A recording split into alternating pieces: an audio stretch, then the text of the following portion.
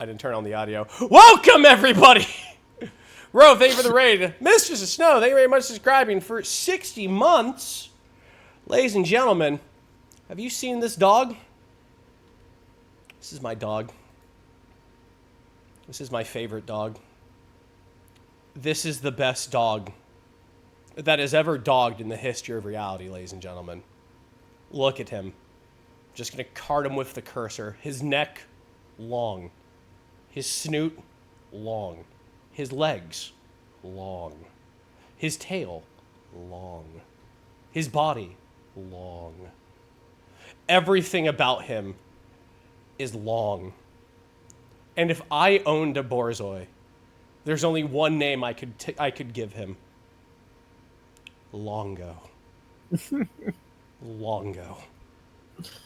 Or if he's a shitter, I can call him Gilbert. Anyway, what we're doing today, ladies and gentlemen, amassed Trails aficionados, it's time after clown carring.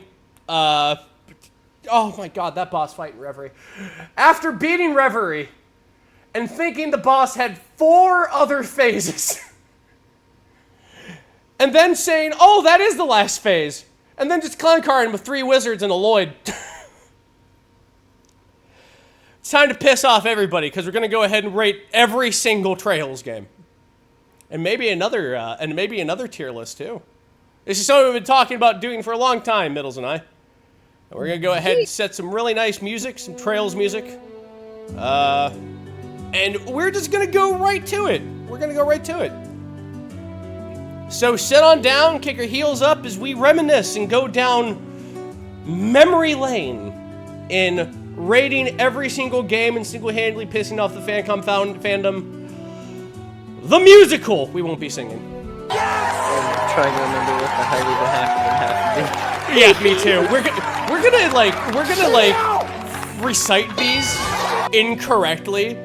Mr. Insecure with 1,000 bits, you have discovered the secret to engage on the internet. Rage bait. And all it took was talking to all my content creators in the UK. That was a secret. So, here's our tier list. We have every game. And we are rating them in... We're gonna rename these. Oh, ADOs, yes.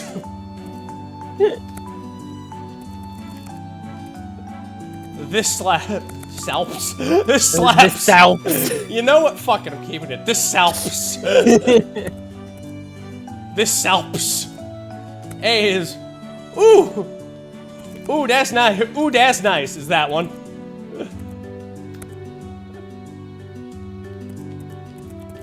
Pretty good. Yeah. And that one will be yeah. Yeah.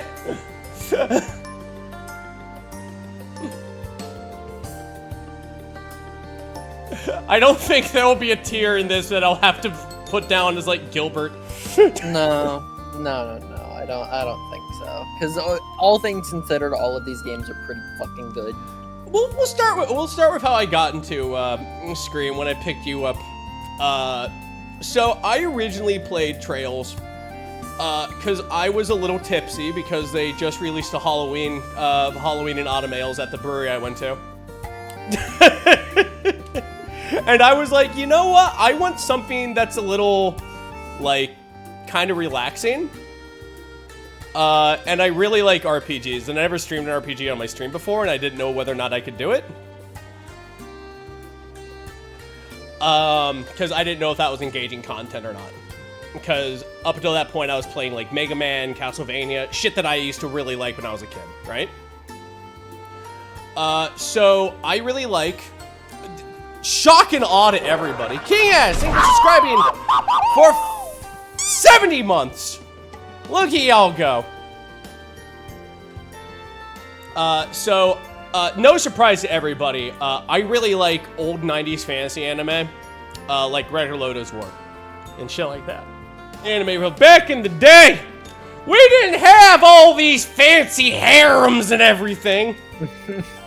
Yeah, engaging story, and Jesus Christ, did they not skimp on the gore in the late 80s and early 90s. Holy shit. You know a dude bleeds out so bad in Regular Lotus War he deflates? Yeah. Now, mind you, a wizard did that, but, you know, it's like, you know, wow. I saw that when I was 6, and I was like, fuck! And then I was comfortable watching Hellraiser. But, I like shit like that. And Trails in the Sky had that aesthetic for me. And so I was like, oh, there's only like, you know, 1 or 2 games of this. And I was like, yeah, that'd be a pretty good thing. It'd be like, you know, Wild Arms. You play Wild Arms 1, Wild Arms 2, Wild Arms 3, and, you know, you're good. Like Breath of Fire or something like that. And I was just like, yeah, I don't know how long the series is going to be. Well, fucking the entire duration of my streaming career later, Falcom is beating the shit out of me with video games. So, that's how I got into it. That's also how I met. Well, I met Midnight through Connor. I've known you for a while, but you dived in, and then, you know, we figured out all this stuff, and then we figured out Fate was like the History Channel, but the most brutal version of it. Just so much shit happened out of just playing Trails in the Sky when it was just came out. And if you just took Trails in the Sky by itself and SC, that basically had all the era of like a 90s, like, you know, like that 90s fantasy anime feeling, you know? Yeah. The characters are plucky. We weren't the current anime thing of just like, please stare at the tits, look at that. We got them for you. We didn't have like any of the modern anime tropes that I'm talking about or anything like that. We really just had good story and just unforgettable characters in this world.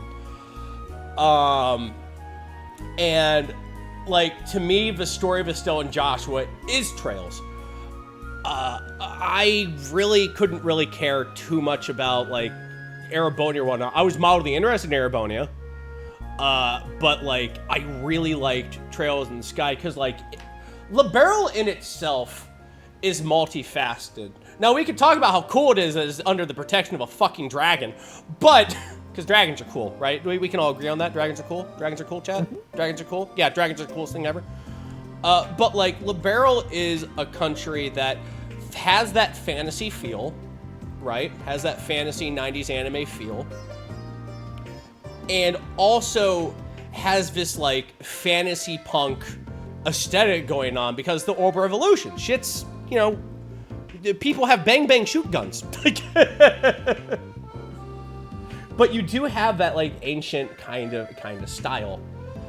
We'll talk about the first Trails game first and whatnot.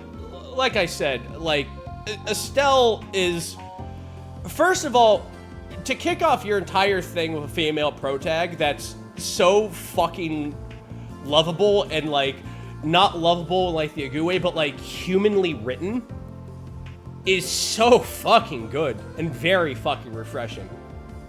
Mind you, do get a 12-year-old with a grenade launcher, but you know, it's fantasy. It's whatever. Yeah. Like, yeah.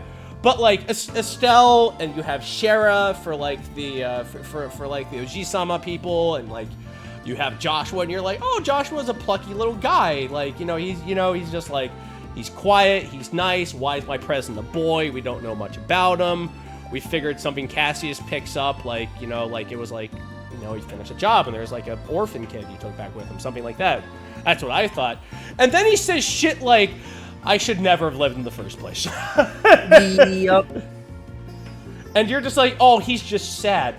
And then the scene in Ron where the mayor freezes time and Joshua lets his power out just a little bit and he can go ahead and break the control that slightly.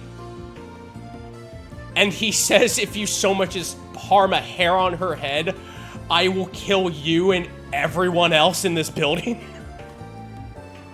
It starts vibrating when he shouldn't be able to. Right. And like Estelle knew nothing about that because she was locked in time going, Joshua, what happened? And he's like, don't worry about that. And then in Grand Soul, you know, he's starting to fucking lose his mind a little bit when he starts telling Estelle to stay back while he checks their hotel room for landmines. Yeah. And Estelle has the very human reaction of, what the fuck do you mean landmines?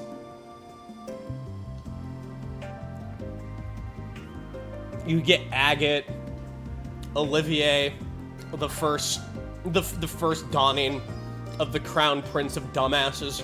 Oh my god, Chloe, Julia. Every bard in every single piece of media that I will consume now has to live up to Olivier, and I don't think any of them will. When they did the English casting, you know what? I dunk on a lot of like famous voice actors because, you know, I ain't no one, and I just think it's funny. But also at the same point, I think no one else but Matt Mercer could really bring Olivier to life in that hammy-ass style. It's so good, and I'm so glad that it seems that Matt Mercer enjoys being Olivier and has always made time to like come back for every game that he's been in. Right. Especially because of some of the more modern games having to shuffle voice actors around or whatnot, either because of scheduling constraints or, God forbid, union issues or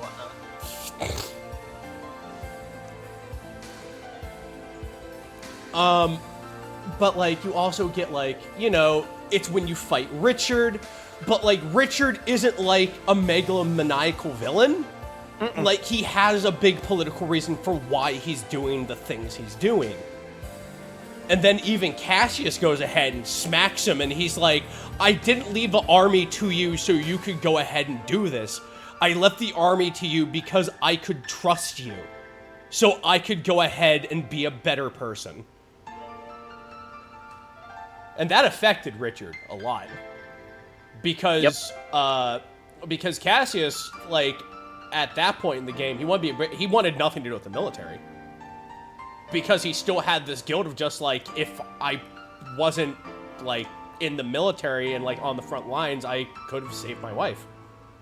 He put away the sword in honor of his wife. Like, he walked away from all that. Like, I feel so bad for Cassius. Oh, God. For all the hee-hee-hoo-hoo the first game gives to Cassius being, like, this Superman level threat that's like, okay, but do we get to see him do anything? And the answer is no. For all the hee-hee-hoo-hoos about that, and people being like, well, that's dumb. Don't just tell us the character's that cool. Show us the character's that cool. That's not what the first two Trails in the Skies games are about. That's just kind of a fact you do have to accept, and you get a couple of things where it is Cassius to the rescue.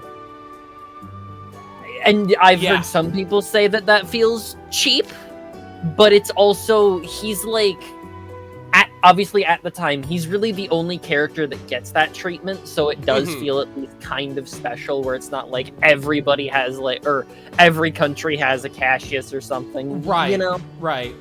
Because like, and it also makes sense because like, you know, he's a father, and like, not only is it his daughter, and he tries to go ahead and walk away from that, going like, you know, because you know you're a bracer, but they're also greenhorns.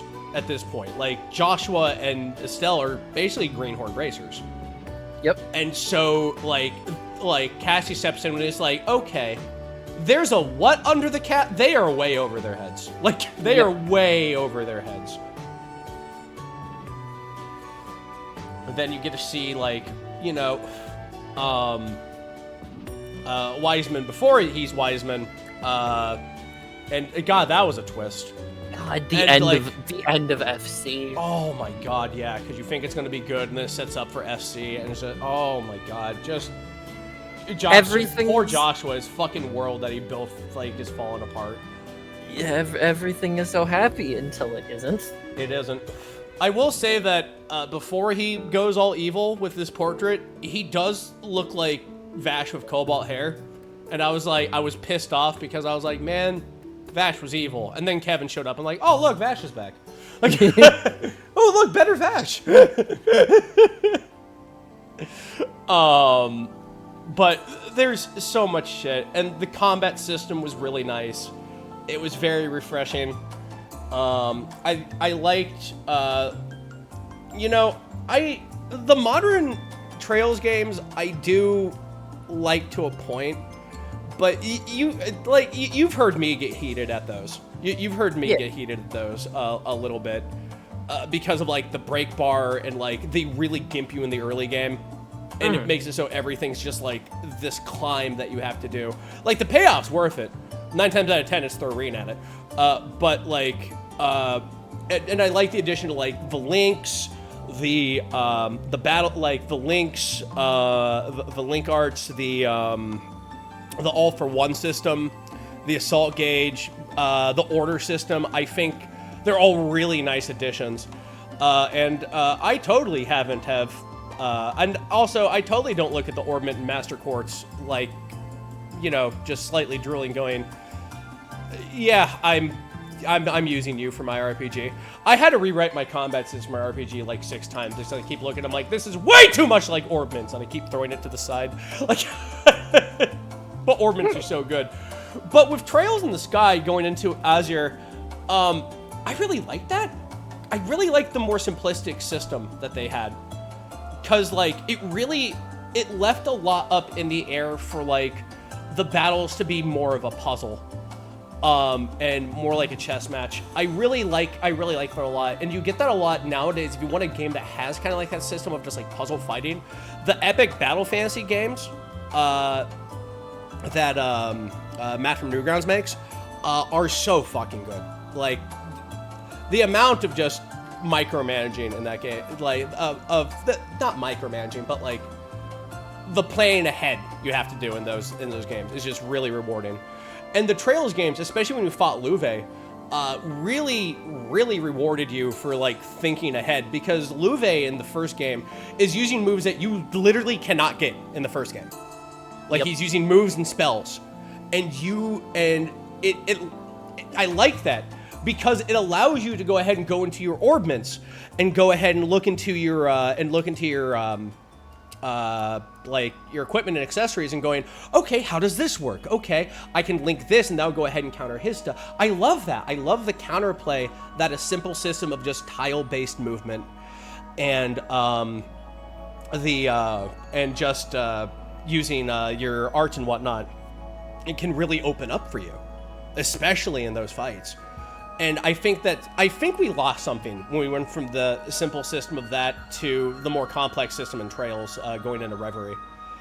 But it might be an unpopular opinion, but I really like the simple complexity than the complex simplicity in the Steel going up, if that makes sense.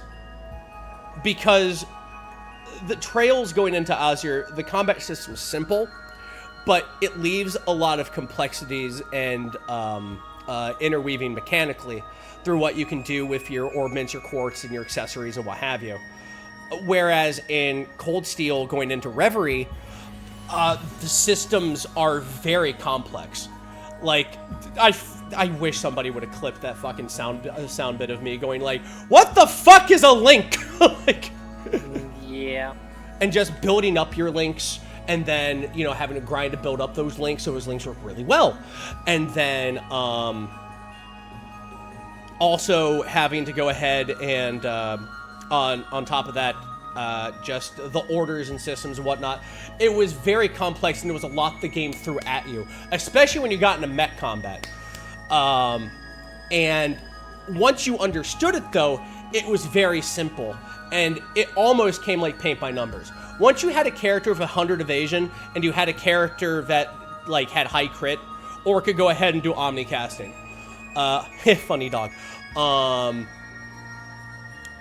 I think at that point, it was really just paint by numbers and just not really a matter of just course.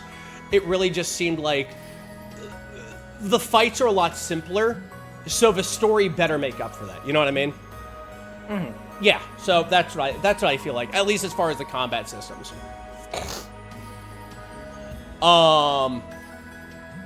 Also, I'll never forgive Arabonia for taking away my squares. The squares were so great. Give me my squares. And Trails in the Sky was also the first game that introduced me to the system of casting magic, which is arts, and using skills for each character called crafts. And for fuck's sake, Midnight, the skills are called arts and crafts. That is so fucking adorable. Yes. It's amazing, and I love it. Also, they had chess messages. They probably didn't until they were translated over here, but God, the chess messages are funny. All right, that's just all chess messages are good chess messages.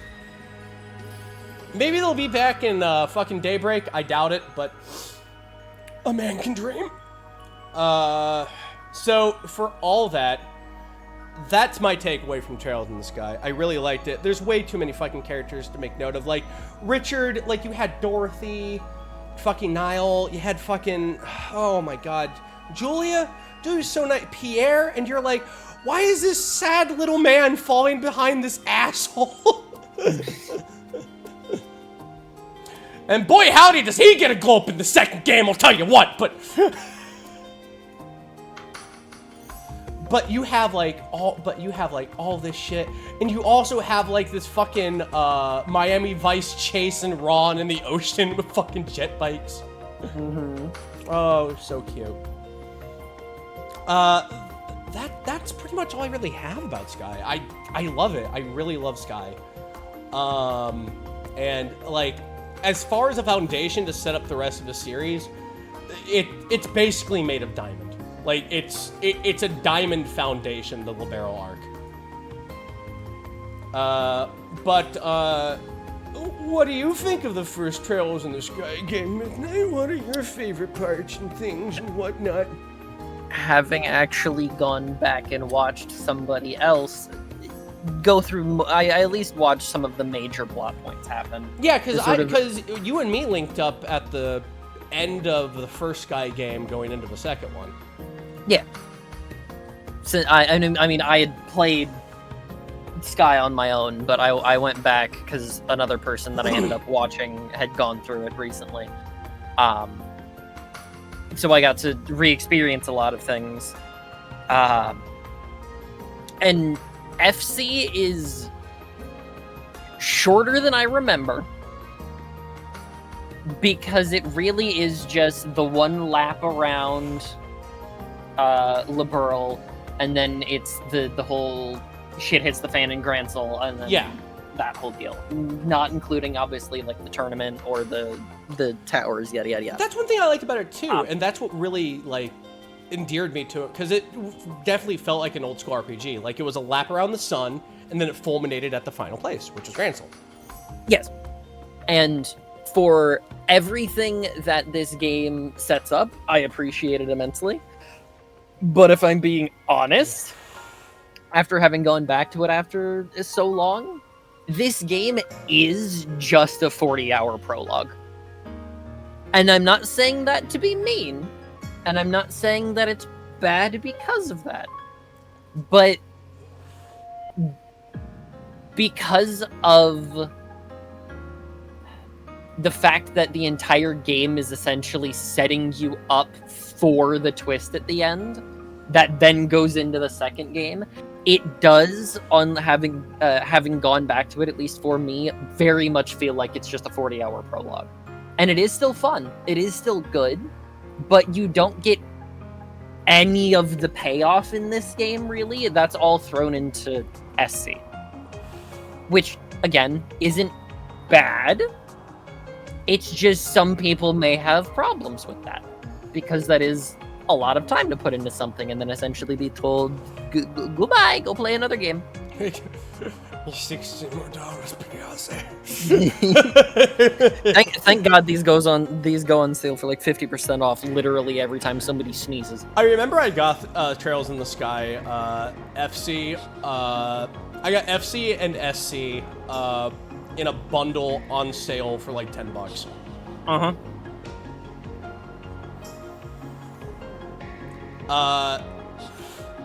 Yeah, these, especially the old school ones, go on sale a lot. I don't know what the Erebonia arc goes on for, but 1 and 2 go on sale fairly often for like not like a pretty decent amount, but then once you get to like 3, 4, and Reverie, you're not getting much of a discount at all still.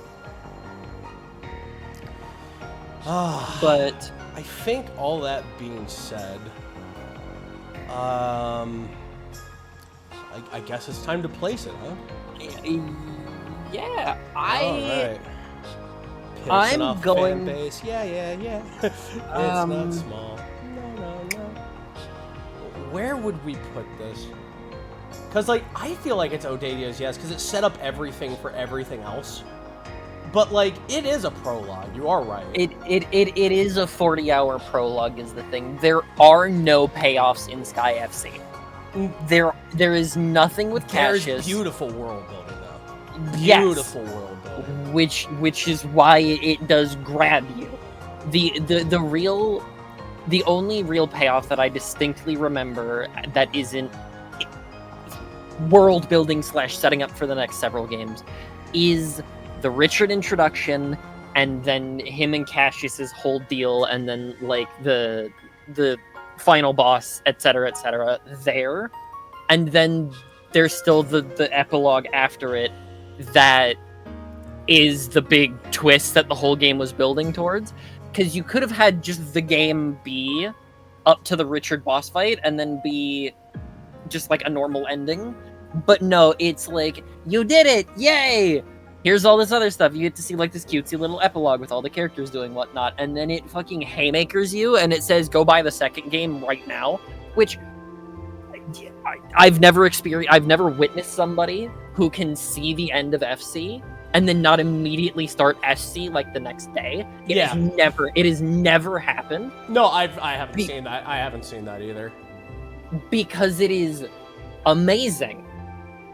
But there is essentially zero payoff, and I have heard that from enough people, and having gone back through it, it's all set up. You're still on the up part of the roller coaster. You're still going up at the end of the game. You're not ever like getting the whoa shit moment or anything. Like here's a big thing about that. Here's a bit. Why are there 2 Reveries? The PS5 Reverie. That's okay. That's the isn't that the fight? That's not the fighting game with the East versus Kiseki or whatnot. Oh, that would be cool though. It might be. Adol shows up to Zamiria, everyone's like, oh no. Even Adios just rips out of the sky going, you gotta get him out of here now! And none of that's to say that I dislike FC, because I literally can't. It is the energy and the world building of the first 3 games is essentially unmatched to me in a lot of things. But if we have to be critical and not actually give everything the quadruple S tier whatnot, I would argue putting FC in Das Nice or South. I wouldn't put it all the way at the top.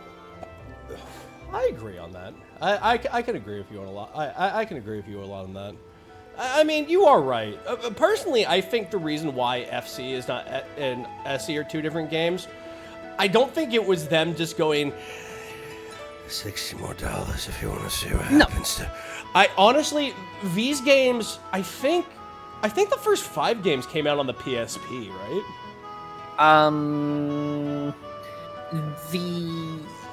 The PSP and PC, I forget which order, but I know FC released in like 2004 in Japan. Yeah, I know Sky and Sky SC were PSP games.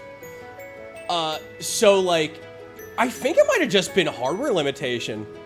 Like, think of all the shit in Sky, and it's like, bro, did they run out of fucking disk space? No. What it was is, I believe, Neridium and Lenny and whatnot had mentioned at some point that, and for a lot of times, FC and SC were supposed to just be one game, but because of how small Falcom was at the time and like some budgetary issues, they had to release something, or they were gonna go like bankrupt essentially by just spending too much time on the masterpiece. Oh yeah, because if it came out in 2004, I remember that because Falcom Ease was not selling well.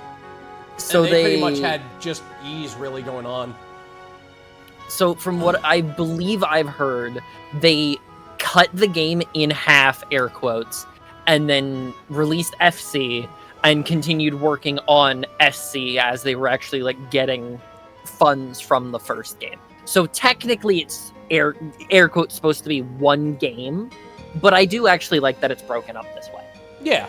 Because 100-hour RPG with this plot line would be a bit much, so having like the actual mental divide is nice. SC was on 2 discs on PSP, by the way. Oh, was it? No. Holy shit! How the fuck does that work?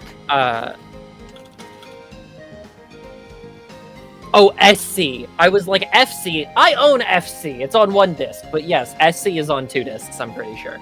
And that never got a physical release on PSP in America, I believe. It was only digital.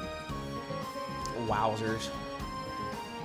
Yeah, I think everything we've talked about is a is a prologue. We did have the funny thing with okay, that was very scary what happened to Agate and FC. But you remember when he got poisoned? Like when we meet Zen and we fight Walter? Mm-hmm. And Agate's just like, nah, it's nothing. And then just Estelle's like, you look really pale. And he's like, nah, fuck it, I can fight this. And then he just goes, bam, and falls over. Yeah. I could break these cuffs. The cuffs are made out of poison, Agate. Nah, I could break these cuffs. And then Joshua's like, it is literally a neurotoxin. He goes, you're a neurotoxin. Pussy, falls over.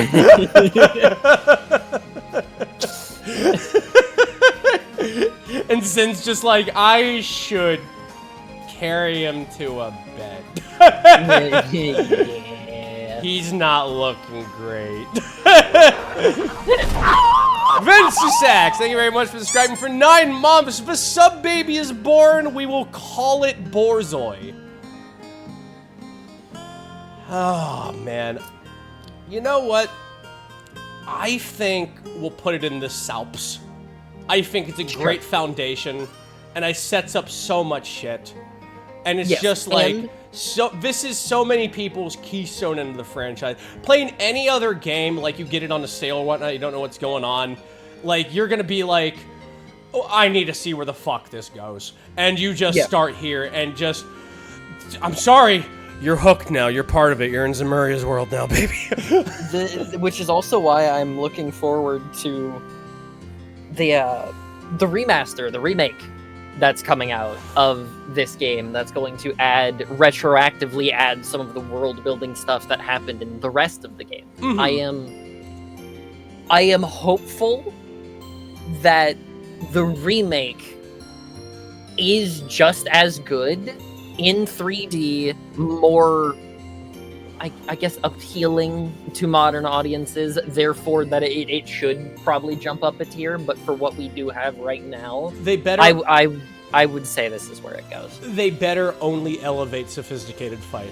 Do not fuck up Sophisticated Fight for me. Please. Please. Which moves us into, I argue you could start with 0, but anywhere else you're going to get them confused. I agree with that, actually. I mean, there are some character trails and whatnot, but 0 was levied in such a way where you didn't really fully need to know what's going on about them. No, even the surprise characters showing up, you know who they are. Mm-hmm. Like, not even a quarter of the way into the story, but still being off screen. Yeah. Yes, they look like like actual characters you should be interacting with, and you do a little bit, but you don't get anything. But you don't need to. That's just like ooh, did you play the first 3 games? Rubs our hands together. Do you know what these characters are capable of? Hee hee hee. And like they get like a whole plot thread wrapped up in the final fight too, which is also very nice. But that's like not the main point. So you can be like, I wonder what that deal was, and then go back and play the first 3 games. So 0 is completely fine to start with. Mm-hmm. All right, which brings us over. Let's get in our little Mishi-shaped car and drive. This is my little Mishi-mobile. Do you like it? Yes. Do you like it? It's very small. It's just a golf cart with Mishi's face on it. But at least it's comfortable. It's so nice. And we're just driving this along, and we're going into Trails in the Sky SC. This game fucks. Yes. This game fucks so hard. This game is the reason that I cannot put FC like higher. This game is everything that FC was setting up, and it does it essentially flawlessly. It's so good. The storytelling alone in this is so great, and it introduces new characters, like the best character to ever breathe life into this universe, Kevin Graham. I love you, Kevin the Stampede. Vash the Graham. Vash the Graham. Oh my god, he's so fucking good. Yeah. And like, okay, I really thought in SC it was gonna be the same way as I've seen 1,000 other JRPGs go. The church is evil. The church is evil. The church is evil. They aren't evil. They're not. Are you? What? What? What? As far as we know, they're still not evil. 12 games later. 12 games later. So we won't step away into that. We will start in Kevin's thing so far. Because Kevin is like, he's one of the first that you meet who's new, but he doesn't join your party until he's like, I think the 3rd or 4th character who rejoins your party. Because he's like half-ish. Yeah, he's halfway. No, it's when you break into the Black Workshop facility across the lake. That's when he joins up, because then he's like, oh, I'm a traveling priest, and Stella's like, if you're a traveling priest, why are you here then? and then Kevin's just like, well, do you want the real story? And you think he's gonna tell about the girls room or whatnot. And he's like, honestly, I think you're really pretty and you just need a handsome man to just be with you right now. And I know Joshua, I know you're sad about him, but dump the 0, go to the hero, you know what I mean? And she's like, shut the fuck up, Kevin. He's like, yeah, I know. Honestly, you look nervous and I just want to help you out. And I'm not really that good in a fight, but I do have a crossbow, so I can defend myself. As we all know. as many of us know how that went. He's a lot better for crossbow than puts off. Especially when Olivier hears that and he looks at Kevin's stance and goes, self-defense, huh? the sharpshooter stares at the other man using a ranged weapon. Really, huh? Really now? I love that. I can't remember exactly what he said, but it was something around his things. I was like, so why a bow gun? Because, everyone uses normal guns, rifles, and whatnot. And he's like, oh, I'm a fan of the classics.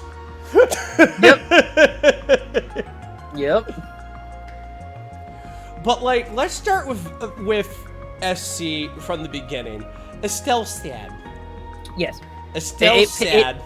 It literally picks up the day after FC ends. And she decides to pick herself up, dust off her Stragas, and go out and get her man. Yup.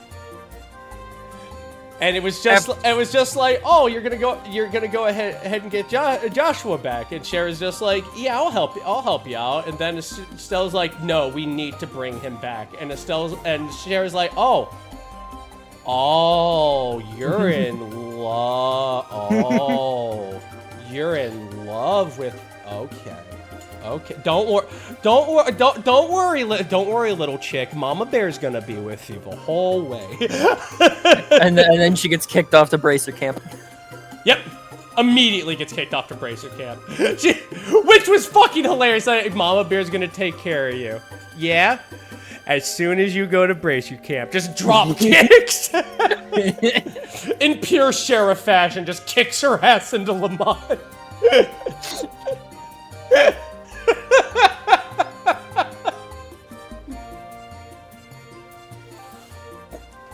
And who was with her? I think it was her and Annalise, right? Yep, that's where we were first introduced to Annalise, when they had been training for a month. Yeah, because you met Annalise in the first game, but this is when she was a playable character. Yup. And so you journey around that. The monsters are getting scarier. People don't know why. And Estelle has the best line ever of that. Oh, the monster getting scary. No one knows why. Great. Goody. What else can go wrong? And then just reuniting, and then just Joshua and that whole thing. And then Giselle also loves Joshua. And like, oh God. And just, oh, Josette, honey. Yeah. Oh, Josette. The whole Capua family. Kind of like, damn, boys. They got dicked hard. Yeah. Because I thought they were just going to be just, little bandit guys, right? And just, you learn so much more about them, and just like, God, it's so tragic. And like, the reason why Dan, the big guy that we always going, yeah, end of days, bitches! Just firing 2 fucking grenade launchers off the fucking Bobcat. The reason why he let that power into himself in the first place was because he felt, 1, they lost everything, 2, he was desperate, and 3, he desperately wanted to go ahead and safeguard his little sister and little brother. And so that's why he did the things that he did. And, man, I get it. I get it. Like, if you're pushed to the wire that bad, you're gonna take whatever offer that's given to you and just... I'm so sad it had to be Wiseman. Like... And also, it started the entire... This game also started the entire rivalry between Blue Blanc and Olivier. Oh, yeah. Yeah. Yeah. Because, like, he pins their shadow, and there's nothing they can do, and Olivier's like, there's something I can do, and what's that? And he basically just goes like, yo, your pants look ugly. But a lot more eloquent than what I can do it. And and they went back and forth, and like, at the end of it, like, Blue Blanc's like, I'm gonna let you live, because... I don't want to say it's that guy, but that's the reason right there. But you son of a... I'll get you. But just you. I am the one who knocks, you blonde motherfucker. I'm the one who knocks, not you.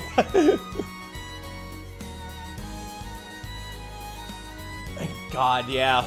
Like, just everything. Liber arc. Fucking everything that happened there. Like, the fights leading up to it. Ren almost wasn't a part of the other games.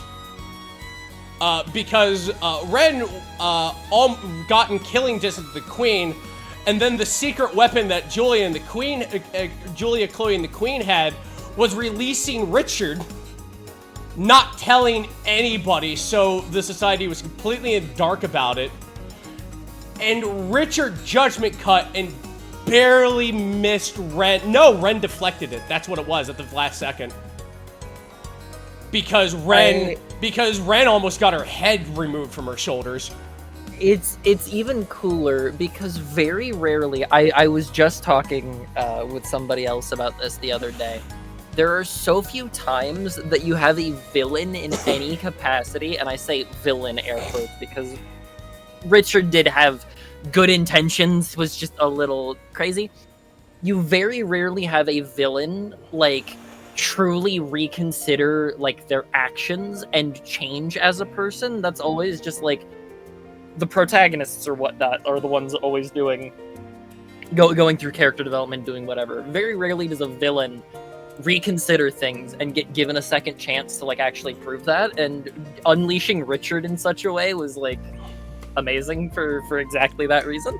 Oh yeah, and it scared Ren. It scared Ren. She didn't show up till the last fucking dungeon, far away from Richard.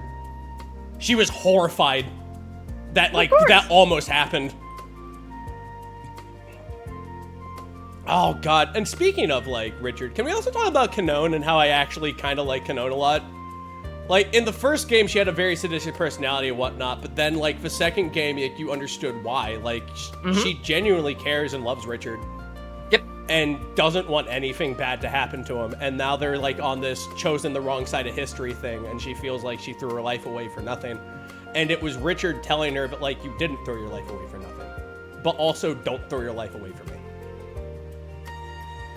And then he's like, well, gotta decapitate a 6-year-old and go. If I could at least do something right, maybe, you know, people won't truly just fucking despise this for no reason. And fucking Richard, yeah, and that's what he did, because she was like, I don't have the strength to keep going, and he was like, I do, and I'm gonna at least try as hard as I can to make it so you and me can at least go to the grocery store without getting yelled at. Yep.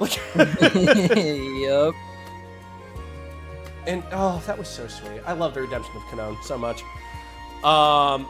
And, oh, God, and Pierre. No one knew that Pierre was such a fucking Chad. And the reason why he was the butler to the other member of the royal family, whose name I keep forgetting him, because he was an asshole. Oh, and then after all that happens, Danon. Yeah, Danon. Yeah. Because he was an asshole and a bit of a dick and a bit of a fucking man baby. And then, like, after all that happens, like, Dunan's like, well, I gotta help out too. And then, like, Pierre's like, you can't fight, though. And Dunan's like, I have a lot of wealth I've been squandering. Maybe I could fund it back to help out the Liberalans and also help fund the army and maybe get, like, a couple people, you know, maybe hire some other people to help us out. Because we're kind of really on the back foot here. Because the gospel event happened there. So, you know, all the orbits turned off. And Liberal was one of the leaders of Orbitech, so they had to really think, like, they had to pull out antique guns and whatnot, which were shit against everything. So, God, there's so many good stories in this. And also Louvet. Also, this, the fucking character. Oh, Louvet, love of my life. God, Louvet, fucking... Look, if Richard is Virgil, Louvet is the saddest version of Dante. Which is saying something. He is not Wacky Woohoo Pizza Man. He is Devil May Cry the anime, Dante. Yeah. Oh, God. Yeah. Which I had to explain that to my friend because one of my friends was just like, yeah, I recently watched that. I'm just like, I was thinking of Wacky Woo Pizza Man, but why is he so sad? And he's just like, you know, at the last episode, he's like, don't free me, please just let me die. And I'm like, it's right after the first game, but before the second game. He's like, oh, and I'm like, yeah, he's still combating the fact that he had to kill his brother. And he is completely alone in the world now. And he's like, oh, I'm like, yeah, that's why Dante in the animes, you know, that. I still love, my favorite scene in that anime, if I could just walk away from this for a second, is just the episode where he took care of the succubus in the fucking dance club. Just walks toward the succubus, And the dude gets up in his face. He just punches a dude in the face. Just takes the succubus. The guy comes back. The guy comes back to yell at him. Dante has his hands in his pockets staring at him. Just one motion just kicks him into a bathroom. Takes the succubus, walks into the other bathroom. And then, kills the succubus. Oh, God, but Louve. God, Louve is such a good fucking character. Talk about a character that would have changed the trajectory, and did change the trajectory of the entire series. Just like, tonally.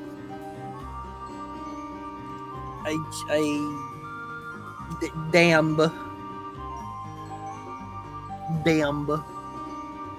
I mean, what else can you say? That's how I felt. Like, what a gut punch that was. Because, like, at the end, like, yeah, it's all resolved, and he's like, Louve's like, I did everything I wanted, and I avenged everyone, and you, and her, and Hamill. I don't know what else to do now. And, like, Josh was like, do you want to still be an enforcer? And he's like, I don't know. And Josh was like, you could stay with me and Estelle until you figure out what you want to do. You can even be a bracer like me. And he's like, do you really think I could be a bracer? And Joshua was like, I didn't think I could be a bracer, but I'm doing a really good job at it. And Louve's like, maybe I could. Maybe I could be that. And then he gets killed. Yep. Ugh. And, oh god, that scene at the end with fucking Kevin and Wiseman was so fucking good. Yeah, because Kevin crept away, which is still one of my favorite bits. Like, oh, I just gotta take care of something. Well, I gotta use the bathroom. All of Libero Arc is fun. This guy, I gotta pee, Estelle. I'll be right back. Just gotta take care of something. Literally loading the fucking salt pail bolt in his fucking crossbow. I just gotta take care of something. I'll be right back. Don't worry. I'll see you again, honey. Okay? Okay. And then he's like, it's business time. Oh, and that tonal shift of Kevin, because he was happy-go-lucky most of the time. The entire fucking game. And then just like the dark eyes that Kevin had, and then just that smirk when he shot Wiseman, he enjoyed it. Like, he darkly enjoyed it, doing his job of killing heretics. Yeah. Because I think his name was, back then, the Heretic Hunter, I think was. Yes, correct. And Kevin specifically took suicide missions. Yep. So, like, he walked into Liber Arc specifically going, yep, Liber Arc's falling. Yep, I'm gonna die. I'm cool with that. Like, nah, I'm at least do what I need to do, but I'm probably gonna die. Here we go, boys. Here we go. It's basically a wrist break for Vagrant Story. We're doing Scree shit? Yeah, this is a special we're doing. We're rating every single Sky game. Like, there's so much shit in SC that's just so fucking good. And so many relationships. Oh my god, when Louve broke Agate's sword and fucking, like, beat the devil out of Agate. And Agate was just a broken man who's being convalesced quietly by Tita. In the home, in his village. In the home where he and his girlfriend were gonna live at, and his girlfriend was killed. Fucking... Bro. Yeah. Tal, thank you for subscribing for 25 months. Sup, what's up? We rating the games. There's, like, almost... In the opposite way that there isn't, air quotes, enough that Oh, no, it was his sister! It was his sister, it wasn't his girlfriend. Yeah, that's right, his sister. Yes. This was ages ago. Dude, I'm pushing 40. You gotta help me with these things, Chad. In the way that there is almost not enough that happens in FC, there's almost too much that happens in SC. It is just like every cutscene feels like a haymaker almost. It really did, and God, it was so fucking good. Like when you figured out that everybody, like, you know, the puppets that fucking they all had, like the fucking Joshua. Oh my God! Speaking of the puppets, the fucking scene where fucking Estelle was stuck in her own mind with an illusion. Mm-hmm. Oh, that was sad. That was so sad. Yeah. Oh God. Yeah, because at that point, when to go back to Agate, like all Agate had was being strong, and you know, because he was Agate the Heavy Blade. Mm-hmm. Like he was a gang leader who was beaten by Cassius, and Cassius literally did the go home and be a family man at him. And then Agate was like, fuck, I guess. And tried out bracing, and he was good at it. And then all he had going for him was he was strong. And that was all taken from him. And then Tita gave him hope. Uh-huh. And so he came back.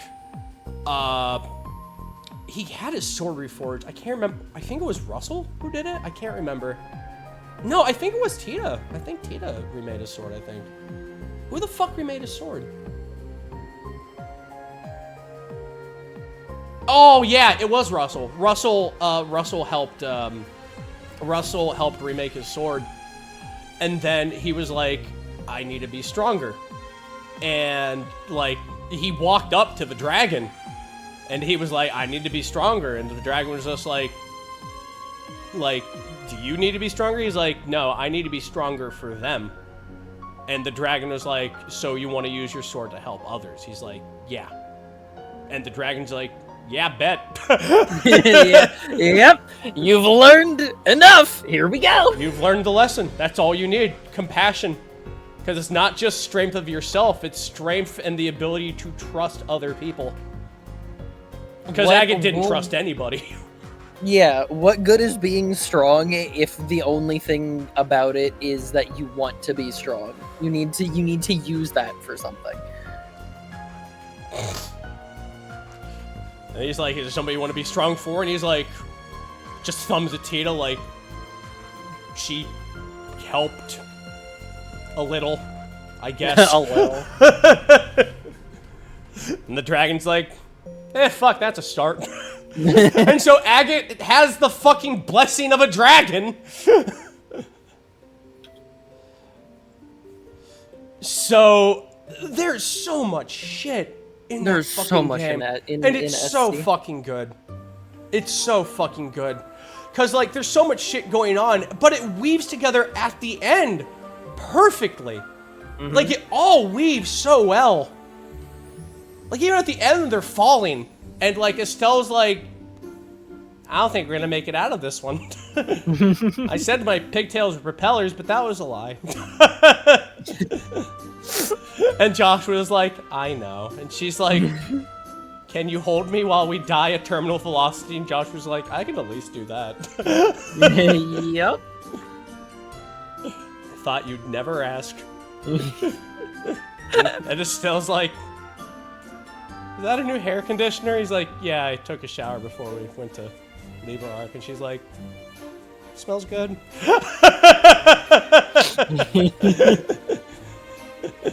Do you know what brand it is? And he's like, I tell you, but I don't think it matters. She's like, yeah, you're right. And then Cassie's like, sup, fuckers! Flies in on his dragon going, looks like you need a helping hand. Estelle's like, yeah, of course you need a helping hand. We're only falling at 10,000 feet. Please fucking help us. Stop grandstanding. Well, I just had help from my friend the dragon. God, how do you know a dragon? I gotta put it in Oadios, yes. This is one of the best. That wasn't in question.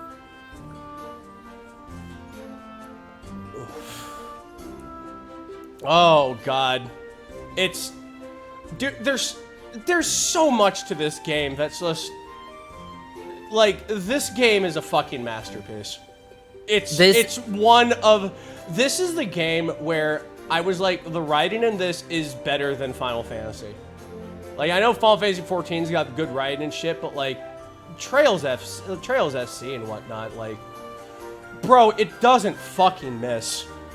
like this is just like the writing in Trails just smokes fucking Final Fantasy, and like a lot of other RPG series I played too, like Wild Arms, Skies of Arcadia, like so much shit. Like it just, the storytelling in this is so fucking good. It endeared me to play the rest of them, and I thought there was just the third one. I thought like a fool, and then, you know, me being a fool with the gift of prophecy. Yep. I'm probably just gonna will you my stream key. Just have it written down again. It's like you know when I enter Adios' Embrace, just type the Steam key into your OBS. You run it. This is you now. Like,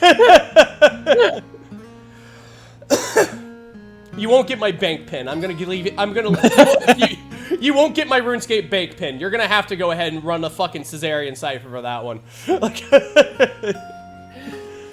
I'm gonna run to the bathroom, and then we'll go ahead and get into the Mishi Mobile. Go ahead and get the Mishi merch. I want a little Mishi balloon. Tie it to the Mishi. Oh, and also, yes, Lenny, we do know there was there's stuff in the post game, but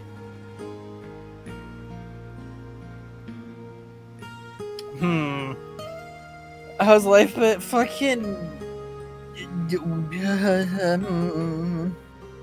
a lot. As you may have noticed, Titan, and everybody else, I haven't personally streamed for a couple months when I said I wanted, once again, to try to be consistent on that. Work. Yeah. So I'm... How much post-game is left in Reverie? The guide doesn't even tell me that. It just says, do the thing! You have access to this stuff. And I'm like, oh. I think you guys would have done this tier list after the Reverie post game, but hey, we're here for it. I was pretty sure, without having looked up anything, that the Reverie post game just set up stuff for the next one and didn't have like anything crazy for this one. I could very well be wrong because I haven't looked into it. Oh boy. All right. Now getting into the Mishi Mobile. Yes. Getting into the Mishi Mobile, we are going to go ahead and now drive the car into a dimensional fucking cube. Into a dimensional cube. Do not fear the cube, for it is Phantasma, a place where I turned the game into Ragnarok Online. And you will know how many times I can cast dimensional lightning, or whatever the fuck the top space spell was. No. Yeah. Oh, that spell fucked. I was thirsty. Yar. This is a controversial one. I know the place is very divided on Trails in the Sky of a Third. Not about the fandom in a whole. Because to really get into Trails in the Sky of a Third really is based on how much do you love Kevin? Yeah, there isn't, I mean this positively, there is not a lot of story in this game. There really isn't, but it is the story of Kevin, and you get to know a lot about the church. Yes.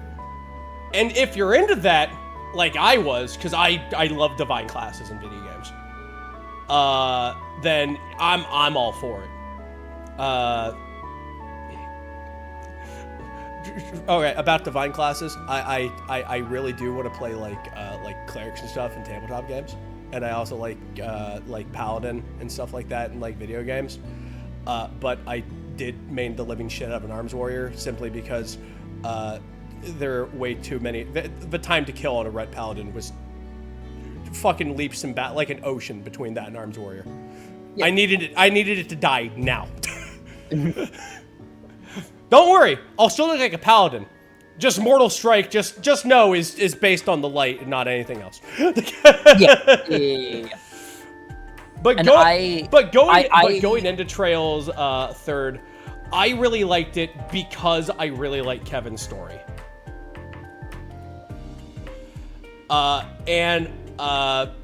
Like, Kevin was a man born in Artaria. He was an Artarian-born man. And you also learn through Kevin's story that even though he was an Artarian-born man, it's not idyllic in Artaria sometimes. And he also had to deal with a lot of shit. One would say way too much shit. One would, God. Kevin's life was shit. Like, oh, poor Kevin. We also had the star doors. We also had all the doors that explain people's stories and fun little mini games. I love the art for the mini games. Yep. Do you remember Ultra Jacked Estelle drawn in the style of Fist of a North Star for the fucking fucking fighter, you know? I also like the felt art for the fishing game. And also Josette's game. That was super cute. We also got to meet and, like, learn a little bit more of the characters. Like Mueller. I thought that was really nice. And we were talking about, and, like, you also figured out that him and Julia have a thing. And, like, Mueller was also, like, defending Olivier from something. But also he was a bit annoyed because he was really trying to make time to see Julia. And it's so funny, because, like, you're talking to Julia, and, like, also Mueller's there, and, like, it is so funny how much of a brick fucking shithouse Mueller is, and how actually bashful he is. Yep. He's such a fucking dork. I love him. And it also had one of my best scenes of Mueller in third, of just Gilbert tied up with the werewolves. and just Mueller going, "Who's this guy? I don't know him." And Kevin's like, "Oh, that's Gilbert. He works for robbers." He goes, "The society? Yeah. Fuck him." Yeah, and Mueller's like, "Cool, we'll leave him to the werewolves then." He walked away, and Kevin's like, "What? Fuck, man, we can't, dude." And Mueller's like, "Give me a reason." And Kevin's like, "I'm a priest." And Mueller's like, "Don't make me regret this, Kevin."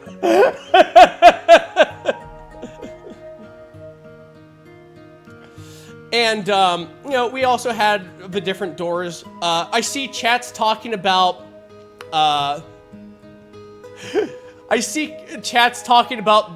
the door. We don't talk about the door. This kills the man. Because we figure out Ren's backstory, and it is... Ooh! It's why I heavily argue against people that I have seen all across the internet saying, "Oh, you can skip Trails in the Sky the Third." It's the epilogue. Trails in the... Just like FC was the prologue, Third is the epilogue to the whole Trails in the Sky trilogy. It's where everything's wrapping up, so you don't get a whole ton of plot, but you get a lot of in-betweens about almost every character in a fairly interesting way to describe that, and then you get like a very central plot on one or two characters in Kevin and Reese that sets up for more stuff in the future that I'm hoping gets addressed at some point. Because we've seen Kevin a little bit in Zero and Azure, but then jack shit for all of Cold Steel. So saying that you can skip Third, I do not believe is correct. Also, mainly because of the door and Ren's character and the way that it all wraps up in the next couple of games. Yeah, and you also get to understand, like, why is Ren there? Why is Estelle there? Well, Estelle and Joshua are chasing after Ren because Estelle's like, "I'm your mama now." And Ren's like, "No!" And she's like, "Get the fuck back here!" Exactly, which is what I'm talking about. You get, like, that whole part of their characters because that, like, you can intuit that from like the start of Zero and whatnot, being like, oh, they're after like a thing, and you can be like, sure, whatever. But actually seeing the characters in the way, essentially coming to that in front of you, even if it is just like a small scene or two here and there, does really help. Mm-hmm. And we also get to go ahead and see like the desperation of Kevin, and how he is a Gralsritter, but he also believes, even in his own mind, that what he's doing means nothing. Like, he's basically just waiting to die. Even if he's working for the church, even if he's working for Adios. And also we get Reese, who is just the best. Reese is the best character. I say that for a lot of things. X is the best character. Reese really is an astonishing character. With a penchant for pastries. God damn, can that woman put away anything baked. Yeah. But it also makes sense, because orphans. Orphans, she's never broken that compulsion of just, oh, that's food? Yeah, I'm eating all of it right now, because I have no idea what I'm going to eat next. Yeah. And just, Reese herself is such an amazing character, because of her strength. And not even like strength in Adios, but strength in herself to also be able to go ahead and carry Kevin. Because Kevin puts himself as strong and he can't. And like, my favorite scene in third is when Kevin's in Gehenna. Yeah. And it's him and Reese, and Reese is walking with him, and every time Kevin's just like, you need to leave, because I deserve to be here. And Reese is like, I don't think I deserve to be here. And like, you keep doing all these things, like fucking like a child Kevin had to kill turned into a monster and everything else. And like, Kevin's like, I don't see this. And like, Reese is like, I'll watch it, because you shouldn't carry this on your own. And like, Reese is like, I'm going to stay by your side. And like, Kevin's like, I can easily just get a new Squire Tartaria. And Reese is like, that's not what I meant. I'm going to stay by your side as myself, because, oh God, that scene. Yeah. Oh God, I'm gonna stand by your side because I deeply care about you. And I know that you feel like you killed, like, that your stigma went out, and you killed, like, your girl, you killed my sister, which Kevin loved deeply. I think they were together. I don't know if they were together, but he deeply cared about her, because she basically pulled him out of the fire. And what did Kevin do? His stigma went out, and he killed her. And like, and Reese was like, you lost control. And she's like, that happened. We all like knew that was a possibility. And it's like, you shouldn't hate yourself. You shouldn't beat yourself up like this. You need to move on and heal from this. And Reese stuck by your side. And honestly, Reese and Kevin, also good ship. Best ship. Good ship. Love this ship. Now, I don't know if it's allowed, but I don't know how the orthodoxy works. you think fucking Ein is going to say no after the way that she responded? Oh, yeah. Reese had the stones to talk back to Ein. Which Ein greatly respected. And just after everything at the end of the game, Ein's like, you want a new name? He's like, yeah. He's like, what's your new name? He's like, I'll think about it. And he's like, cool. Hey, by the way, while you were in Phantasma, 10 more situations cropped up that you need to handle. And also, you and Reese, yeah, a permanent unit. You two are together forever, actually. That's you two. And he's like, but that doesn't make sense. Why is that a thing? And he's like, and Ein's like, no reason. fully knowing that, like, Reese can fucking wear the pants. Yeah. Reese can swing the rock. Her inner spirit, and just the fact that she was introduced in one game and had all that building is magical in that game, honestly. I honestly love Third. Third's one of my favorite games. I don't know if it's a no 80s yes, but it's very, very fucking good. To me, it slaps. It slaps very hard. I would agree putting it there. Because there's a lot of story.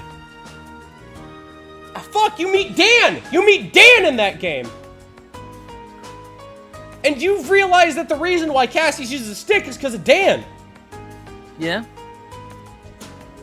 But that's where I mean that this game is the epilogue to the series. You do get like little glimpses into the characters and what they have been doing over the 4 or 5 months, whatnot, since all that happened, which is very nice. But it's like it is like 70% combat. Oh, it is. As a video game, it is 70% combat. So the 30% that is there is really good because it's like the wrap up and whatnot. But the video game experience, that's subjective. It's the most video game Sky game. It is the most video game Sky game. I'll say that. Very much the combat in it really reminds me personally of Ragnarok, of the grinding in that. Also, you have Canone's full redemption,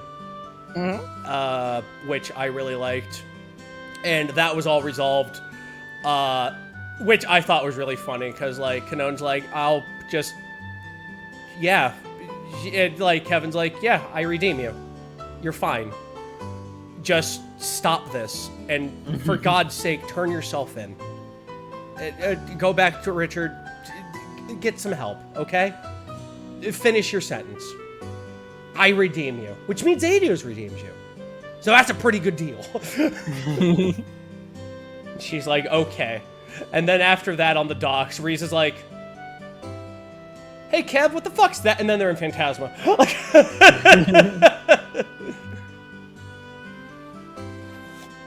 Also, the first game to have a playable Ren.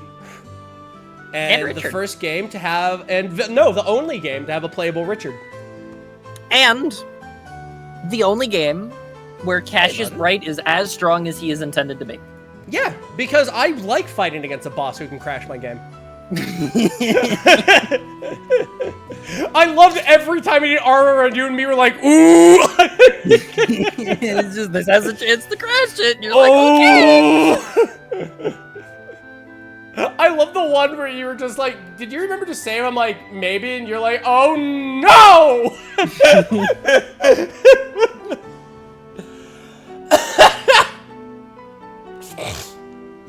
Oh yeah, God. we haven't seen Annalise for fucking ever. That whole scene with Annalise getting Cassius' sword was amazing. Because Annalise is gonna be, look, when they remember she exists, she's gonna be the best character. She's gonna outclass Rain like 20-1. All right. Because Annalise has such humility. That's what I like most about her. She has such humility to her, especially with the sword. Like, she got the sword from Cassius, and she didn't unsleeve it or anything. She just was like, thank you. And she, like, basically just kept it on her desk staring at it for, like, a week. Yep. And was just, like, she went back to the fort and gave it to Richard. Well, she was gonna give it to Richard, going, you should have this. Because you're a lot better than I am. And, like, Richard's like, oh, no. No, I'm not taking that from you. And she's like, is it because Cassius gave it to me? And he's like, no, this isn't 8 leaves, 1 blade thing. He's like, you deserve to have that sword. That sword is you. He said a lot more eloquently. Yeah. But God, her humility and just tenacity. she loves cute bunnies, but like she will fucking annihilate you given half a chance. Well, not given half a chance. She'll give you like 4 chances. I imagine Annalise is like, we could stop this at any time. And then the 4th time she's like, I really don't want to pull out this sword. Please don't make me do this. And they're like, what? You don't know how to use the sword? She's like, oh no. And then she knocks out like 6 people in a flash. She's like, I know how to use it. I just really don't like to. I imagine she's the only bracer, you know, they come back from everything, they do the things, and then just like, she's the one clutching on Ina going, they were so scary, the bad man! Oh god, I said he should stop, and I did the rules, and he pulled the gun, and he was like, what are you gonna do? And I had to knock out 40 people, and I was so scared. And Ina's like, I know you were. I know you were. Here's a froyo. Here's a froyo. And she's like, oh, thank you. To the some of the stuff I have also seen in chat.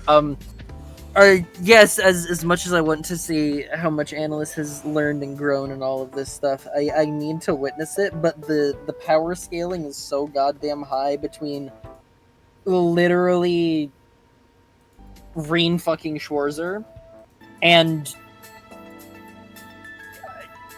insert Miyamoto Musashi reference here, white anime girl who is violence incarnate.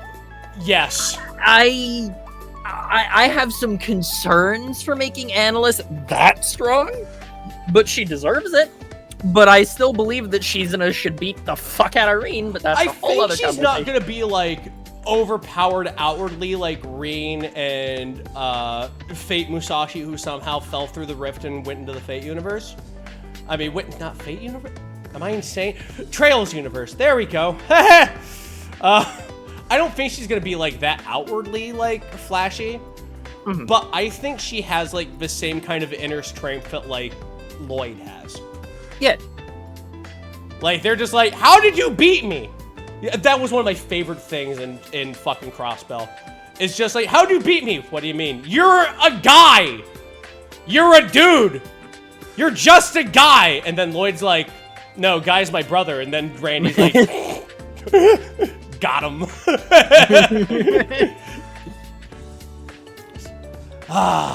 God. But yeah, I love Trails the Third. And if you're like me and you really want to know more about like the lore of the Church of Zemuria and whatnot, like honestly, get off your ass and play it. So good. So good. Well, let's climb into the Mishi-mobile. Yeah, for real. It's time to go ahead and go to the place of our OCs, really. Oh god. I think it's gonna be really fun because I wanted to wait until the official translation of this, which I really liked because they actually used the Geofriend translation, which I didn't think they were gonna do that. It's so nice. Or at least a large majority of it. Mm-hmm. And let's see. There's my cursor. Oh, stuttery. What is the next song on this list? Oh, this is perfect. You know what the next song is playing right now? What? The special support section. Oh, what are the fucking odds? Very funny. Very funny. Oh, God. So now we get into Crossbell, land of Mishi, our Lord and Savior. And Crossbell, a beautiful land where nothing bad has ever happened. Yeah. Ever. Strap on in, kids. The next 7 games are about Crossbell.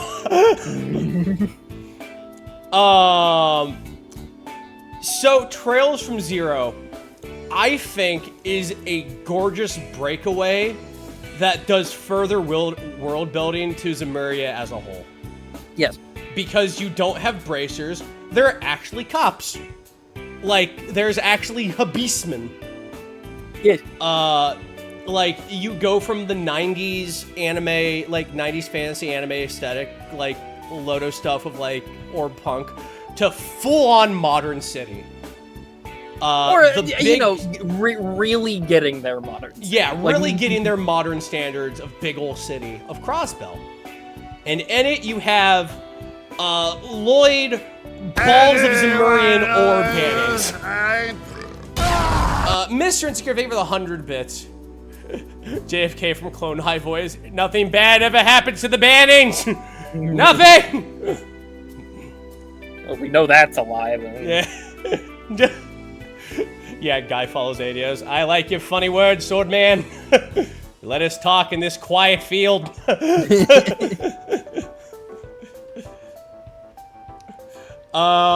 So Trails is beautiful and talks about so many people. Oh god, there's so much shit in Crossbell. According to Neridium, my favorite mineral, they bought the rights to the Geofront translations. Some of the people involved might have gotten hired in some respect, though I'm not sure of that. That's sick. That's sick. So yeah, you have like Crossbell has its own laws, its own way of doing things, and you have a man seeking the truth of Lloyd Bannings, and my god, the story of it, especially once you get to Azure and you figure out everything from zero, like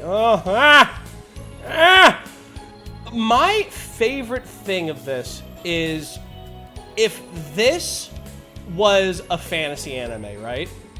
If Sky was a fantasy anime, the Crossbell arc really does kind of have that more down-to-earth, kind of like slice-of-life anime kind of feel for the most part. You know what I mean? Yeah. Like the story's a lot more muted. The story's a lot more quieter, and the stories are a lot more personal. Not that they weren't personal, the other ones, but like, you really get down to the earth. Because these people have like believable things. You don't have like, you don't have like dragons. You don't have like bracers and whatnot going around. You are a detective who is working with a guy who is traded over from the Guardian Force. So he's a soldier, right? You have a person who got called, somebody who got called in from the organization that handles the orbits, because there's a lot of new technology, so you have a technician. And you also have somebody who knows the laws and bylaws, which is Ellie. And you were friends with, like, a dancer. You meet another one of your friends who's also a dancer. You're friends with, like, a police chief. You're friends with, like, a librarian. Like, there's so much shit, right? Like these are believable jobs in real life that have been put into this video game series.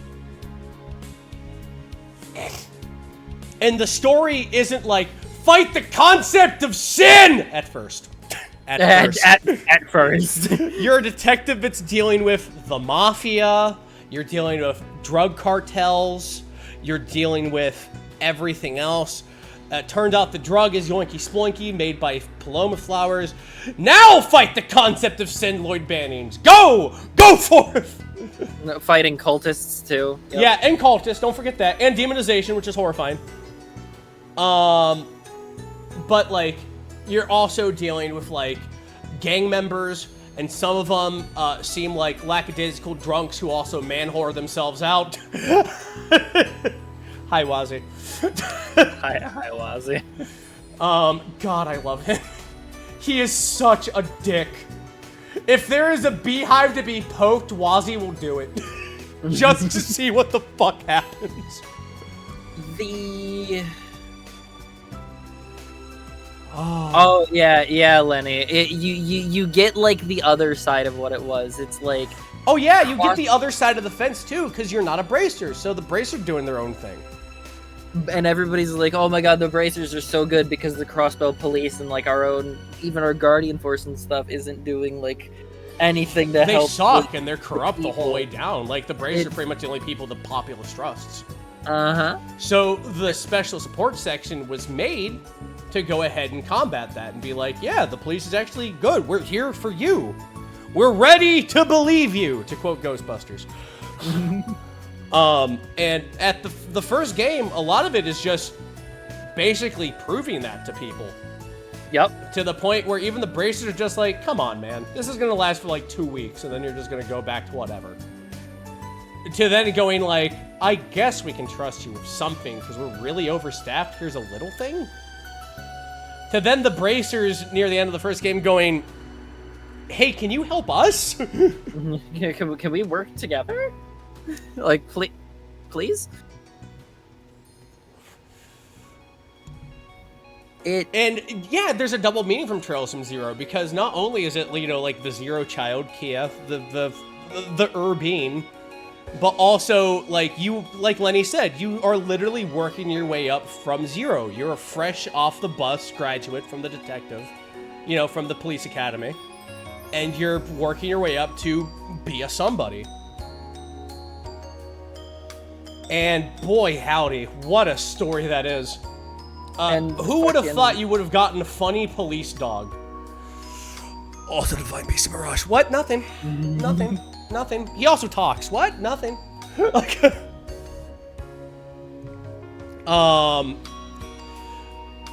I love that too of Sergey after like the fucking after the quest in Mines of just like just of just everybody looking over, like everybody looking over going, why is that weird wolf here? And just Sergey's just not even looking at the paper going, it won't fucking leave. It won't fucking leave. I don't know why. I've tried everything. I tried shooing it. I tried nudging it with a stick. I tried beating it with a news pit. It's not leaving. So I guess it lives here now. And then like, and then just Tio's like, no, it was Ellie going like, oh, we got a police dog. And then Sergey's like, I guess we got a police dog. Like, I will fill out the paperwork. I do not know. That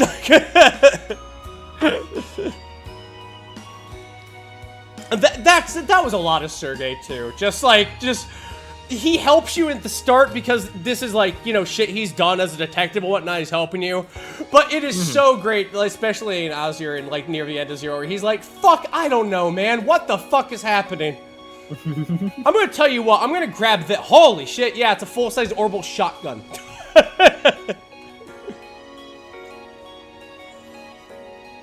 And like you meet like other characters and whatnot, and just it's such a down-to-earth story, and that's what I really like about it because like you aren't like the child of like, you know, a great bracer, you aren't anything like Lloyd is for all purposes a dude.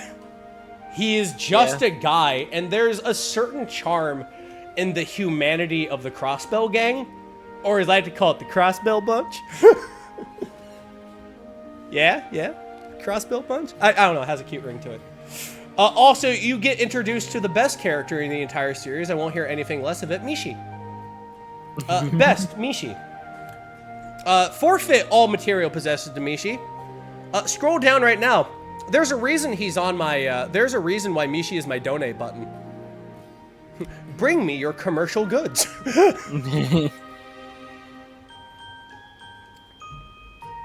But my god, like there's a lot of Zero that seems like a fever dream, but like it is so nice that you had this like really tight-knit 4-group party just going through and learning to work with each other and learning about each other. Like why Ellie could have gotten like the top position at like City Hall, but she chose to go ahead and join the police force. Because she wants to go ahead and like, you know, prove herself and help out other people, and she can't help, and she feels like she can't help out people from behind a desk. She wants to help out people, like, and she feels like being boots on the ground is the best way to do that. Xander, thank you very much for the $50 donation. Mishi appreciates you. Mishi loves you 50 times over. They don't just watch it; they send it money. Ooh, I might be able to get some hard salami. Oh, could you imagine that? Oh, a sandwich. Rabbit can get a soup. But like you get Lloyd's thing of just like, I want to figure out what happened to my brother. And we get Cecile. Poor Cecile. Oh god, I really feel for her a lot. Cecile's so fucking nice too. Like, even Randy's like, God damn it, I know a fucking guy liked her. Yeah? Yeah? And Lloyd? Yeah, Lloyd? Yeah? I can get why Lloyd liked her? Lloyd, it's because she's hot. Lloyd, it's because she's really attractive. Lloyd, do you think I can get her number? Enough, Randy. Gotcha. Down the back. Also, I do love Randy because I feel like even in Reverie, like, Randy vaguely knows that being a police officer has something to do with handcuffs. I don't think he does paperwork. I don't. Like, if we had a tier list of does paperwork, does not, like, knows how to do paperwork, doesn't do it, and just does paperwork, I think Randy is strictly on the edge of doesn't do paperwork. Yeah. On the other thing, I think Wazzy is on the other side of knows what paperwork is, does not do paperwork. But, God, you had the Schwarz auction where we get, you know, Kia, the baby, and then just like, you know, Lloyd's like, I guess I'm raising a kid now. And like Randy's just like, bro, you can't just, no, we should not do that as a police force. We shouldn't do that. You're already, you got so much, you're gonna be a dad too? And he's like, yeah, why not? That is Kia Bannings. And everyone's like, oh, wow. And Ellie's like, oh, I'm gonna marry you so hard. Ellie the entire time like, oh, that's my man. I'm gonna stand by him. Oh, God. Tio, too. I love Tio. And it's so sad what happened to Tio. Tio was from Reverie, and she was an experiment by the cult. That was a lot. And she didn't want to be captured by the cult again, which was why she was freaking out in the first game. Lloyd having to go ahead and be like, they're gonna have to get through all of us. And that was the first time even Randy was just like, I'll kill anybody who tries to go ahead and, like, capture her again. And Randy, and, like, Lloyd's like, Randy, you're a police force. And he's like, Randy, you're from the Guardian Force. You can't kill people. And Randy's like, you're right. Smiles. You're right. I can't kill anybody. Because I'm a upstanding member of the community, Lloyd. Smiles. I have never done that. Smiles.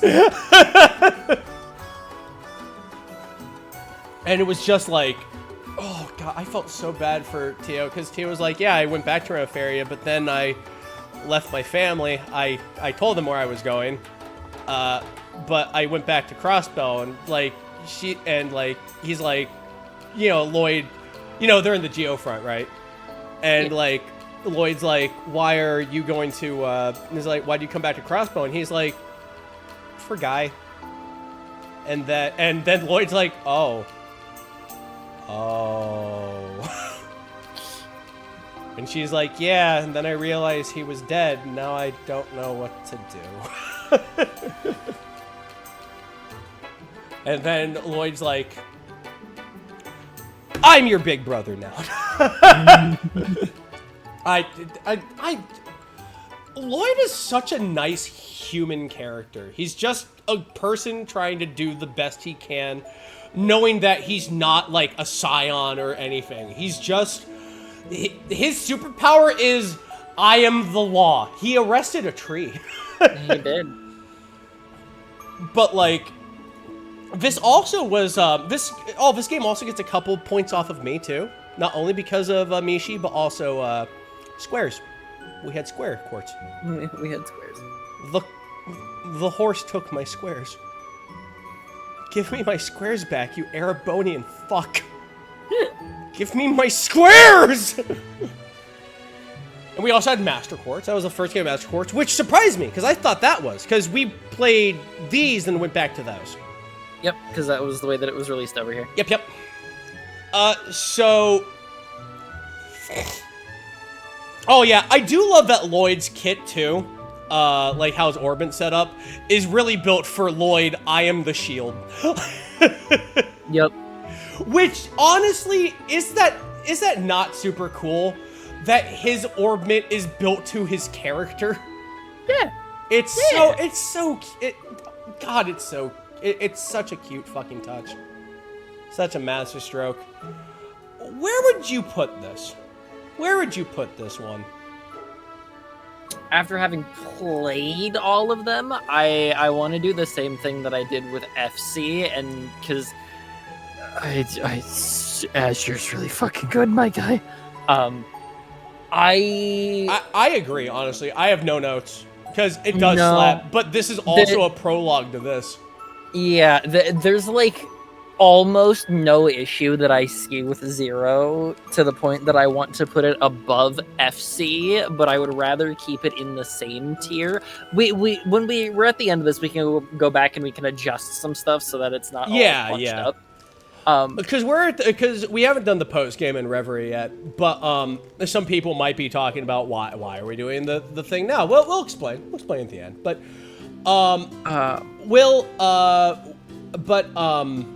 yeah, no, I agree. I agree. It slaps. It absolutely does slap. Cause it's refreshing. It's complete glass of cold water after everything you dealt with Sky. And I saw Lenny mention it, which was one of the things that I did want to bring up, is this game, you don't have to have played any of the things that came before it. You could start with Zero and experience this and whatnot, but choosing to go back and experience more of the series, or committing to like playing most of the series, it will reward you because of the level of world building and the interconnectedness that there is in the fact that Ren's story is essentially wrapped up here for now, because obviously Ren comes back in the later games. Oh yeah, and she'll probably get older and maybe even be like a main character in her own right in another game. We don't know. If there needs to be a game with Ren as the MC, that would be really fucking cool, is all I'm saying. Yeah. But like her Joshua and Estelle's story wraps up not even in their own game, as like a side thing in this game, which is like, oh, that's cool, even if you don't know what's going on. But if you do know what's going on, it really elevates it. It hits you in the gut really goddamn hard. So I have like legitimately zero issues with Zero, but just because of the thing that comes after it, I think that it's got to be like a tier below the top, even though I'm like staring at it like because it's just, I don't know, man. And Crossbell is just really good. Crossbell is good. Yeah, it's really hard. Wait a minute. How do I do this? Oh no, we don't need to add another tier. Okay. Oh, we don't? No, we don't. We have 3 unused tiers. Oh, you're right. Hold on. I was just gonna make a tier that said Crossbow. No. Well, let's get in the Mishi car. Yeah. And let's keep driving. It somehow drives on Lake Elm. I still don't know how it does that. Must be aerodynamic or something. Orbits, am I right? I don't know how they work. There's a little man in every orbit. He's like, Alakazoo, I cast a spell for you. So we go to Trails to Azure. Oh, fuck. Oh, fuck, Azure. Yeah. This game is boggling and affects everything. And it's felt even in this one. Oh, it literally changed the direction of the series. Like yeah. that's It's so good. It's so good. There's so much shit. Randy suffering, Tio crying, Ellie not knowing what's going on, looking high and low for Lloyd. Lloyd getting his ass beat and somehow keep walking again and again. Fucking Noelle joins up. Good old Noe. I love Noe. Oh, God. Also, how did I not mention it in Zero? Fran. All of Fran. Oh, Fran's Fran, so adorable. yeah. I love Fran. Fran's so good. Fran's good people. Oh, Franny. And, dude, like, fucking Mishi, Kia, debuting as a VTuber, fighting JoJo's Bizarre Adventure, part 5, up in the tower. So fucking good. Oh my God, the fulmination of everything. I've said that enough. Come on, roll threes, Matt. Come the fuck on. But I'm serious. Like this game is super fucking. Oh my God. Yeah. Timeless. Like, the dog talks, chat. The dog talks, and he's also a Digimon. Like, I'm serious. Zayna's awakened form looks like a variant of Garurumon. I refuse to hear otherwise. We can call him Orbment Garurumon. Get on that. But like, oh my God. But society has evolved, they always are. Fucking Ren and everyone else. Adios, not Adios, Arios' whole story. The fact that he feels chained to his own duty as penance. Which is even reflected in his own dungeon. Fucking Vald. Oh my God. Which is great. If they make another Kiseki game, just make it like Guilty Gear. Come on, you already know. You already have Soul Bad Guy. His name is Vald. Come on. Come the fuck on. You look at the way he looks. You think he doesn't have a dragon install? Look at Vald. Like anyway, this game is so good. And then fuck, Wazi not only is he just, you know, a host and he's just like, you know, he's just a fucking shitter. He's also the Sapphire.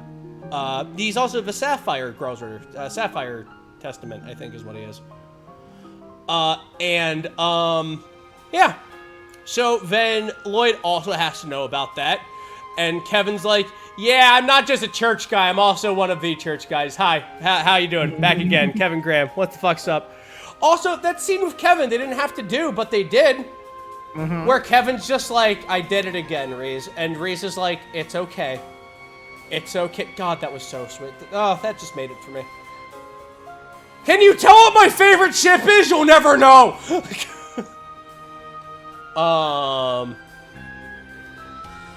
Yeah, no, this game, the fulmination, we joke about it a lot, but like, fucking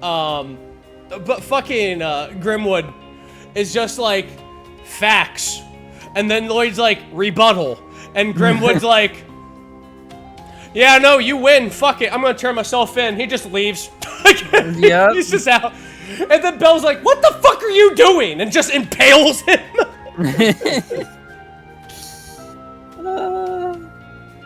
Just like all the political bullshit payoff over the course of 2 games, still the repercussions. We didn't even mention the actual big bad in Zero that still had, like, again, repercussions in this game, because this is second chapter of Crossbell, and this is where everything goes fucking kaboom, and it's really cool because of that. And there's so many good characters throughout Zero 2. Like, we get to go ahead and meet Jorg and everyone else. Yep. Oh god, the Potter Mutter fight in Ozir. Yep. Oh, that broke me. He fucking Iron Gianted himself. Yeah. He Iron Giant Vin Diesel himself. To protect Ren. Oh, that was so sweet. Oh my god. And it was just like, that wasn't his programming. It was like, what was that? And Jorg's like, I told you. They have souls. You don't listen to me. Like You don't fucking understand. Pottermore sacrificed to not only protect Ren, but also protect, like, her family. Because she had somebody else to be with now, so Pottermore was just like, this is the only real option that we have at this point, and I don't feel bad about it anymore because I'm not the only thing that she has, and then proceeds to go, at least be happy when I'm gone, fucking kaboom. Oh, and the gesture he made too. Just the there gesture. Yeah. Oh. And we got Lance Mom, and we get the Stall Ritter. And, I love everything. the juxtaposition in Oscar with Lance Mom, because before this Campanella, and it was like, just reflect. I'm like, oh, okay. Campanella's like, ah, fuck! It just falls over. And then it's just like, what do we do for Lance Mom? And the game's like, live. Break her helmet and witness the mistake you have made. And it's just like, well, Lance Mom can't be that hard because I've leveled like a motherfucker.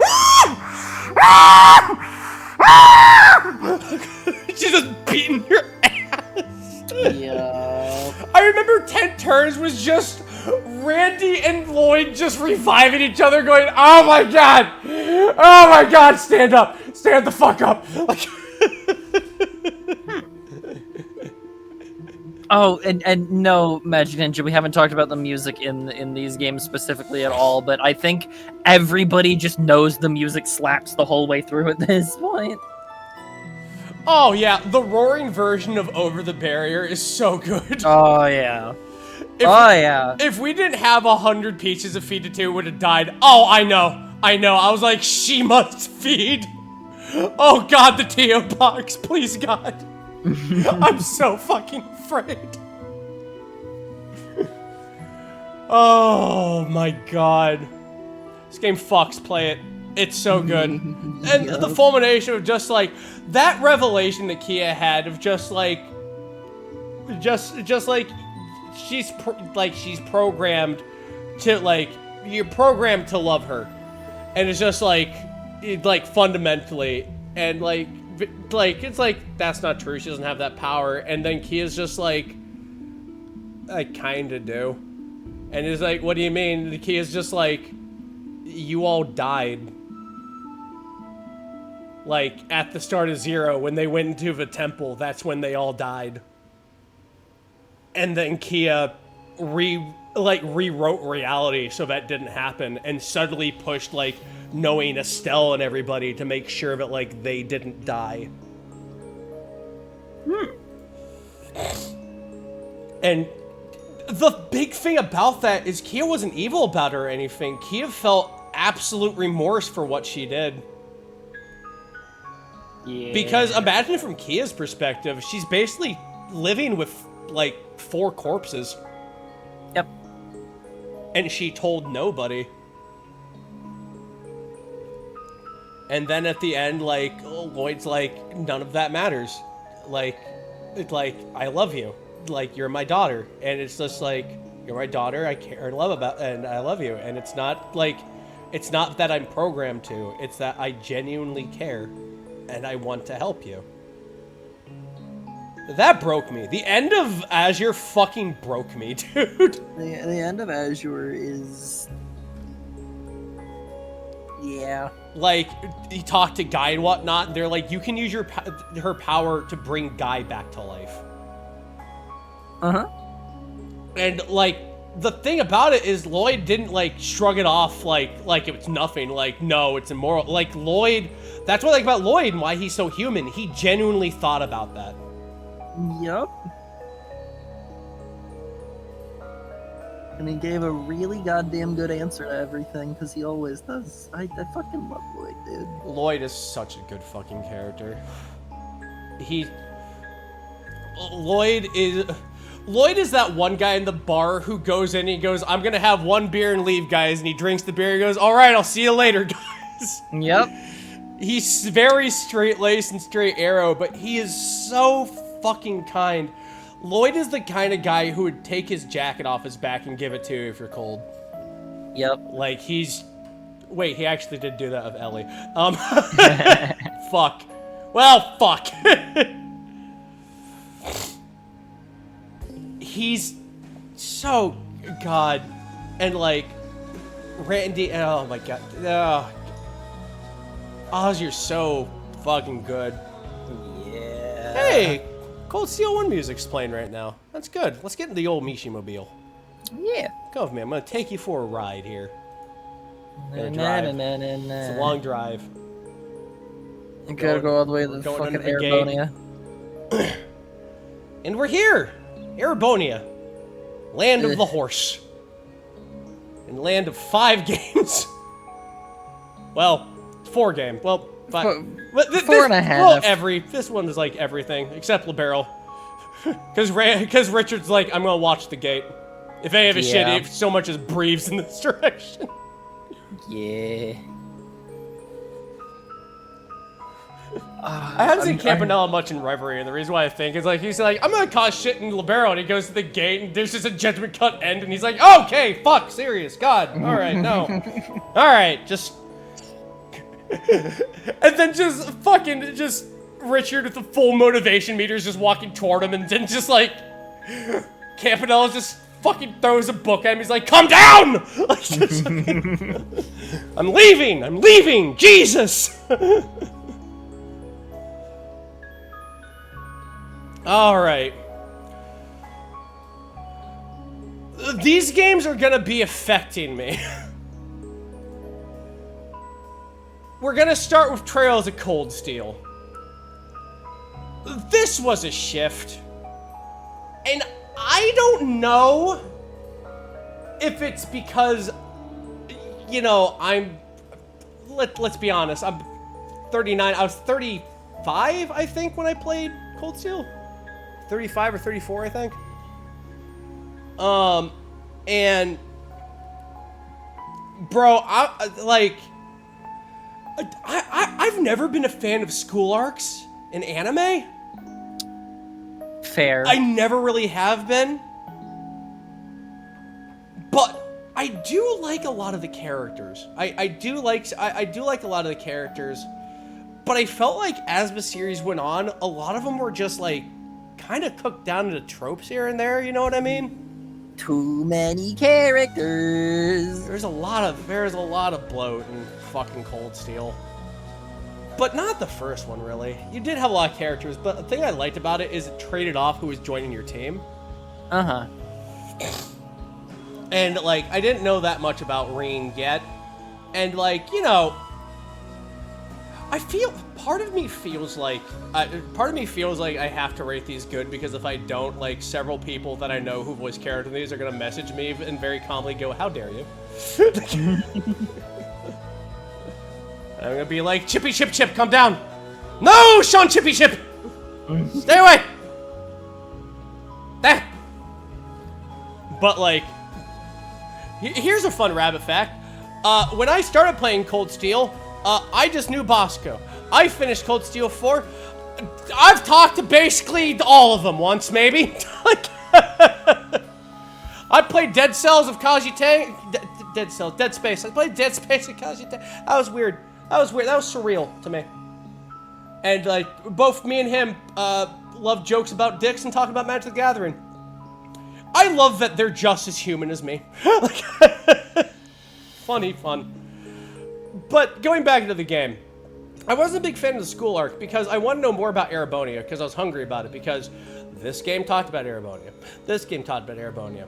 This game talked about Arabonia. This game had the Prince of Arabonia. I love that scene where he went, ta-da, and then Estelle just punched him.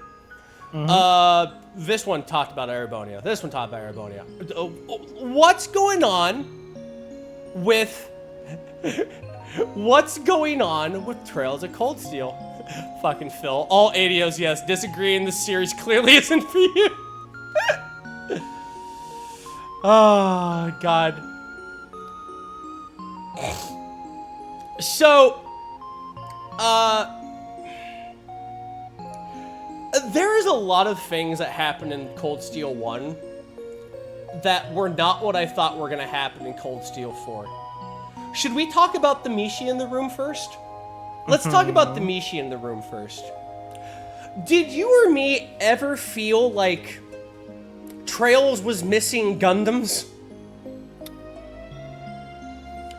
Because I remember you being just as surprised as I was that there was a whole fucking Gundam under the old schoolhouse. And then that turned into tons of Gundams. And then Ereboni has Gundams. And I feel the wool was pulled over my eyes and it went, yo, guess what, fuckers? You're playing G Gundam now, boy! I'm trying to remember literally anything that really happens in Cold Steel 1 outside of exactly the ending. You meet the characters. The line that really stuck with me, and the one that I thought was gonna go this way but a different way. There was a line when you did the thing with Emma. They went to Emma, my beloved. They went to they went to the lake in, I think, what was it, Lamar, right? It was the lake, the big place that fucking Lore is from. I can't remember what the fuck it's called. Mm-hmm. But it's where she's from, the big misty ass place. And they went across the lake to the castle, and that was their first experience with the higher elements. And Emma knew immediately what that monster was and everything, because, you know, she's a witch. Like, Reen or somebody was just like, oh yeah, thank Adios for that, right, Emma? And Emma went, yeah, thank Adios. I love the church. Like, she said it like that. To which I thought, holy shit, she's actually a heretic. And holy shit, there's a group of heretics that are also working parallel to the church, solving other supernatural shit. Legram, that's what it was. Thank you. Thank good. Like, yeah, thank goodness you'd let me know about that, Legram. But yeah, I thought that, like her village and the witches and whatnot, they were all heretics.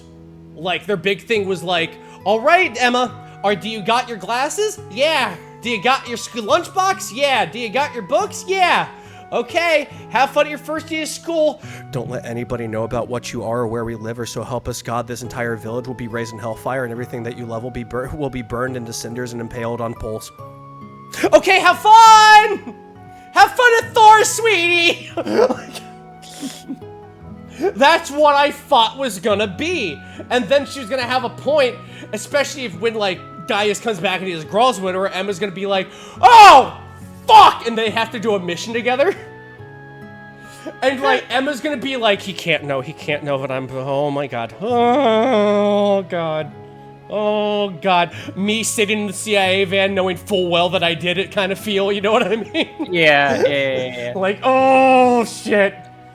And that's not what happened, but I was super fucking interested in that just from that point.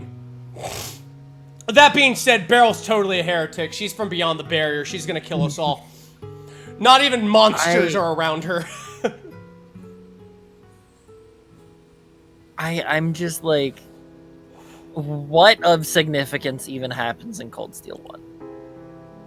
Gundam's at the end. The Gundam at the end. And the new combat systems. Well, okay, but that I'm talking like plot-wise. Plot-wise. The combat stuff is like, you're expecting that to change over the course of the series. I'm not. I hate change. It literally is just the Gundams. Yeah. The start of the Civil War. Again, Yeah. that's the end of the game. The start of the Civil War. Osborn getting shot. And we realize that Reen might have some issues. But we have, like, is it even, like, bloated at this point? Do I have that big of a problem with Class 7? Like, not really, because, like, we had a bunch of other characters as, like, NPCs and whatnot. You know, like, we had, like, you know, like, we had, like, George and everyone else. Yeah. But we didn't think they were going to be part of the party or, like, anything, like, super major. literally wrong, but like, yeah, that kicked off the Civil War and everything too. And it is a prologue. It really is. I just don't. Introduce Sarah. Sarah's a bracer who's working with the school. Da da da da da. It's not a whole lot. Like, I can't really remember a whole lot that really happens, other than that big scene with Emma. That rat grabbed me. That rat grabbed me. And because it is the kids. It is just trying to replicate Sky FC in like running around the continent or the country. Yeah, well, figuring like field out trips and whatnot, like a school arc and whatnot. Figuring it out, like what the hell the actual state of Erebonia is from the inside and the problems they're in. But it just, I would almost. How do I even word this? I don't think Cold Steel 1 matters. Almost at all.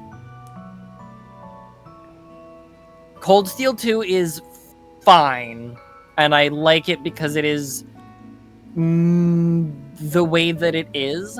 I would almost have preferred it just be Instructor Reen the whole time instead of having to sit 5 games with this character. But that's only after having sat with this character for 5 games. We've talked about rain fatigue. In the other episodes and whatnot. Yeah. Because, like, in the best worst way possible, that also trims our character bloat essentially in half. Because, dear God, the amount of characters that are in Erebonia. Yes, it's fun to have, like, the Avengers moment, fucking whatever, that everybody is here, fucking Smash Bros thing, but, like... Yeah.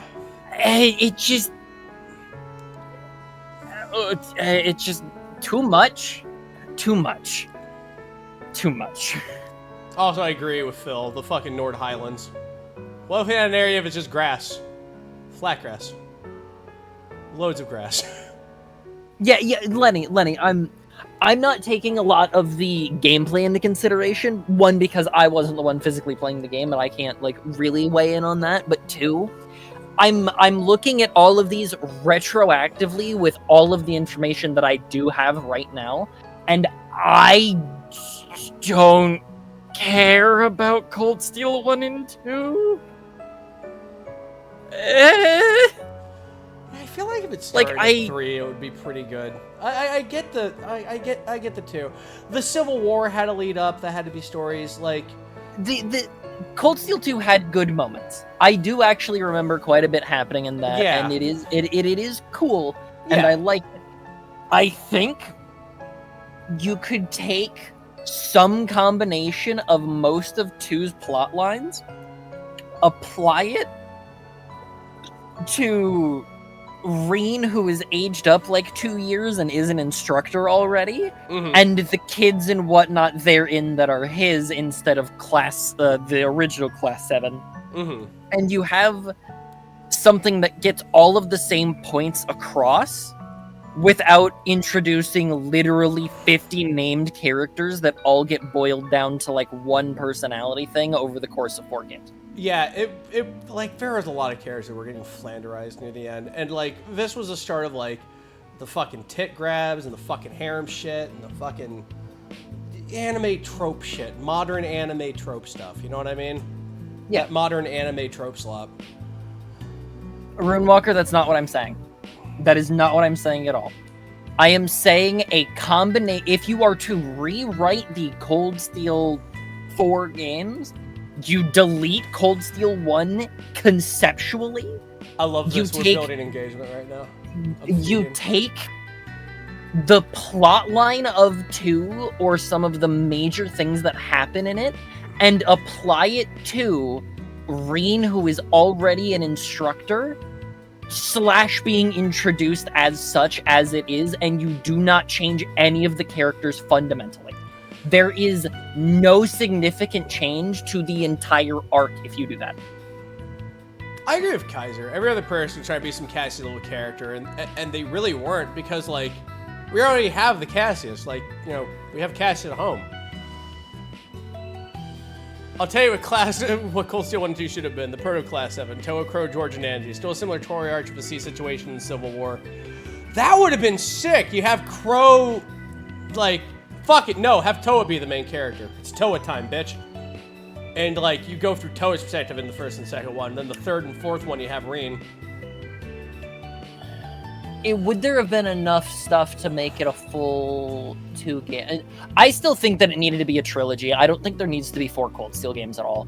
I think that's a lot of my problem. From my understanding is this was going to be 1 game, but then it had the same thing as, like, FC and SC. Like, it was just, they were just pressed for time. I don't know, with this game, because, yeah, I remember that. The Gundams, we went, what the fuck is happening? And then the game ended. Do you remember that? It just fucking ended? Yeah. Yep. You get 1 Gundam fight, and then it ends. And you're like, oh. So I'm not saying this to bash on Cold Steel, because I like a lot of the characters. The story in Cold Steel 1 is charming. I do like it. Like, even there were notes that even if I don't like you know, high school anime, just because of, you know, my age, and I just really didn't have a predilection for it, I still like there were some moments that were really precious that I really liked. Like, I really liked Fee coming out of her shell. Mm-hmm. And everything like that. I really did like that shit. And there's a lot of really nice organic moments. But, like, man, like, and Lisa was up her own ass until she wasn't, and, like, all this shit. You know, people learning to trust each other. I get that. Uh-huh. But, like, yeah, this game is necessary. But, like, I want to put Cold Steel 1 in, yeah. Yeah, it is, yeah. It is, yeah.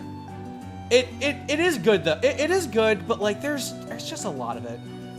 Because, like, the rest of the Ereboni arc, especially when you go ahead and wait up to Cold Steel 1, it's just, like, you know, like... Yeah. Which is why I'm saying this is set up. All this is set up. But it does it... Because, I mean, we were nice to the other 2 setup games, haha, but, like, just something about this is not the same. Like, whereas there what you know what we did talk about that. We did talk about that because there was in the first Cold Steel, I was doing the step going like, this character looks like this character. Haha, you know what I mean? Like, it really felt like they were trying to force some shit on us, and this is like, no, you can't force it on us. We have to organically learn to grow and love with these characters. Like, you can't just throw these dudes on us. Yeah. Like, we like Toa. I think we like Toa more than anyone else in Class 7. And we like Sarah more than anyone else in Class 7. In Cold Steel, like, 1, yes. They weren't thrust on us to, like, love them. Like, it's just like... As 2 side characters, we both looked at Crow because that character was designed to be like, what the fuck is the deal? And then Toa and Sarah, and then there was like 1 or 2 moments for like a Class 7 member, whatnot. Retroactively, I will say that I have liked Eustace more, but that's because of the fucking Reverie incident. The growth. But like that's Laura. I love Laura. Yeah, I get it. Throw them out, kids. Throw them out, kids. I get it, but this is where it sits. Like, I liked Machias because I was like, yeah, he's voiced by Bosco. Contractual Bosco enjoyment. Like, and you know, again, that's a joke. Like, I don't hate any of them. Like, I really don't hate any of them, really. It's just, like, fucking Laura's funny and shit like that. Like, Laura's, you know, the fucking muscle girl, but, like, she can't fucking use technology to save her goddamn ass. Like, yeah, sure, I get it. But again, these are stemmed down into tropes. Like, these are modern recognizable tropes. Like, that's another thing in Cold Steel that I was talking about when we were playing it. I've seen these characters before. I haven't seen Lloyd since I was in college. I haven't seen Estelle since I was in high school. You know what I mean? Like, these are modern anime tropes. A lot of them are. And that's not bad. Tropes are... Look, you eat Pringles for a reason, right? Yeah, tropes exist because they work. Exactly. The other thing that I also have to remind everybody so that you're not just like, what the fuck is going on? This isn't the Cold Steel games against other games. This is the Cold Steel games against other Trails games. I think the Trails series as a whole is better than a lot of things, even including the games that I don't like as much. But compared to the highs of this series, I'm gonna be more critical about Cold Steel because they took 4.5 games for this shit and was like, you could have just not done that.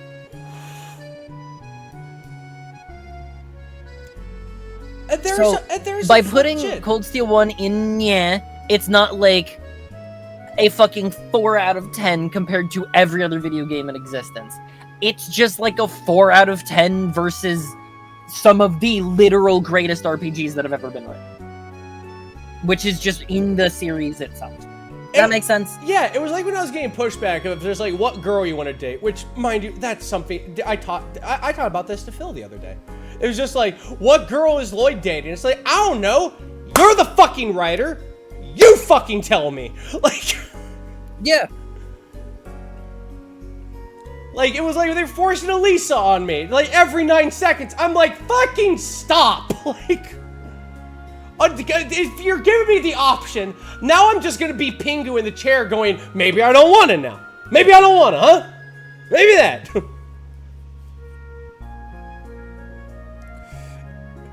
And I like Elisa. I like Elisa's character. But whenever judging, you put Elisa next to all the other, like, characters, Elisa is an A character, surrounded by A+ characters. Like, there's not a whole lot going on with Elisa until, like, the 4th Cold Steel game. Like, facts. True facts about the Mantis. Like, the 3rd and 4th game. That's when Elisa becomes Elisa. Oh, man. Whew. I'm a little Miami heated. Let's get in the Mishi car. Oh, man, we're driving. We're driving in the Mishi car. You're quiet. Do you want a Go-Gurt? No, I got a Go-Gurt. It's probably for the best. I don't know where that Go-Gurt showed up. I don't know where that Go-Gurt showed up at. I'm just gonna throw it out. Oh, but look up at the sky, Midnight. What's happening? It's the Erebonian Civil War. Yeah. With Cold Steel 2. I like Cold Steel 2, honestly. It's better. Yeah. Is the way that I will say that. I am still not, like, floored to be looking at Cold Steel 2, but it is better. No, I like Cold Steel. I like Cold Steel 2. The court intrigues alone in Cold Steel 2 I really enjoyed. I absolutely liked, oh man. Honestly, the whole thing about sheep and helping out sheep, I think that was pretty good. But, like, man, the Erebonian Civil War was just God, that was a lot. Oh, it sucks. I can't really remember a whole lot, actually. Fuck. You gotta help me out here. Shit. No, because that's what I mean. There was a couple of cool scenes that happened in there. And there were some cool fucking scenes. Like, the whole thing with, like, Crow at the end, and, like, everything over, everything with, fucking Osborne, and...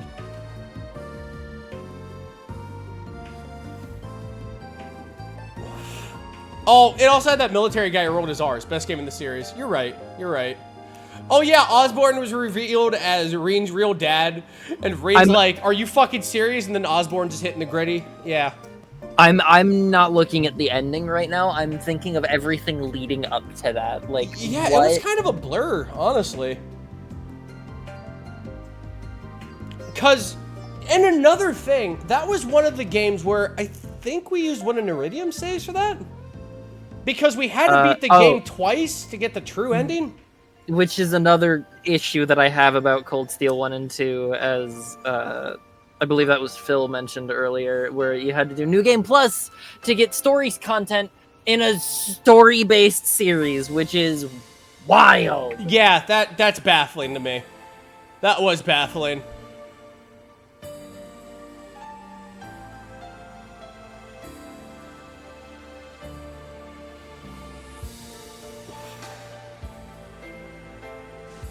I think It's I'm gonna. like- Honestly, like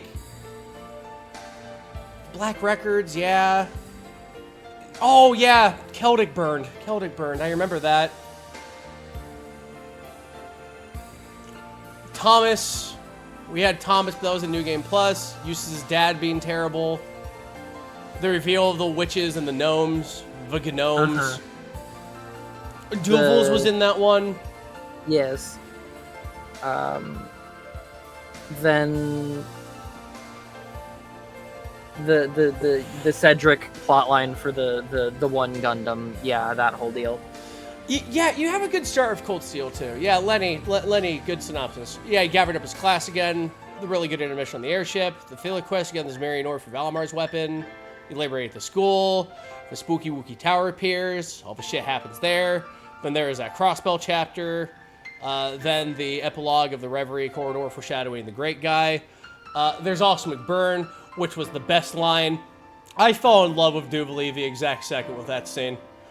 Just McBurn showing up and Duvalie going, "Yeah, you're fucked now! McBurn's here!" And then she's like, "Get him, McBurn!" And McBurn's like, "Fuck you, no." Yep. Yeah, I ain't doing that. Look at them, the fucking babies. You can do that. And she's like, "What? No! No, you're not allowed to leave! You're not allowed to leave! No! No!" And he's like, "I'm leaving." "You can't do that!" "I'm walking away." "Oh, tell the Grandmaster." "Tell him." And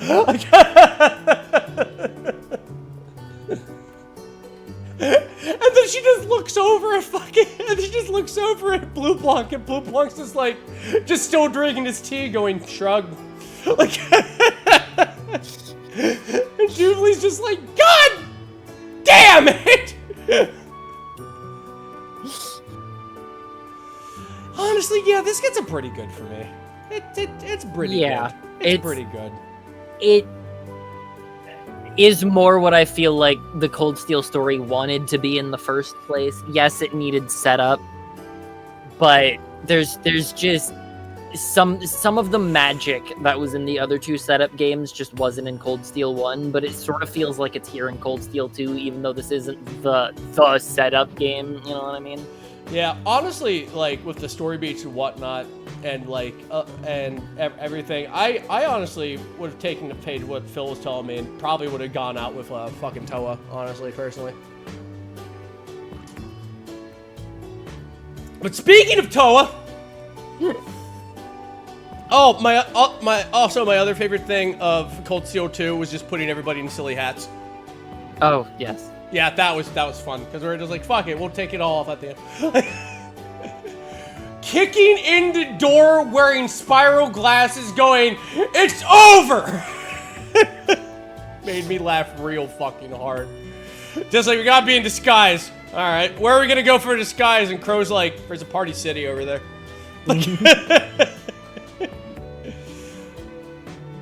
Cold Steel 3. Rain's an instructor. We get the new kids. One is a Vander. One is a terrorist. Yeah. One just wants Crossbow to be free. And the other one is Altina. Which, God, isn't she just a tender heart of a character? God, I love Altina. Yeah. She's so cold and aloof and very, very, very warming. But you know what? Same thing. Just, you know, even the kids were just like, "Oh, Reen," and we had to go ahead and just keep slapping and going, "No! No, don't do that!" You are a baby!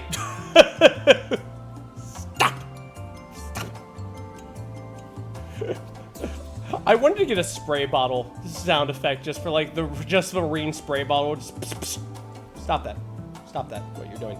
Like, you're falling to his Reen Riz, and Osborne's like, yes, you're falling to my son's Reen Riz.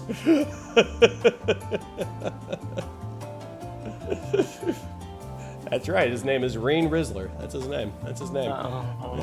No? Okay. Okay. I'm sorry. But I did love that in Cold Steel 3. And it was just like, and here's your new class. We have Reen.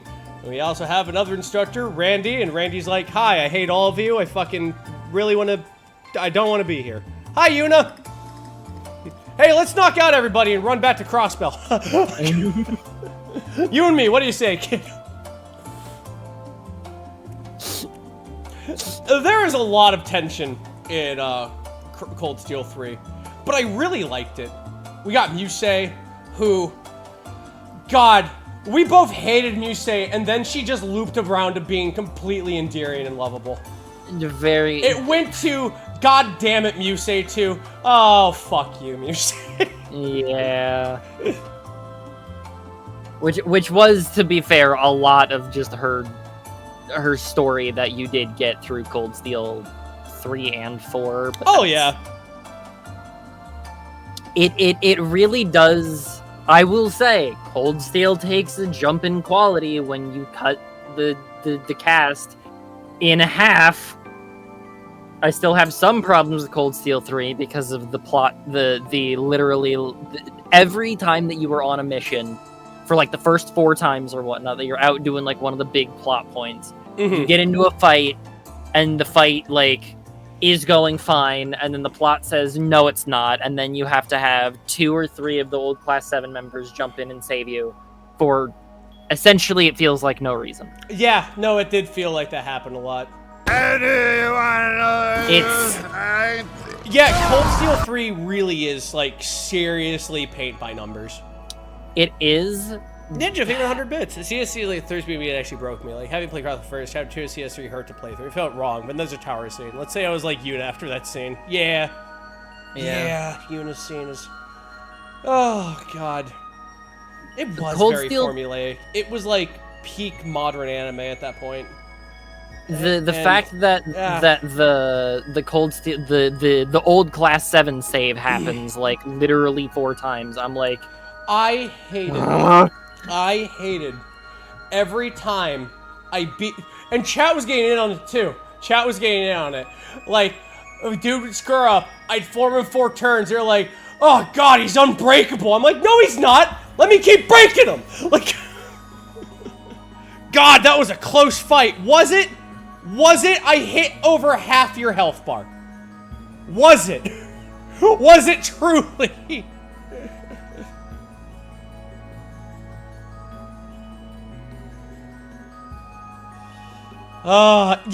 Yeah, seriously. Yeah. Oh, yeah, it was never close. Don't fucking lie to me and tell me it was close. Which is, again, why I mentioned when we were talking about Cold Steel 1 that I was like, if you just take some of the plot stuff of 2 and 3 and just kind of smush them together, and there's no original Class 7 for the most part.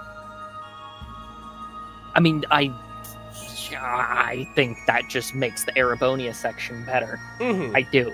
Like, you can still have the characters, but they don't all have to.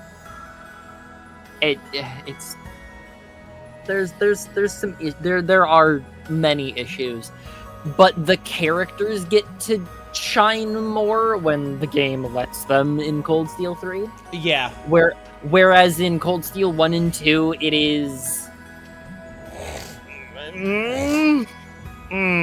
Yeah, not as much, but they definitely do get a shine a lot brighter in Cold Steel 3. I agree with that. I'll take that to the bank.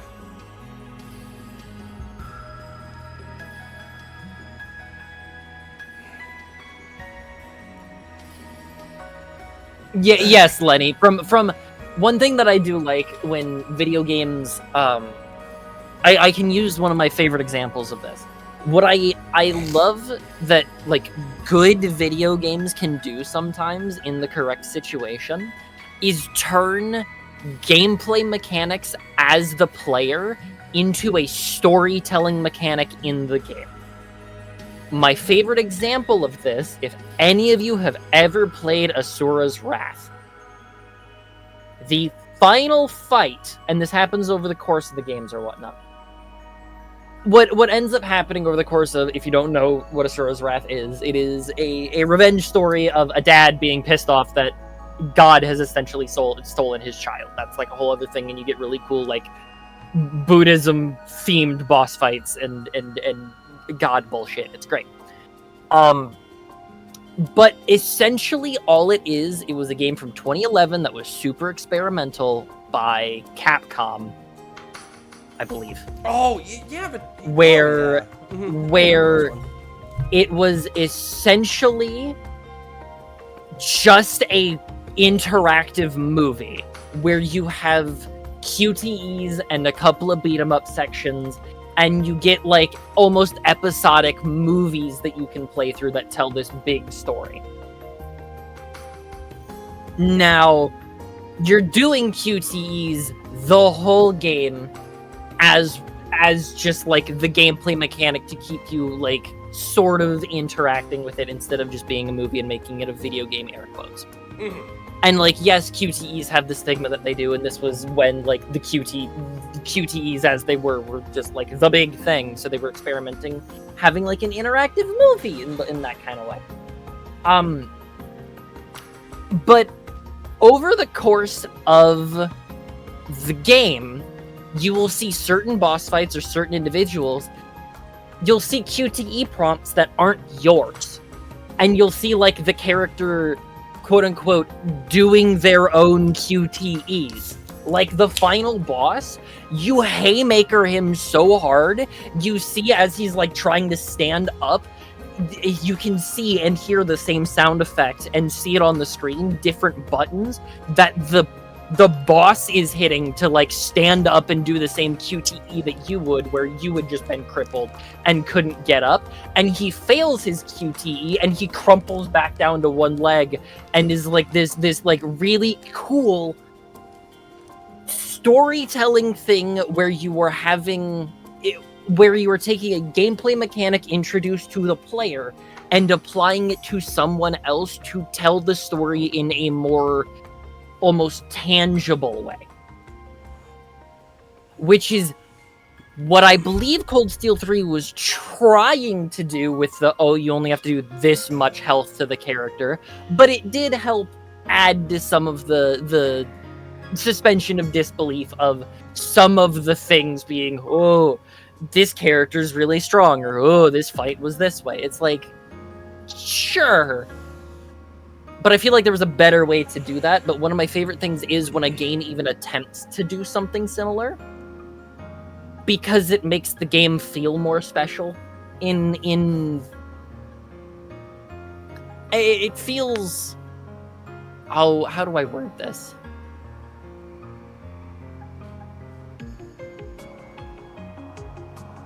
It like takes the fourth wall and like nudges it. And sometimes doing that is the best way to be like, here's the best way we can explain what's going on with this. So to then have that essentially destroyed with the same story beats happening for like 40 hours, and then it being like, Reen, you've had 3 games to be as strong as you are, and you are still fucking broken mechanically, so the power fantasy, like, aspect is all out of whack. It's really weird. It was weird when our meme of throw Reen at it became truth, and every fight was what's 1 + 1. Yep. But it feels good as the player, then you have the story telling you the exact opposite, so there's a disconnect. Yeah, there is a very strong dissonance. Oh no, I think it's an oh, that's nice. That one is. I think that's a dash. Each Cold Steel game does get better, I believe. Yeah, it does. I'm not saying that these are like, again, Cold Steel 1 is dog shit and 2 is like only okay and 3 is pretty good. No, it's just, again, compared to the games within their own series, I believe there are significantly more issues with the Cold Steel games than the previous. And that could be for a number of reasons of Falcom's like jump to 3D, the different hardware, the different engine, not quite knowing I really exactly think that's something to do with it. I really think that's something to do with it.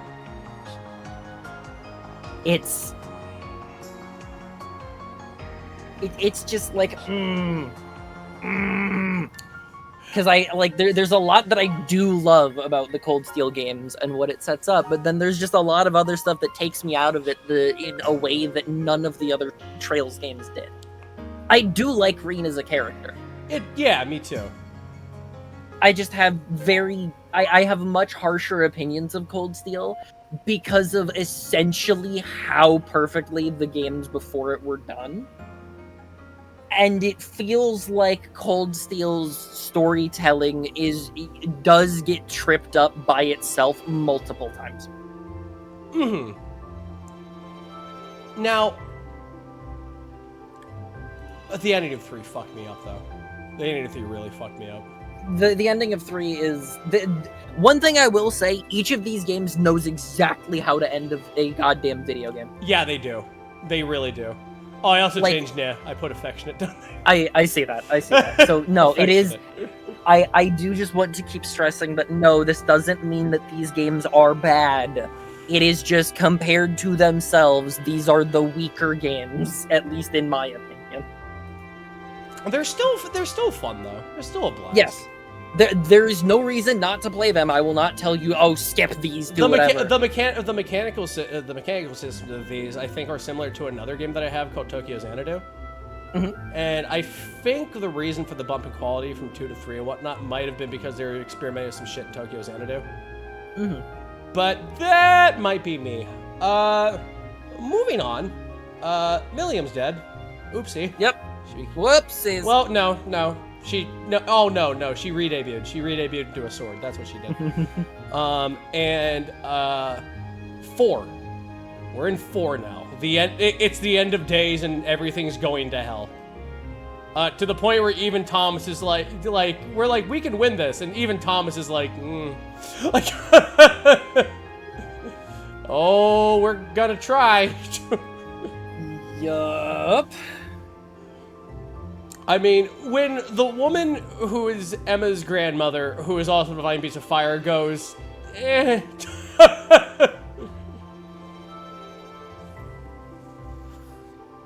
4, I think, is sick as fuck. 4 is a really fucking good game. It comes out of the rip, not with like, yeah, fuck yeah, but with a, oh, fuck, that's sad. Yeah. Do you remember it comes out of the rip with Reen heavily fucking wounded still? And and Eustace holding Milliam's hat and just quiet outside? Yep. Oh, fuck, that tore me. Oh, that tore me so fucking bad.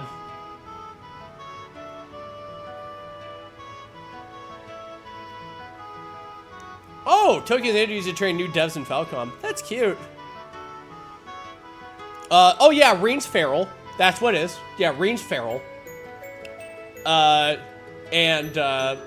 the new Class 7, the kids want to go ahead and try to save Reen, and Randy's just like, well, we need an instructor. It's like, I thought you didn't like Reen that much. Just, no, I didn't say I didn't say I hate him. Yeah. I just hate Wave's hand to everything around him. Oh my god. And just... before the depression part, that's right. The game opens on Lloyd, Estelle, Joshua, Ren, and Ellie. That's right, that's right.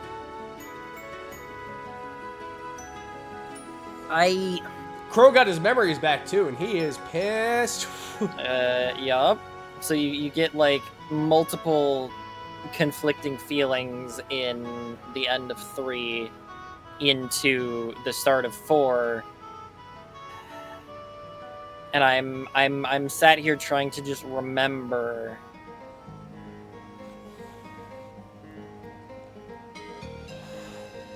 the order of operations for 4.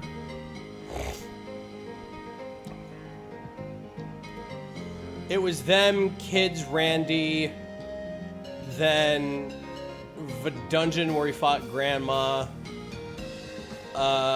then going to save Reen. Reen is saved. We thought Feral Reen was sick as fuck. Then going over to Emma House, New Drip, saving Crossbow, stopping the apocalypse. That game was long too. Like there was a big chunk of the game that was the new kids, and then there was a big chunk of there was a big chunk that was Reen and the guys. And that last dungeon was fucking sick. Oh my god. Like, there was so many things going on in that. It was really good, though. It was really, really sick. The fucking rivalries. Duvalie says fuck it, basically, in Travels with You Guys. Yeah. Because she's trying to find herself, because she's very conflicted. See, I want to take points off for how long the game is, just from what I'm remembering, though. Like, all the moments in it are cool and interesting, but there is so much, it feels like time between everything, just like Cold Steel 3 had, where it was just like, couldn't we have done this in almost any other way? And I think part of that is, again, as Cold Steel 3 started, the goddamn character bloat and having every character in every major cutscene, and they need to get at least one little quip or something in when it doesn't need to be that way. It makes certain things just feel, again, tonally dissonant and very clunky, even in, like, its best scenes. Because Cold Steel 4 has some very fucking good scenes. I love getting Reen back. That whole fucking deal is amazing, and I love it. Yeah. It's just there's some other stuff where it's like, did we literally need 40 characters in this room for this conversation? Oh, and did my all God, of them yeah. have to get like a thing or two in, which Cold Steel 3 also did. I bitch about that. I bitch about that a lot in Reverie too, where I'm just like, I really feel like I'm playing Suikoden in a game that's not built for Suikoden. Because I don't know. You know what? I've actually never asked. Actually, have you ever played Suikoden? No, but I know of it. Okay, Suikoden has a lot of characters, 108 to be exact, and I think all of them have that, but I strongly remember the first Suikoden game, so that's the one I'm going to go off of. And the reasoning for that is because that was the first PS1 game that I bought with my own money. And I just thought it was just really cool because of the aesthetic and everything. But the thing about that is you had 108 characters, but your combat party had 8 characters in it, and they all fought. Like, there wasn't a backline. Like, all 8 characters beat the shit out of things. It was pretty sick. And I think if you're going to have a character that big, I think make it so I don't have 4 people in the main party and then a backline of other people I can swap out too. I think the party should have increased to maybe like 6. 6 or, yeah, probably 6. Or you could just full Natsugan it and do 8. And also, the boss fights would have been crazy if there was like 8 and whatnot. The end of that game was sick. I do like that there is a good ending and a bad ending. In Cold Steel 4, it didn't make sense, and then in Reverie, it does make sense. I wasn't expecting that, but that is pretty fucking cool.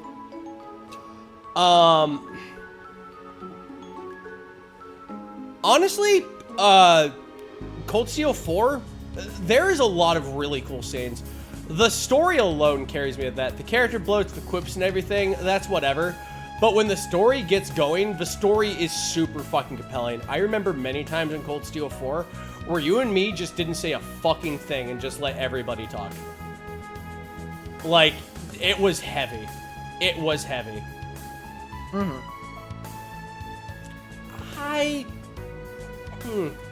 I think it slaps. Well, might be an 080s, yes, but like I think it slaps. I think. What do you think? You think?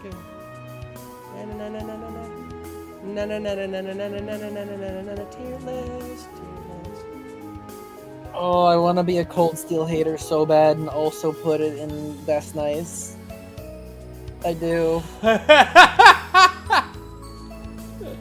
I want to be the boomer of the series and be like, nah, fucking LeBurl and Crossbow. Honestly, I think it stands shoulder. I think they finally went ahead and nailed it out. Because I found it very fucking compelling.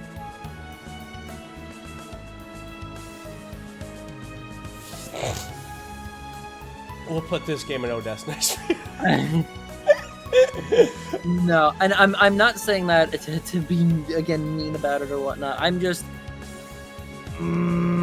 I can see it there. I'm not upset at the fact that it would be in slaps. I squint ever so slightly at you, and your dips in quality, whereas it feels like the other things in there don't ever really dip. But it's Chad, if you think this is divisive, you should see when we go ahead and tier list all the characters. I mean, I didn't think we were going to be taking for the full fucking 3 hours on this. We may have to speed through the characters, but we can do that. We could. I think it would be funny. I think it would be funny if we did a lightning round, because they don't know what I have another tier list. And lastly, Reverie. See how there's two? There's a Japanese one, and then there's the Reverie one. So I'm gonna do it like this, all right? I know that there's a post game. So what we're gonna do is this is gonna be Reverie before the post game, and this is gonna be Reverie after the post game, okay? Because I heard they're both fairly long. So Reverie. I am never doing that mini game where I am forced to stare at Emma's tits again. I refuse. I refuse to do it. I swear to God, if the reason why the game is chunky sometimes is because they spent so much time in that VR fucking bullshit, I'm gonna slap them into next week. I find that so fucking disrespectful, dude. Like, heavily. Now, getting my big beef with that out of the way. They made Rufus likable. How the fuck did they do that? Rufus is unironically one of my favorite characters in the series now, and I'm very upset to say that out loud. Yeah, honestly. The story alone, like, again, when they're quippy, whatever. But, like, the story alone is so fucking good. It's so fucking good. It is some of the most compelling fucking shit. And, again, in true form, it's mostly Rufus. God damn it! Why is he... God damn it! He's like one of the most best-written Dark Knight characters, like Dark Knight tropes I've ever seen in my fucking life. Mm-hmm. They pulled a goddamn miracle. And Lapis. Oh my god, Lapis. And Nadia and Swin. We had to read a book to know what fucking Nadia and Swin are. And you know what? Fuck me.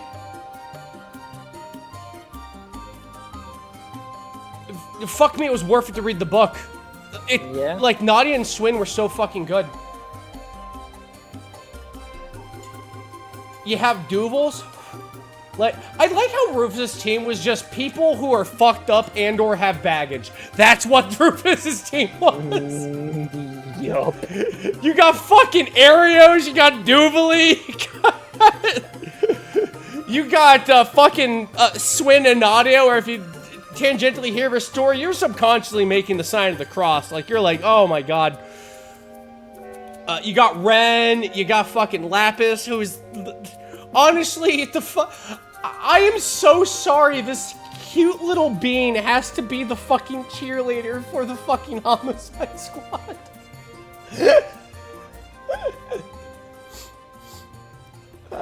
it's just like, can't we talk to them? And just Nadia's just like, we could homicide them. And she's like, what's homicide? And she goes to explain it, and Swin's like, don't tell her about homicide. Don't do that. Don't teach the baby about murder.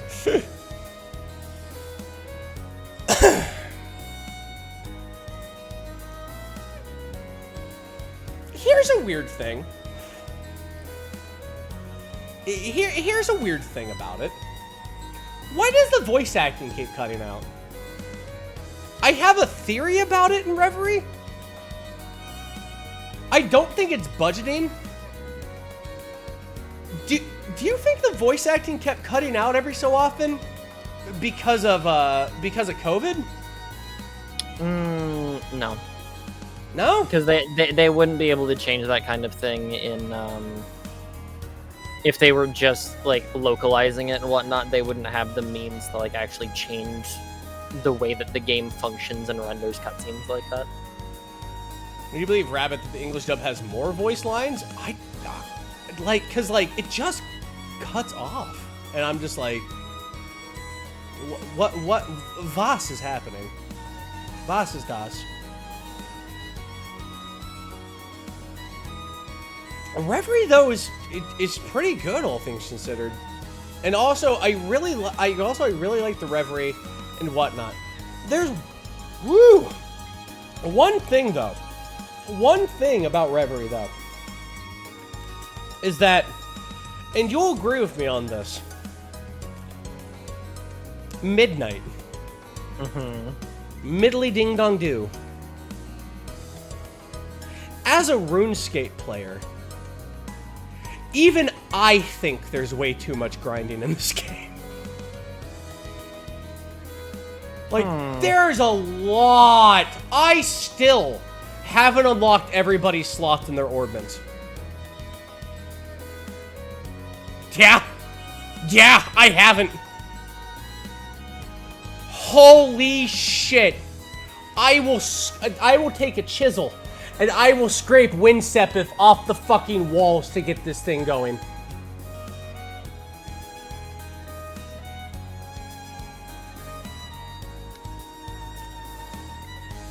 All in all, I find the story very enjoyable, though. It is the third Crossbell game, and I am biased because of it. Yeah.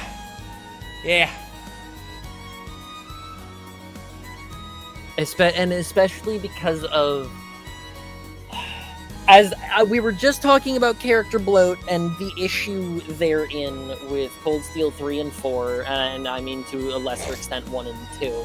And they're like, oh my god, we're adding 4 more characters to this. That's just even more insane. But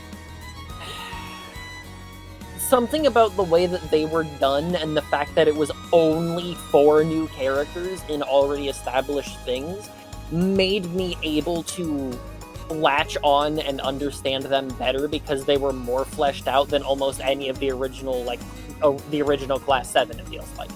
Like, there is more in Swin, not as much in Swin, but in, Nadia and Lapis, and very much Rufus, because air quotes, new character. That it just feels... Well, and that's not even fair, because the Rufus bit, you have to have already been here since Cold Steel 2, and that's, the whatnot. So really, it's only 3 new characters, which even adds further to that. You're developing exactly the main characters that are required to be in the story, introducing new ones that kind of need to be there for each other reasons, and then the rest of the characters are just they feel like the bloat. There are several characters that could have just been cut from every scene and it literally wouldn't have changed anything. They could have been off-screen. They could have been off-screen doing something important. You could have literally said, "Oh, they're doing this. Oh, they're doing that," instead of having them in almost every cutscene. Even with the way that we had everything divided at the beginning with the 3 different routes. But the characters they did introduce and did grow in this game were some of my favorite character moments of these characters. Does that make sense? Yeah. Works for me, kid. Okay, because I just would go off on my small little rants. I close my eyes and don't look at chat, and I just start fucking stream of consciousness. Bleh.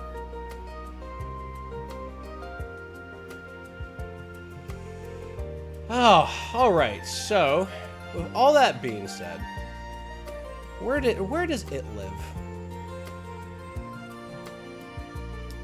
It makes me like Rufus enough as a character, and Swin and Nadia and Lapis a lot, especially because that's long story short, that's essentially what you're here for. You get you get the wrap up of whatever the weird hell of Reen thing is, and the only man in the world that could even possibly try to cobble it together in Lloyd. So those characters have to be here, and that's fine. And you get more. It feels like we've gotten closure on Reen's issues like 8 times, which is part of where the Reen fatigue comes in. Because it's like the character does a thing and then regresses, and then does a thing and regresses, and it's like, okay, I get that your whole deal is that you're getting over like your lack of self-worth or like this like inferiority thing that you have and like whatnot. I understand that. I like a lot of characters that do that. But it feels that Reen has the issue where he regresses after every game or after a thing, and he doesn't actually like progress as a character until very big things happen, and then you get like the Reen stuff that you want. This is one of those games, and it's cool. But this very much did feel like the wrap up to the Crossbell issues that obviously Erebonia is very closely tied to, which is why we had to have the Erebonia people in here. But the story itself, not looking at gameplay, not looking at the confusion of exactly meta-wise what the Reverie is or any of that stuff, since we haven't if we're looking at the story, I do genuinely like the story to this a lot. It is very good. Yeah, me too. It like, honestly, this is gonna get into affection if I even think about the fucking boss fight where I had to use the mechs out of fucking nowhere, and they gave me a tutorial in the last fucking boss fight. How dare you? How dare you? How dare you trivialize the time I spent in the Reverie, you son of a bitch. Do you know what I did? I could have been leveling fire making, you whore! Fire making! You think these logs are gonna burn themselves?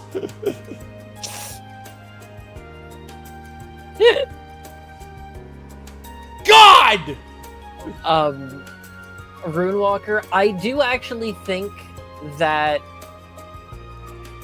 the route system has its issues, but I do think it did help because it did cut down on how many characters are in every goddamn scene. You get to experience a multifaceted thing instead of sort of being told what's happening, because you get to experience the other side of that. Now, there are some issues in like the bloat and whatnot that could also be going on with that, of like repeating certain things. I do think the route system helped. I think there were issues with it, but I do think that it helped.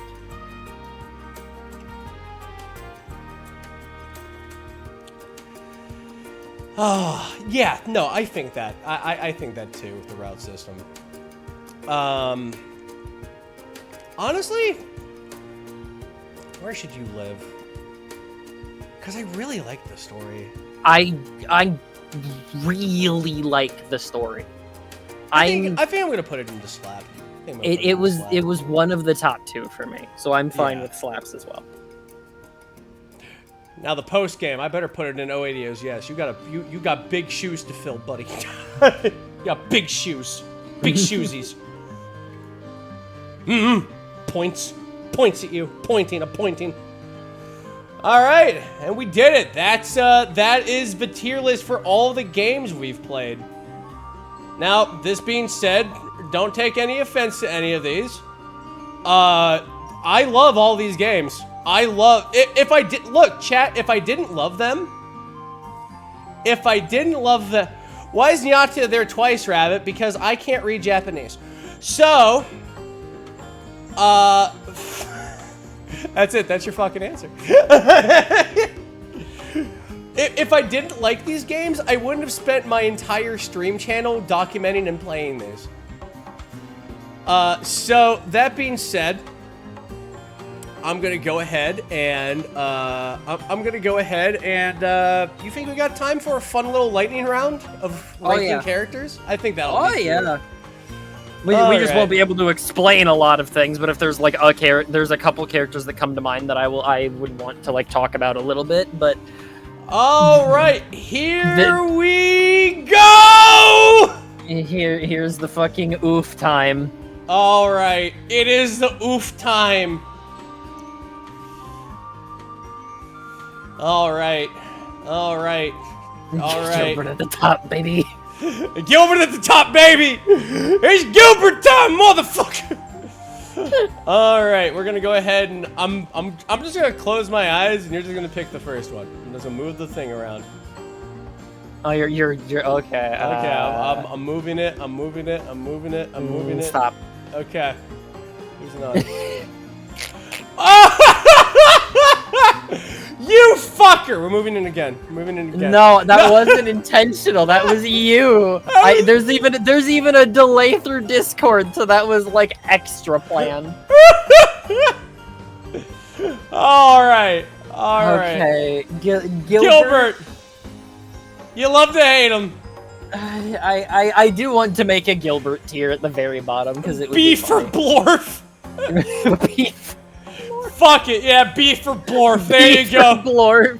Yeah. That works. All right, funny cat, Celine. Where does she go? I don't particularly care one way or the other for C for Celine. cat. All right, cool. C for cat. C for cat. All right, there we go. Yes. Yeah. My beloved, you bring the sun to me. Let's see. Oh, there's so many. Lecter. All right, this asshole. Oh, Lecter's an A. He's like fucking. He's there for a lot of it, but he's good the whole way through. Like, there's never a bad Lecter scene. A for asshole. You know what? There's no bad tier in this list I'm looking at. Hold on, I got a fun thing we can do. Sure. Dorothy! Done! Alright, cool! I'm so fucking good at tier lists! Julia! Julia's A for me. I love Julia. Sure. Julia's my top bitch. Grace! Oh, you are such an asshole. I love you. Every time she's on the screen, I'm like, how are we gonna fuck this up? Come on, Grace. Come on, Grace. All right, Joshua. I'm looking at this, and the bias is really shining through already. Oh no! You know what? What? I know exactly how I can go ahead and just mangle you right now. Duvally. All right, chat. Time to go ahead and watch Middle's fluster. Duvally, where does she live? Where does she go? Why is she here? She's the top of A. She's the very top. The top of A. Okay. She's the very top of A. There is a lot of bias, but I do like her character a lot. I like what she offers versus Reen because of the implications of Lance's mom. It's cool. They're like siblings, but not siblings. Come at me. Remind me again. Remind me again. What's the name of the Fate game you play on your phone? Fate Grand Order. You do know that if they ever do a crossover with Kaseki, like, she is going to be a saber pull. Like, she's absolutely. Of course. Uh-huh. And all the other sabers look and go, where is your Ahog? Where is your Ahog? All right. Oh, you know what we're talking about? Dan the man. Well, that's Don. But Don. Yes. Wait, where's Dan? Is Dan even on here? Oh, there he is. No, that's fucking Kyle. I'm bad at naming people. All right, Dawn, Kyle, and Gisette. We're gonna do those. I love flustering you. Okay, Dawn the man. Where is he going? Don sadly doesn't do a whole lot. He's probably C. He's probably C. Yeah. Kyle. Do I like Kyle more, or is he also? There we go. And now the lady bias kicks in. That's an A tier character. Yeah, it is. That is. There we go. Absolute. Fight me. Emma! Emmers! I love Emmers. I love Emma, but how much do I actually like? What? Oh, my beloved. I'm sorry. I'm taking carte blanche. That's I love her. fine. My That's beloved. fine. I won't fight it. Why? I've got Why is it every game there's a character going, I'm a witch, it's like, character you want to date? And I'm like, I resisted for 4 games, and she did the sweetest thing, and I was like, BASH! It just broke the kid. Can we have a wife tier? Oh no, because then that's No, because that's gonna start wars. That's gonna start war, dude. I lived in the South Side, dude. Dude, that's how you start wars, dude. If there are too many characters in S, we will consider making a tier above it. Okay. Yes. Oh, mom, fucking Tita's mom. My favorite sociopath. I want to put her above Gilbert because she's the one notedness, but it's very funny every time, so it's very similar to Gilbert. Okay, so she is a great example of a trope done very funnily and very great. Like, I loved so much. Too spoopy, go! Oh, hey, how you doing? Thank you for the follow.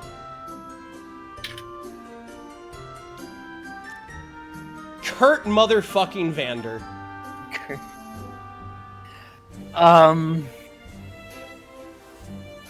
The humanity of Kurt.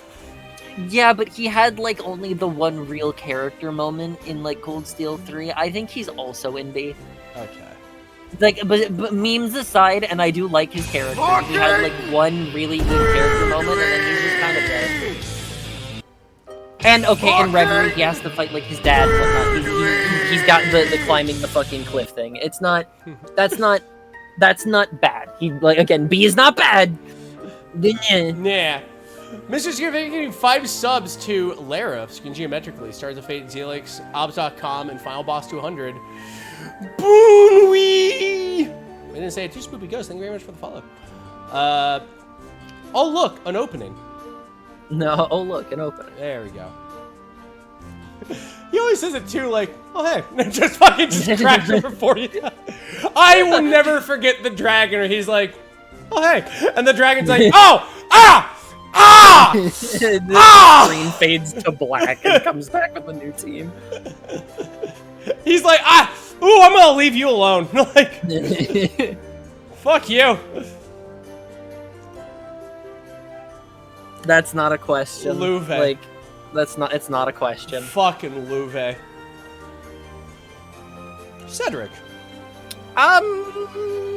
Dean fucking Venture. B again because of his development in Reverie, and I need to see more of the character because I think that where he's going is very good, and I will turn me around on the character very similarly to Rufus. Alright, we're gonna move around a couple things. Bottom of B for him, however. I am interested in the character, which is more than I can say about some of these.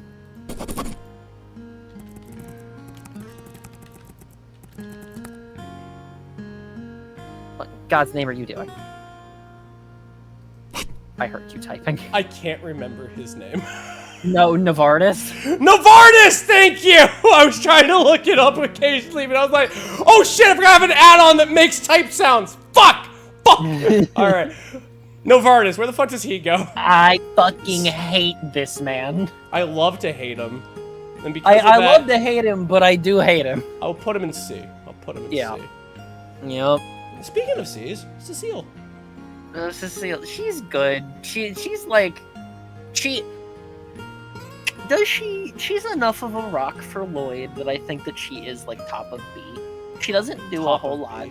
She doesn't do a whole lot, but I do like her entirely as a unit, and it would be sad if she was They just get the absolute shit beat out of them, and then just Cecile's just there with just, you know, a band-aid going, I fix. I fix.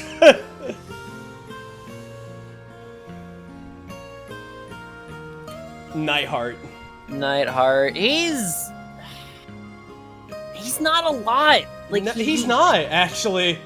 He like top of C. He's like, he just kind of leaves. You know, I just noticed Mishi's not on this list. Trash list. 0 out of 10. 0 out of 10. Start over. Just burn it. Burn it to the floor. Ooh, Niall. No. He should go next to Dorothy. Goddamn. Dorothy. Mishi is the list. Oh, speaking of characters you fucking hate, Campanella. See, but I love to hate Campanella because I'm afraid of what he is. I still think he's not human. I think he's actually some cosmic entity outside the barrier. It has to be, and I've got some concerns. So, like, I'm once again like bottom of A. Yeah. Like I'm staring at him like, why did you broke the fucking fourth wall? I'm scared of you, but I'm interested. Big bad Russo. Oh, okay. He a lot in 0, not a lot in Azure, except for his character thing of getting Lloyd out. But that was really cool to see a character turn around. Like that was really earlier sweet with Richard. And then he fucking triple crossed everybody for Lloyd's benefit in fucking Reverie. Yeah. He's like, oh, I'm a criminal again. Actually not. Also, fuck you. But I'm lying. But also, like right below Cecile. Like he's a very good character. Right below Cecile. So high B right below her. Wait, there you go. Move. Scooch. Move your ass. Russo punched the fascist out of people, which counts for something. He did. He goes, it is my rule to go ahead and break your programming of your fascist organization. Unfortunately, that takes time in the television. He punches the TV, but TV is no longer working, which means we must have to go ahead and do the fast track to get the fascism out of you. He pulls out a bat. This will hurt, but you will be a better person. Out of respect for you and your likeness, please inform me what side of your face is what you would consider to be your good side. Oh, God. Chloe. Chloe is a tight A for me. Yeah, Chloe's A. Put her next to Lecter. She's the bodyguard. Yes, correct. I have 0 issues with Chloe, and I adore everything that we have seen about her, and the fact that she doesn't overstay her welcome or like get introduced in random points where she doesn't need to be because of her actual status is nice. Wait a minute. Did you say adorable? Yes. Did you say adorable with your mouth and your vocal cords? Yes. Kia. You know the answer. Okay. The entire plot of Azure that we were just going on about, and it is condensed into a child. It's a VTuber.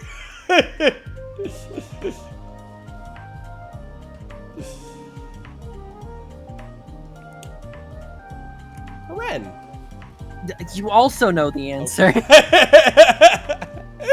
Some of these are gonna be fucking easy. Yeah, like there's a lot of things that I'm looking at that there are S tier stuff, and I'm just like, God, this series. I'm not even gonna say anything. I know where you want Noe. Noelle is below Duvally. I love Noe. Noelle is very good, but Noelle is below Duvally. Randy. Make a tier. Make a category above S. Bean. Randy, it's not fair. He's part of the SSS. He's fucking incredible. I love Randy. Randy is an S tier character. I love that when he breaks down, you can tell he's desperately trying not to. Yup. He is one of the most human fucking characters I have seen written in a video game.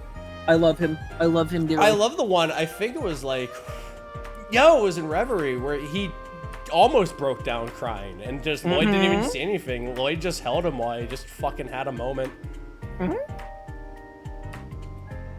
Oh, God. Sergey.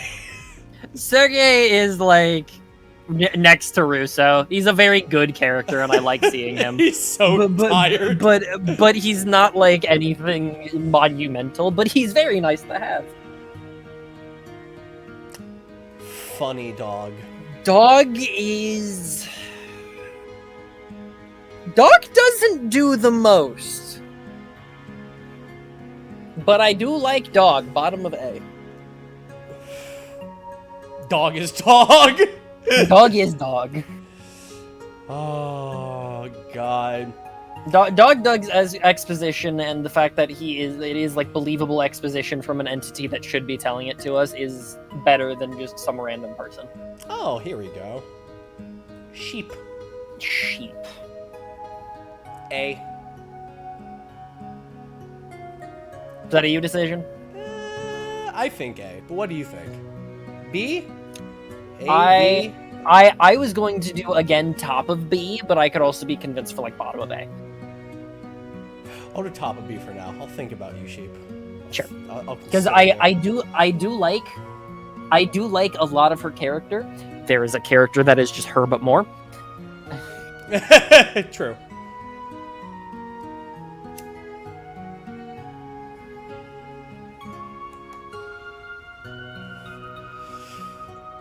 JoJo Part 5. Ooh. Dieter's fucking cool. I do like Dieter. Dieter is interesting. He really was boondoggled. I think top is C for JoJo Part 5. I wouldn't put him below fucking. Well, no, Gilbert. not below Gilbert. I'll put you above Gilbert. There you go. You're above Gilbert. Are we gonna run out of space? Never. No. These expand. Yep, those expand on their own. Kilika.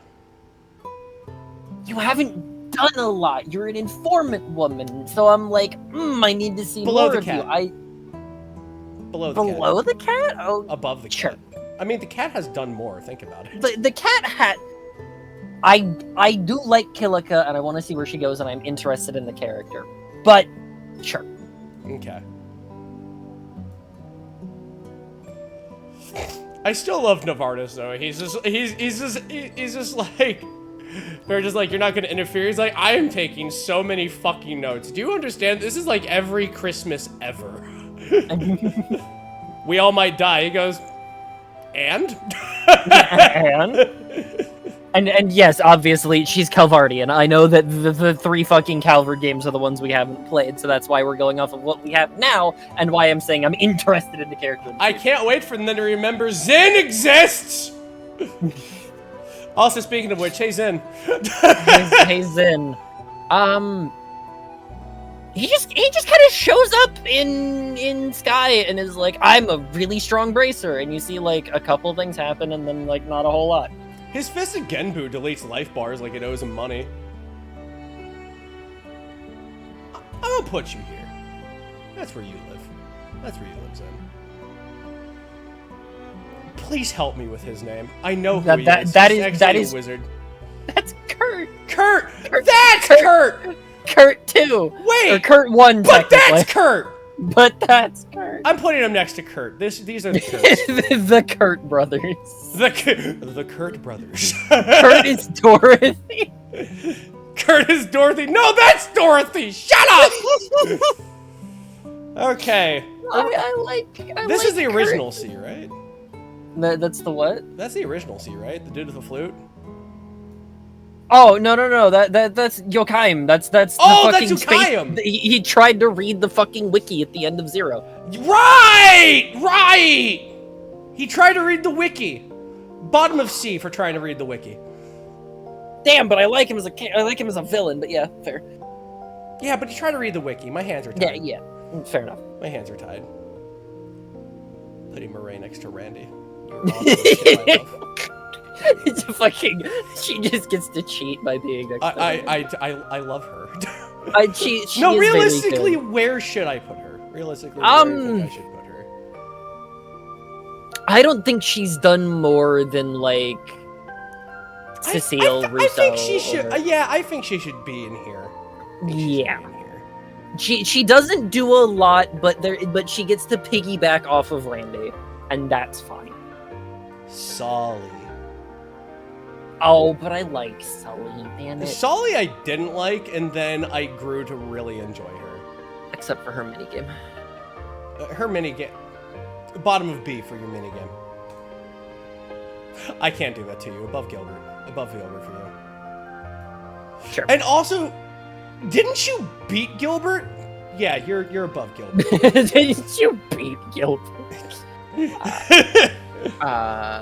The way they pronounce it is Jin. Okay.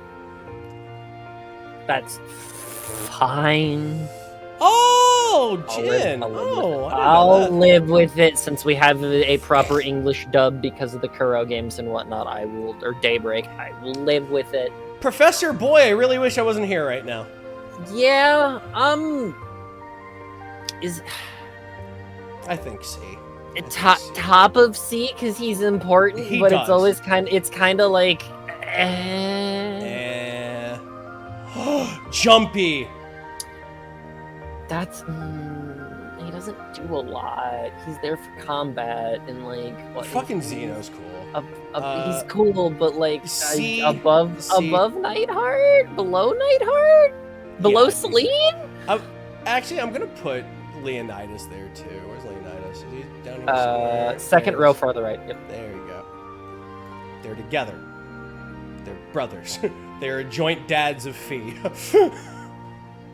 Reen is now pronounced Ron and Daybreak. Get used to that. I fucking love. I fucking love that scene too. Just him and Xeno just talking to Reen, going, "Yeah, Fee's pretty. Fee's pretty good, right? Yeah, what's Fee going on? Oh, Fee's not bad. Oh, what? What? You don't think your daughter's good enough for you?" And Xeno's like, "You wanna fucking die?" Like, it's just... You shut the fuck up. She's a precious angel. Fuck you. I could throw a bag of Mira off this balcony onto the floor. Your life is sealed. I'll be right back. I went to the bathroom. Yeah.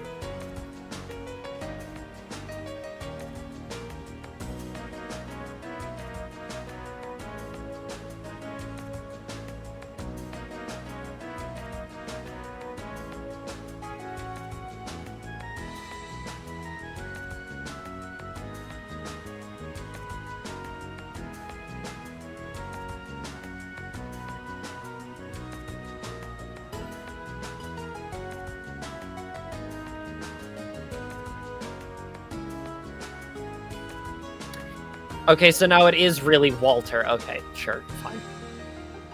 Fine, whatever.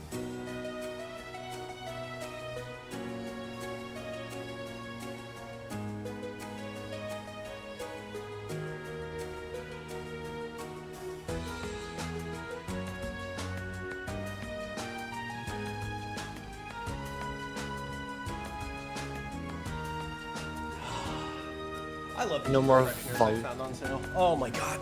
My house smells like fall. Hell yeah. Let's see. Unlockable Guilty Gear character. like middle of A because he gets to do big, crazy, cool stuff, and I need to know more. I like desperately need. He to also know more has about the that best character. art. He also has the best splash art for his S-Craft because it's like, hey kids, want to see a dead body? S won't say why. See, this is why I'm adding the tag on some of these characters that I know I'm interested in them, and I need to see their next big plot point to really make a decision. Kind of want to put analyst in a tier. I kind of want to put analyst in a tier if it says real main character. Analyst. Oh, analyst. I love analyst. But she doesn't do a lot. At least not yet. I do like her though. Analyst is Dora. Below the funny dog. Above Alphin, top of B? Above. Top of B. Top B. I need I to see more analysts about do you. stuff. I need to see analysts do stuff, but there is something there. Let's see. The jacked Randy. Fucking. I don't. Like, I like antagonistically this character. I do not like Arkolf as an entity. It upsets me. They're gonna clip that. They're gonna clip that Yeah. and kill you. No, okay, oh no, then I get to explain that we were talking about a character that looks like Arkolf and is a war criminal, and not like a, like... He even uses Arkolf's main weapon. Do you know that? He does the dual axes. Arkolf's favorite shit is dual axes. I believe it. He even has an iPad. Arkolf has... My hands are fucking tied, chat. Yeah. Like- I don't have very strong opinions on...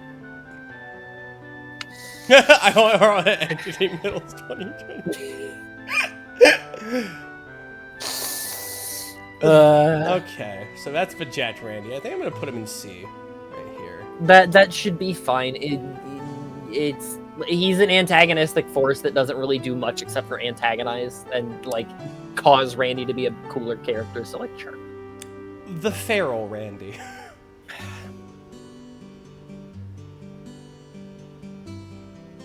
Well, above Gilbert, that's for fucking sure. Above Gilbert, above Cedric.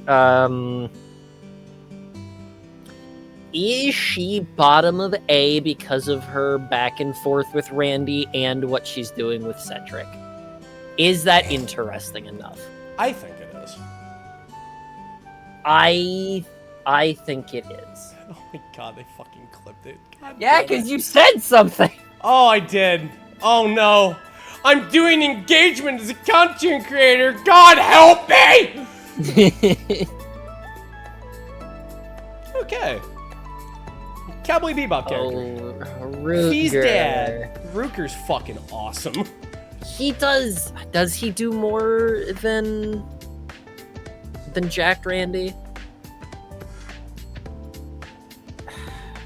He does. Is he above? Rutger's a fucking badass.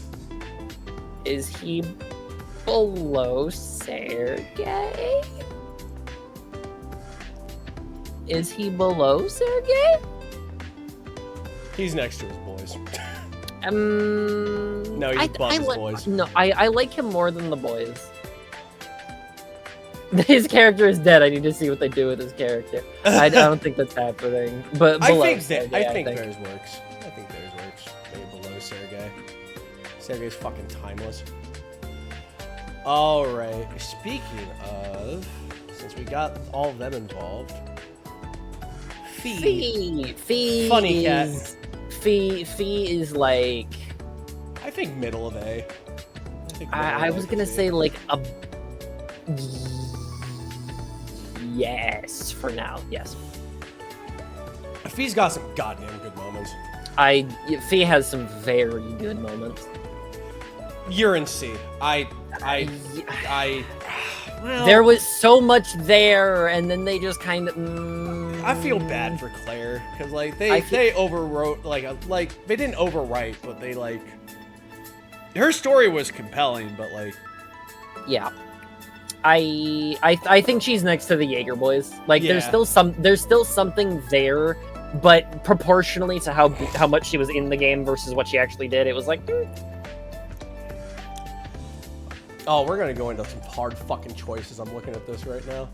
Overshadowed by Lecter is the main issue of Claire. On top of honestly, and literally every single other Iron Blood, which is sad. Being when I thought she was going to be one of the better Iron Blood, she ends up being the weak link, and I dislike that because it doesn't feel like her character should be that. No, especially at the start of Reverie when with the she did put him into ambush and shit like that. I thought that was sick. Oh, Wiseman. this bitch. This fucking dick. This fucking dick. Salt. Salt. Salt. No, he's. Where are we putting you?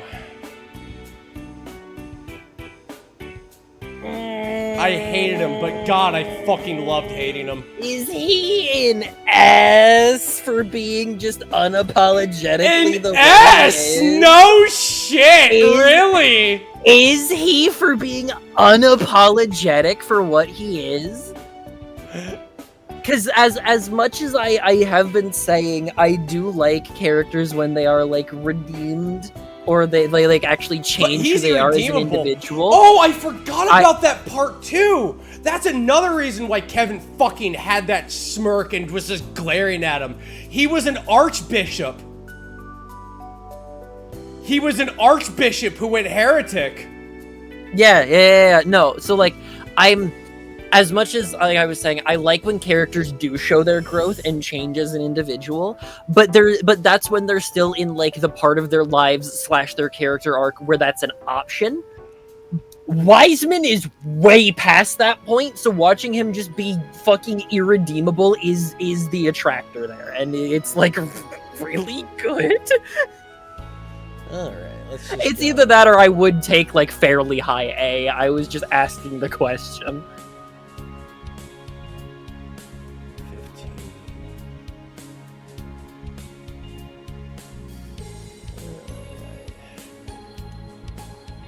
I think high A. Yeah. I can accept that. I just do really like him as the villain. God, it's like he's either there or he is an S. He's the bottom of S, but he's still in S if he makes it. Put him there for now. We'll see if Who's worse, Wiseman, Bell, or Yokaim? Wiseman by a fucking country mile, but I do like Yokaim a lot, even though he's literally in C. I do like what he does as an entity, but Wiseman is just so fucking unapologetic the whole time that it's just kind of hilarious. Yokaim's the kind of boy to race Cthulhu and go, yo, I made a werewolf out of legs. Yeah. Why? Because ADOS is bullshit?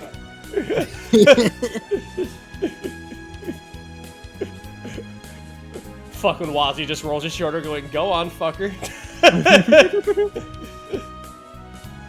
Scarlet. Oh, and also yes, Lenny, correct. One of the things I kind of give heat to Trails is that later in the series, all the villains always get some sort of, oh, they weren't that bad after all, but not Wiseman. That man was undefendable and stuck with it every bit of the way. Correct. I think Scarlet, oh, yeah, no, she's a squire now. Yeah, she's a squire. We don't get to see a lot. Like, yeah, one thing that pissed me about Reverie, I'm like, I want to see more Vald and Scarlet and Wazzy just going around. Bottom of B? Like, I'm still, there's something there. I'm just like, yeah. Let's see. Who's next? Just gonna. Wiggle. Ilya! I like Ilya a lot. I like Ilya, but I think the Reverie stuff hurt her a little bit in my eyes. I think the whole, like, the Dusk and Dancer bit didn't need to exist. I would still say, like, up with, like, Cecile in, like, higher B. Up with Cecile. The hard part for me now is just looking for portraits. That's why I'm trying to give you the general areas here.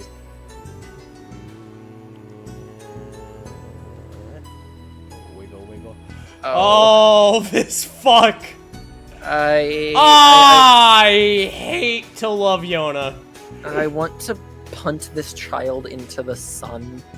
Is he top of C? Is he better than one day he will one day I am perfectly the understanding that in time he will probably dethrone Schmidt. Yeah, probably. He is such a shitter. He is. Thank God Teo fucking smacks his ass in line. Yeah, and it is a lot of his character back and forth with Teo that makes me appreciate him at least that little bit. Because as much of a shitter as he is courageous. He does put himself out there for like for Teo and everyone. There is a real character there. There's just not a lot of development from him. He's just kind of he's static in his lane. Yeah, remember that time where he was like super nervous and Teo's like, "You're doing well," and he calmed the fuck down and was able to fucking finish the hack? Yeah, like, yeah. Like he honestly fucking tries his damnedest. Yep. I think he's definitely proved now because he was lackadaisical because he was better anyway until he met Teo. Then it turned to a rivalry. Then it turned to him going, "Shit's getting so bad now. I really have to lock in." Yep. Speaking of locking in.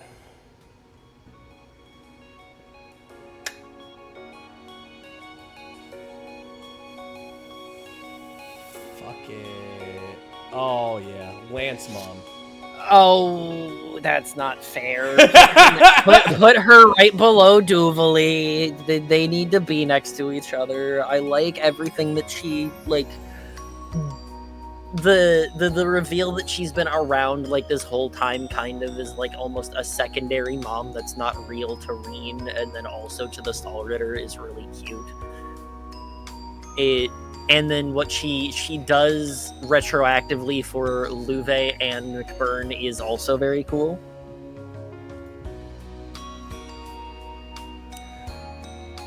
It really offended Duvalie.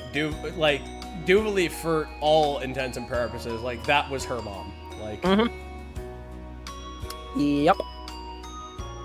Because, like, I know one of them was an experiment like Teo was. The other one used to be a bracer. I think Duvalie was a complete orphan. I think she came out of nothing and believed in less. Yep. Shizuka.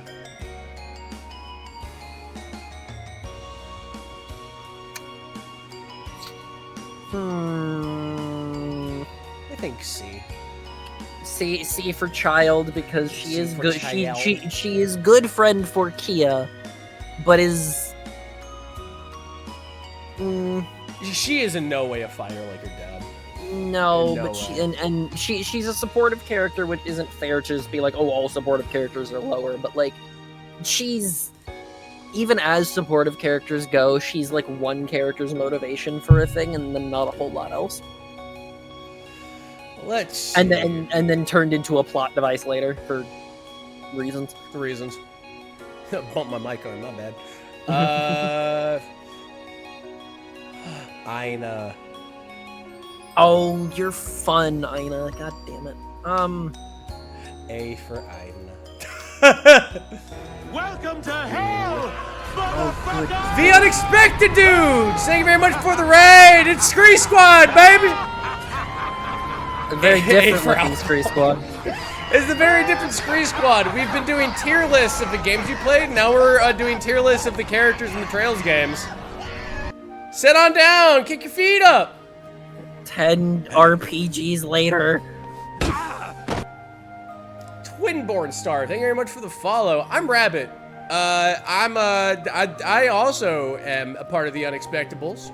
Hey. And also, Funkmaster Grumpy, thank you for the follow. March your name around, thank you for subscribing 15 months. I'm Rabbit. I also work at the Unexpectables. I am a writer and a voice actor. I stream Monday, Tuesday, Thursday, Friday, and other various days where I play horror games, retro games, and RPGs. You caught us doing tier lists right now of the characters from the Legend of Heroes series that Falcom does. Because we're 10 RPGs in, motherfucker. Yeah. Hell buddy. yeah. This is my buddy Midnight. He's been joining me on every single Trails game. Eh. Dudley! Dudley. Dudley! Where's Batir for justice? Like right next to Sergey. Alright, next to, honestly, yeah. He still has the best fucking S-craft. He throws off his jacket and final fights your ass into the dirt. He just punches you really hard. Bosco should be his own tier. Do we have multiple Bosco characters? Because we have Machias. Do we have Sword Dad? We have Laura's Sword Dad. Is the other Damn. Sword Dad in here? No. Otherwise I It does would not. have. No, one tier would have been Bosco, the other one would have been Remy, also Bosco. Because, okay, guys, fucking Bosco's Remy voice for the first arc of Unexpectables, that's just Mateus. It's just Remy. If you play Unexpectables in the Reverie, you'll be like, holy fucking Moses. Bosco has one voice confirmed. Oh, I know you. You go into C tier. I did like your story, though. Yeah, but he's just fucking dead and he doesn't do a whole lot. He's like, Yeah. he's a threat for a chapter. Yeah, he's in the same vein as these chuckles. Ooh. Thomas, ooh. The guy who we're convinced that he is actually a wizard. I believe he is. He uses an orbital staff as a joke. That's my thing. Thomas fucking S tier? Yes. Yeah. Yeah, Thomas is... He does the least of a lot of the characters in S tier, but that's fine because of the type of character he is. You know what the best and scariest part of Thomas is? What?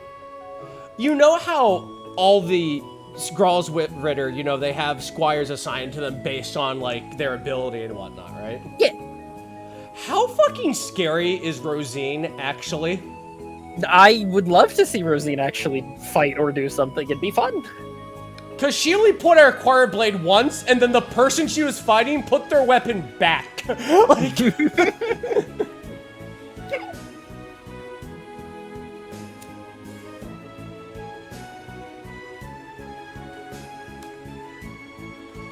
Oh my god, wait, they forgot Gideon. That's hilarious. Oh, they did forget Gideon. Just like Falcon. Yeah, cause he died to the big ass spider or whatnot. Featuring Gideon, eaten by spiders. What a way to go. Speaking of what a way to go, Laura's dad. Laura's dad. He's got the one cool character thing. His splash art.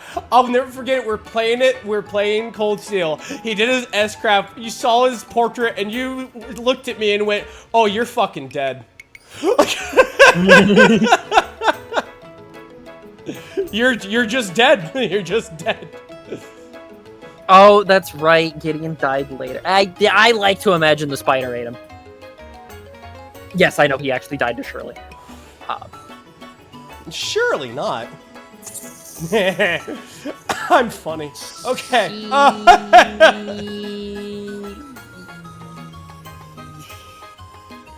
He has the one really cool character moment against McBurn. The sword gimmick gives him some points to me. I'll put him here. But he doesn't overall do a whole lot. He did hold off McBurn. Yes, which is cool. Which is cool. It has a very good quote from that, but that's like the one major thing that you can really say about him. I love Kanan, but I'm gonna put her in C. Kanan doesn't do a whole lot, but I do love her redemption and whatnot. I want to let you know, don't sleep on this character. I really love Kanan. That works. That works. They'd save Oliver's life. That's true. That's true. Yeah, he's a Chad. Like a true Elden Ring player, he swings an ultra great sword with one arm. Like and is essentially no weaker. It's kind of amazing. like an Elden Ring character. Yep. You know why he's an Elden Ring character? He has one arm. Elden Ring players don't know how to block. Oh, you're so right, though. I'm funny. Okay. Oh, the arrogance of me. Okay. Speaking of arrogance, Vald. Where does Vald go? Oh, well, he's above Scarlet. He... Is he the top of B right now? None can dethrone Annalise. Fair. Okay. I will take put that. him here. I'll take that. Wald not doing much in Reverie isn't the point. Wald being in Zero and Azure as the character that he is and the changes that he has shown in Reverie for the little bit that he's there is the part of the character that is interesting. I still like to think whenever they fucking pushed each other, Wazzy and Vald, and they fought, in Reverie. Dude, all I heard was smelling the game in my head. Just heaven or hell, let's rock. You know what? Speaking of Vald, Wazzy, where does Wazzy go? Where does our asshole? You don't live in Dorothy. I fucking hit the scroll wheel. That's Dorothy. He's above Noel, below Lance Mom. Wazzy's really cool. I also love his story too. Really good. And the reason why he's like, oh yeah, no, I know the score. Why is that? He goes, yeah, it's a cult. Why do you know so much about cults? I led one. What? I led one. Against my will, but I did.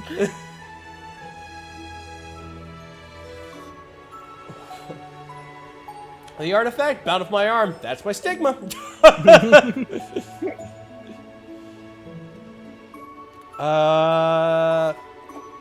Patrick. Oh, fucking... Patrick, I hated, but I've grown to love him. He's really cool. Because he also changed as a character, but he also fucking disappeared. I'm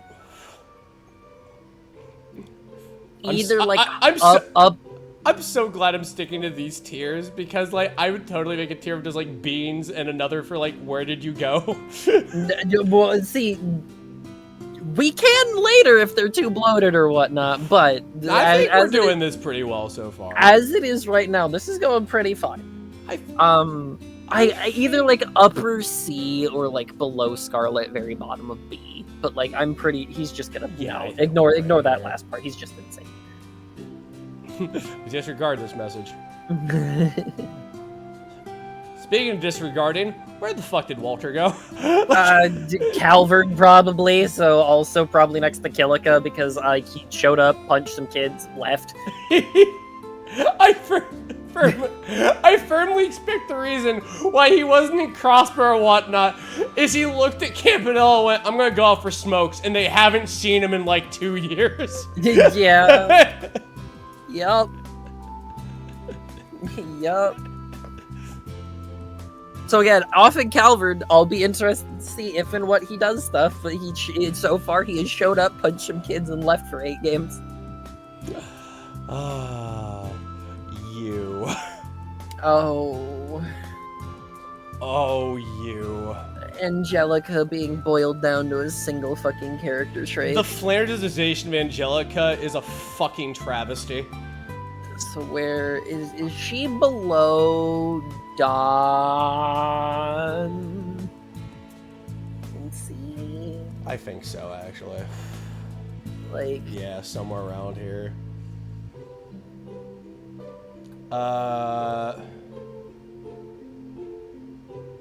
Let's see. You. Oh, Vita, that's like that's an A tier. I just don't know where. I'll put you in A. My man Toval. Toval, fucking goddamn it. Toval's such a king. I love Carnelia. Do I love it enough that he's like... I'll put him above Zen. Yeah, I'll put him in this row. I want to put him in A. I do. I really like Tobal, though. I couldn't do that to my boy. I'll put you above Campy. There we go. Yeah, I like that. Okay. B for Edward- his bracer rank. I forgot he's B. Edward, you failed your inspection, Bosco. Edward goddamn Bosco. Put him in B for Bosco. B for Bosco. B for Bosco. I really like Machias. He has to go next to Dudley. B for Bosco. There we go. I really like Magius' character. Machias is like a fine character. My favorite thing about him, and a problem I have with some Falcom games, is that his orbit says, give me every status ailment in the game. Falcom at endgame says, don't do that. Yeah. But like, oh, in the early mid-game, Machias rips just, hey, how many status ailments do you want? What, like, which are my favorites? No, like, what group do you want first? Like, do you want the 6 DOT effects or the 6 paralysis effects? Also, if you want to be petrified, I have a craft where I can guarantee that. All right. Grimwood. Oh. Big old Grizzly Grim. Big old Grizzly Grim. I think C. I think high C. I think he is the top of C. He is the top of C, in my opinion. Because, like, for everything he did, I get it. Yeah. And you know what? If Lloyd can find forgiveness in his heart, then fuck it, so can I. Emma's grandma. The divine beast of fire. That's a B tier below Sergey? Below Sergey. Yeah, I think so. Where are you? There you go. Cat and dog together!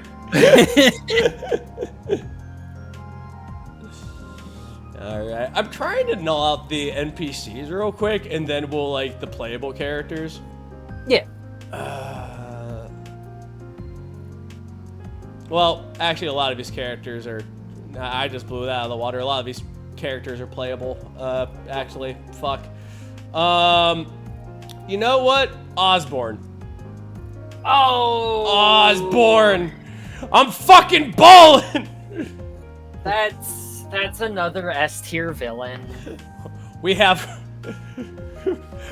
I love that art. I loved that art so bad. I'm just like...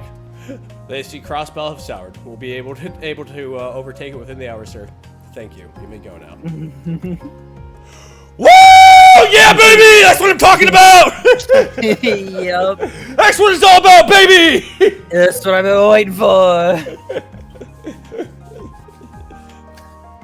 I love that stint where we're just fucking time playing Reverie. Just Altina being a VTuber. Yup. Chad, is that real? He's just calling Chad, all of Chad, Heimdall. Just like calling all of Heimdall Chad. Chad, is that real? Good fucking bit.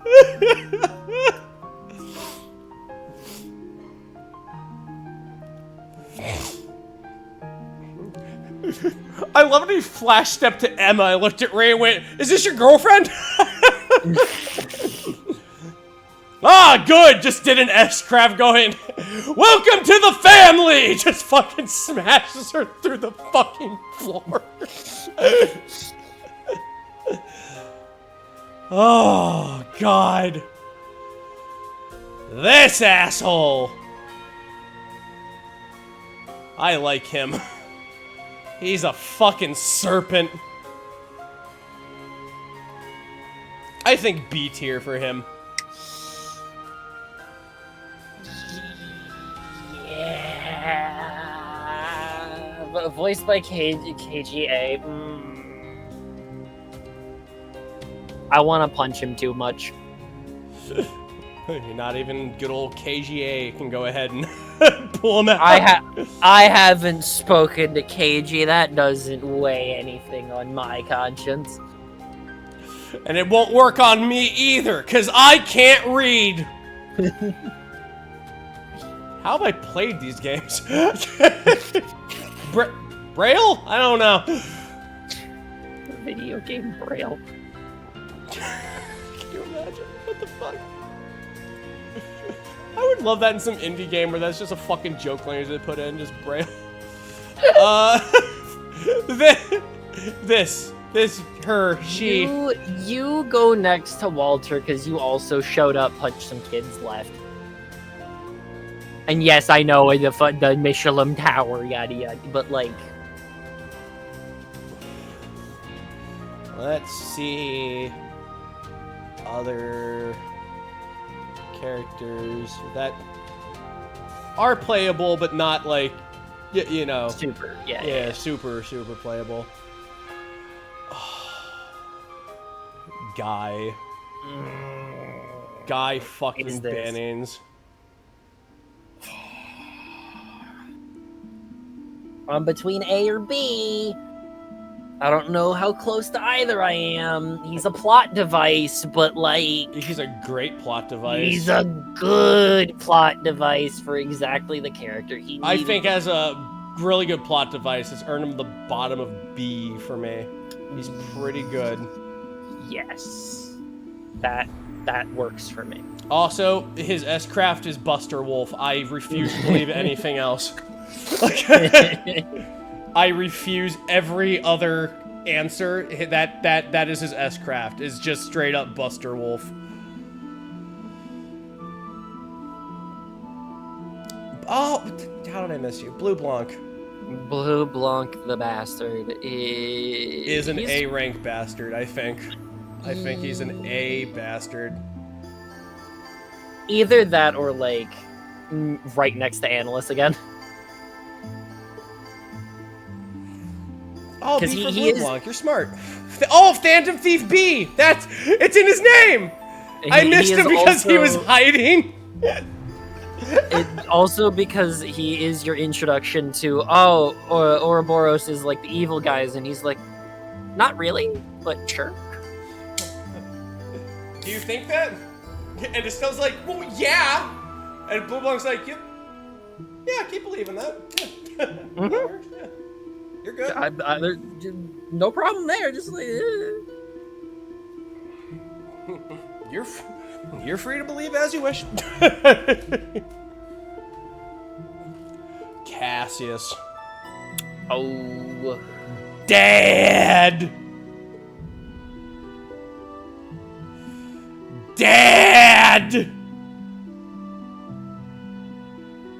Is he S rank? S rank dad? S rank. He's reached mastery in fatherhood.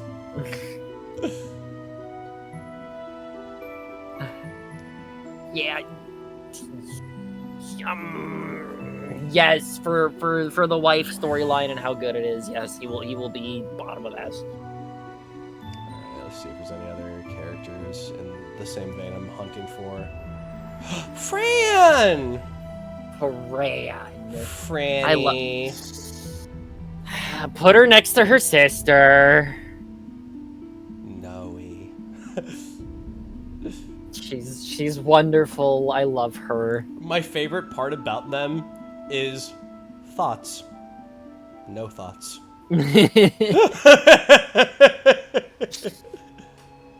Thoughts. No thoughts.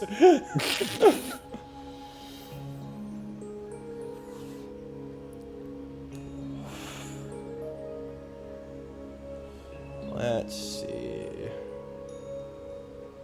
Ah, yes. Good old Grandpa Crossbill. I think he should be the top of C. He's done so much. Well, then I was gonna put him C for Crossbill. C for Crossbill! Shut up. C for Crossbill! I wanted to put him, like, above Gilbert, somewhere in, like, middle B, but, like, the crossbow joke is funny. Because I do, but Chat, do we do it for the funny? put him at the top of C for crossbow. C for crossbow. Once again, funny reigns supreme. It can't be stopped. Only mitigated. How do you mitigate comedy? War? George. His weird heel turn like soured me on the character. Like, Probably C. yeah, I just don't know like where in C. I think here. Put him next to the other problematic character from that group.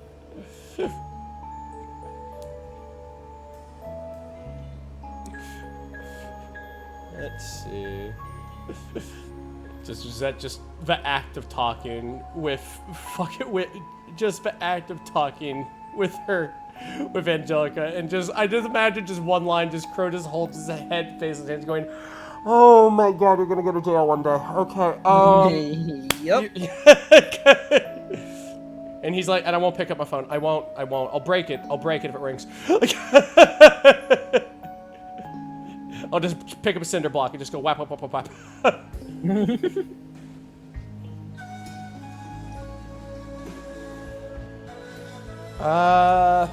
What other? Oh, you! One of my favorite people. But you don't do a whole lot in the story, but you are really good. Yeah. I still like to imagine your weapon's a chakram, but that's me. C for crossbow. C for crossbow.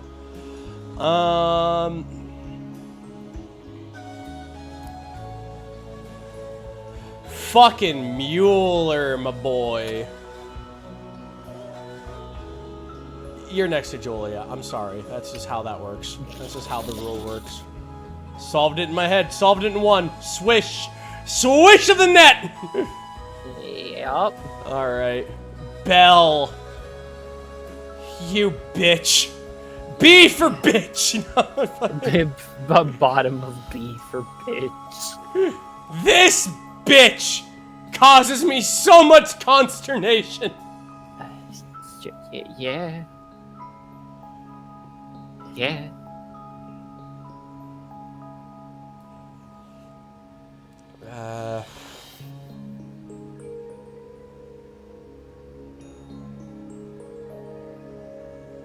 Below your father, because I like your father more than you. A lot more. At least I can hold a conversation with my father. I think I'm gonna lose organs if I talk to you for more than 3 minutes.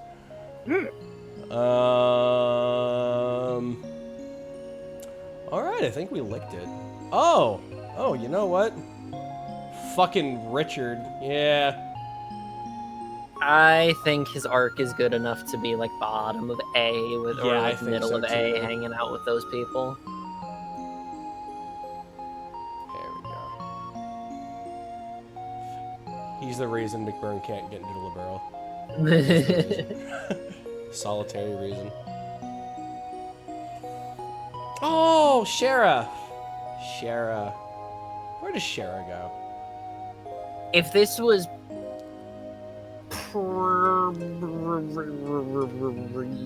Reverie, yeah, no, I think she's still like A. Like middle to lower A, like yeah, like next to Toval or like and like Campy and Tobal, whatnot. yeah, I like that. I always like the hospital music in this game. It's very good. It is very, very good. Alright. Aurelia. You were cool initially, and then you just kind of turned into a plot device, and I squint at you. You're like... The flanderization is real in Cold Steel. You're like middle of B. I think so, too. She was S tier when she showed up, and then she just kind of kept doing the same thing over and over and over and turned into a plot device. And I'm like, damn. Alright, now I think we can make some hard calls, right? I Yup. think we're here. Let's just go ahead and just start from bottom, and we'll just keep scooping out the No, I'll just randomize it. You know what? Lisa. Lisa. We'll start for Lisa. She's next to Annalise. She is, but like not. Is she? Hold. Reconsidering. Hold. Reconsidering. Hold.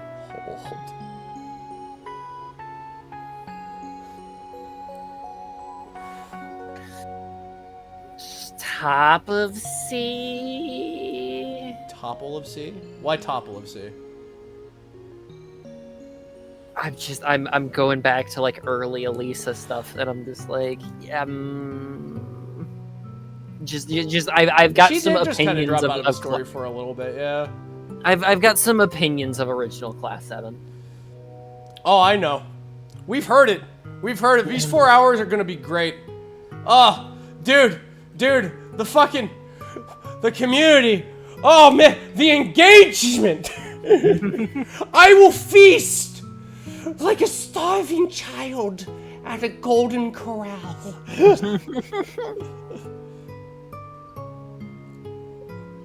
Oh, yeah, because there was the stuff with her dad. No, give her bottom of B. Give her like above Gilbert. Above, no, Always above. No, above Cedric. She did have that arc of her better. dad. I really did That's like the arc better. of her dad. I like that That's more. nice. Let's be nice. To quote my Fiador.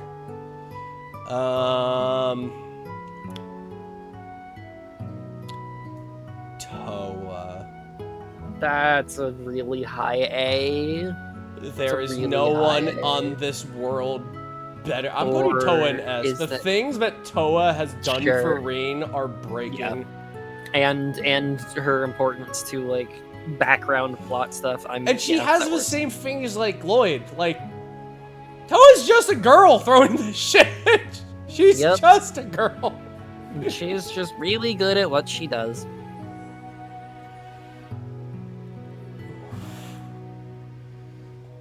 Let's see.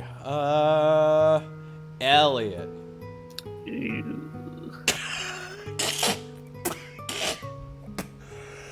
I feel bad. I feel bad. Oh god! Elliot. If that alone could just be a clip, like a 4-second clip of just Elliot. I feel bad about Elliot. You know what? It sucks because Elliot, like, we dunk on Elliot a lot. But he's never done anything to warrant a dunking. He's really nice. He's nice, but he's also just like to the same extent that he hasn't done anything to deserve a dunking, he hasn't done anything to not deserve a dunking.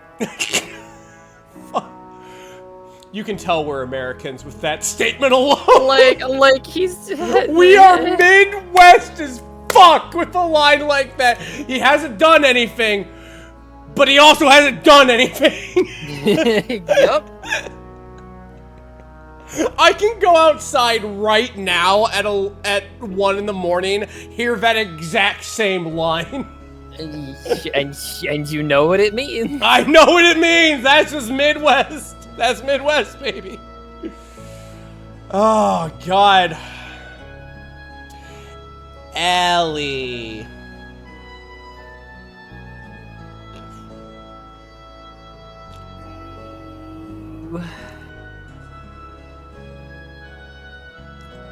Ellie. I'm looking at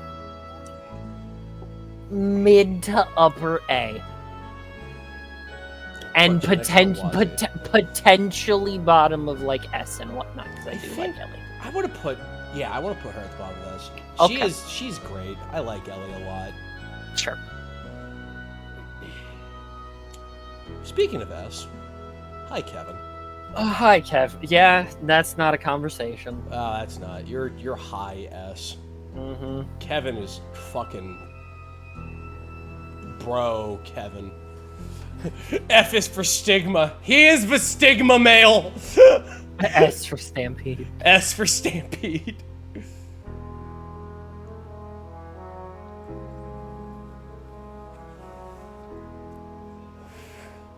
Reese. for everything I said earlier, I think she's a good S. Like, I would do below like the beans and whatnot. I would almost put her like top of A, but that's I'm fine with like the general S feels. eh, eh, eh, eh, arrangements. Well, okay, so if we're arranging things, move Grace away from literally second place in the entire tier list. But it's Grace. I know, but I'm looking at the fact that Ren and Randy are like right there, and I'm like, You know what? We'll arrange this later, because we're gonna go ahead and scream at each other when we do this. Sure. No, she doesn't belong there! Like, we're gonna do that. We're gonna do that. I know we are. Oh, it's boiling. The beans are boiling. No, we're agreeing with most of these things. I'm just saying, like, literally second place in all of Trails. I don't think Grace has earned that much. Yeah, that's Dorothy. That's why she has her own tier. That's why Dorothy. Oh my god, Laura. Laura, my heart. Love of my life, Laura.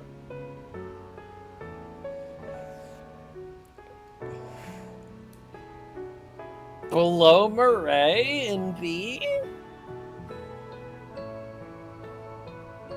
Which is like next to Machios? Yeah, I think so.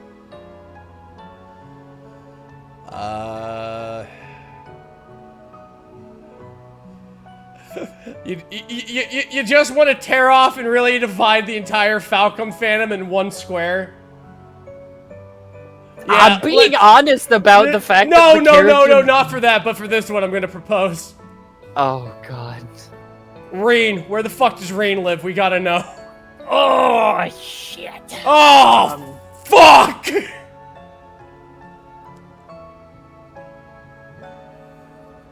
I'm not looking at chat. I'm looking at my ceiling.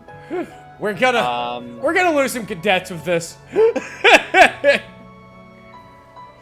Reen motherfucking Schwarzer has so many factors going for and against him. I agree. And I also agree with Phil going, I am just so fucking done. Yeah, that's the Reen. problem. Like, in my head, the Reen that I remember is really like the cool moments of Cold Steel 2, the cool moments of Cold Steel 3, most of Cold Steel 4, and most of Reverie. So, like, I have a pretty favorable look at Reen, but if I'm not just ignoring all of that stuff, I've got some fucking opinions, and he's like, A? Yeah, I think A. If it is the Reen in my mind, he is an S tier character. If it is the real Reen that exists here, I've got some opinions. Let's see. Sharon. I like Sharon, and her whole story thing was cool, but then she keeps reappearing for essentially no reason just because Elisa's there. Which I will also say because Elisa keeps appearing for no reason when Elisa doesn't need to. I'll put you next to Elisa. Yeah, put her next to Elisa. Makes sense. Alright. Other characters. Because we're going to get right down to the good shit now. Sarah. I think Sarah's earned a middle B. Where does Reen's Cold Steel 2 jacket gets placed? Fucking S. That was a sick fucking jacket. That was a sick fucking jacket. The fucking the Civil War outfit for Reen is very good. Who are we just Sarah? Yeah, Sarah. What do you think? B, A? Lower A, but yeah, A. Lower A. Yeah. But A. Let's do Tita. Oh, Tita. Sweet little Tita.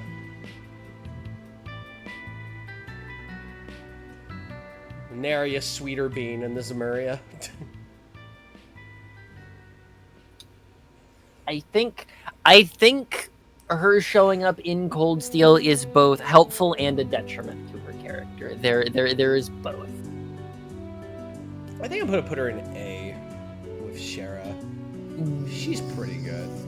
Yes, she is very good. I appreciate her. I just think there's some sort of issues of her reappearing. And being Oh around. yeah, I agree. Arios.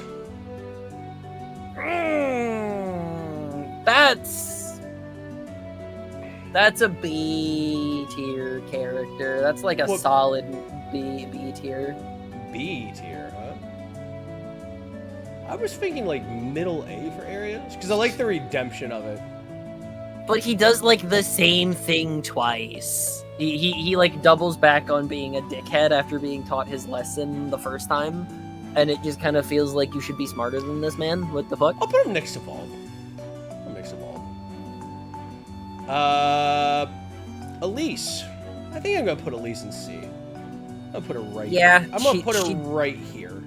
She hasn't done literally anything. Even the game where it's just like you could play Elise more. I'm like, do I wanna? Like, it's like there's not even like a real S-craft there or anything. I'm trying. Like, I'm trying. I like her character, but like.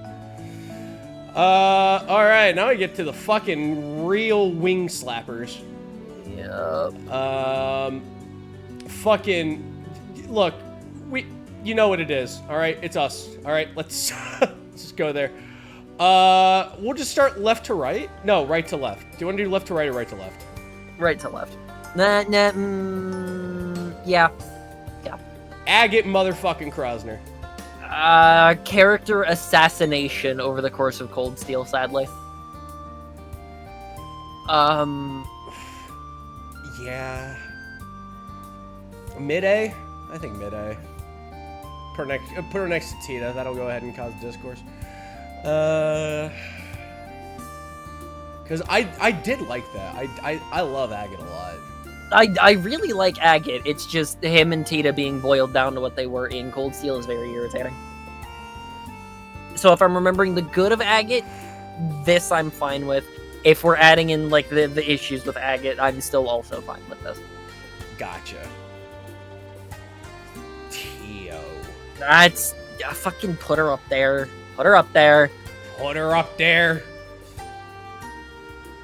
All right, the one that you're gonna fucking.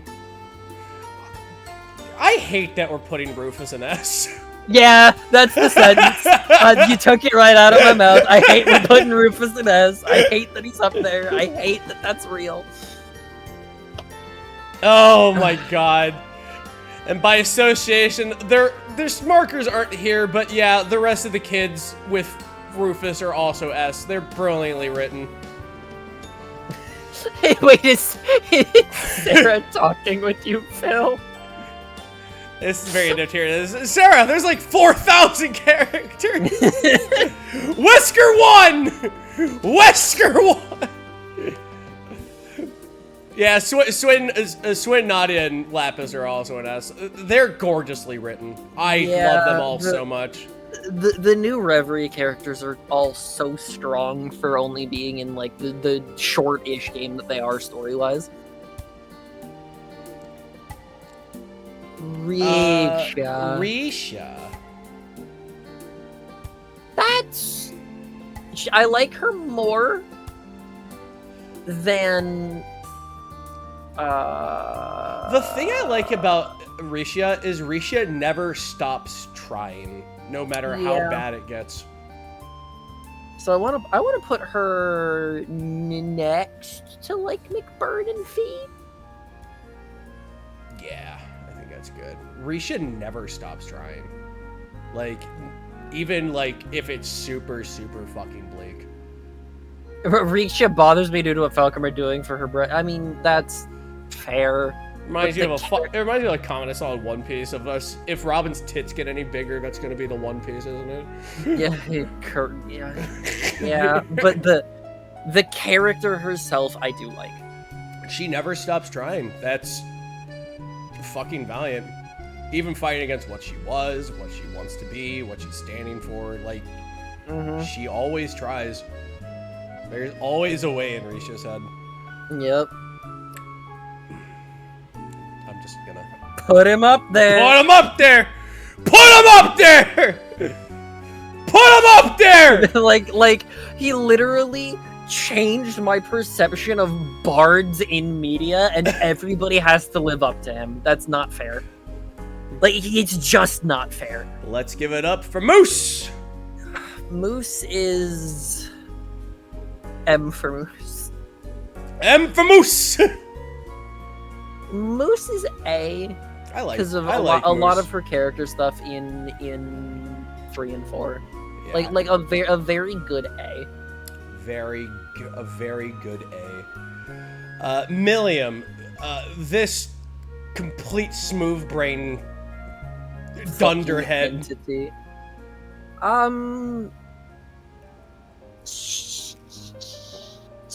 S for sword. Put her up there.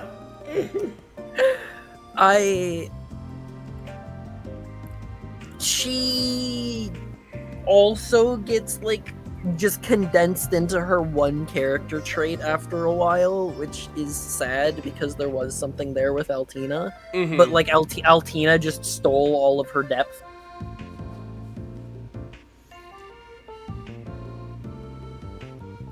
Is she hypey? I think she is. I think we'll put her next to Arios. Lloyd motherfucking Bannons. Put him up there. Put him up there!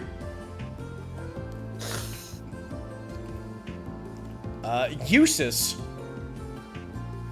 who has the sickest fucking weapon, the Blade of Expulsion. Put him with Bosco. Put him with Milliam. Fucking. I like Rufus enough that it elevates Eustace's character a little bit, but yes, put him next to Milliam. Where did I put her? Okay, there she is. I think he's up there with Reen for me.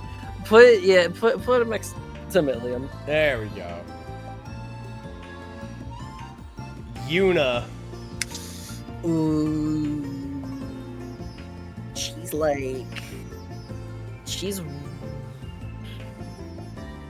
high A, like with Wazi and Let's see. another C for Crossbow. Another C in the hat of Crossbell.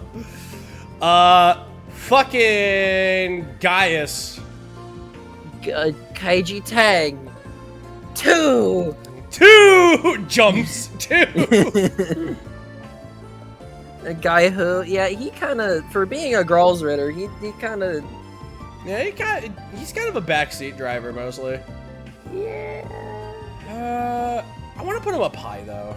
I'll put him here next to Conan. Crow. Put him up there. Put him up there. Put him up there. Is there a T for terrorist? T for terrorist. Wait, hold. We put Gaius Elliot lower than Elliot. Hold on. You're right. Wait, we did? Hold. Yeah, because Elliot's bottom of B. Oh, Gaius has got to be up there. Yeah. Okay. That fixes all wrongs in the world. J for Jesus. J for G. W for wind. All right. Do we? Okay, hold on. Reconsider. Is Crow S? Is Crow better than Reen? Because I forgot that we had Reen in A. I think he's in the same vein. Honestly. Okay, I would put him like right next to Reen. But like all the shit Crow's done, like I think he didn't get the biggest amount of screen time in Reverie. No, I mean to be fair, that wasn't like part of the. Lenny, you can't separate the husband.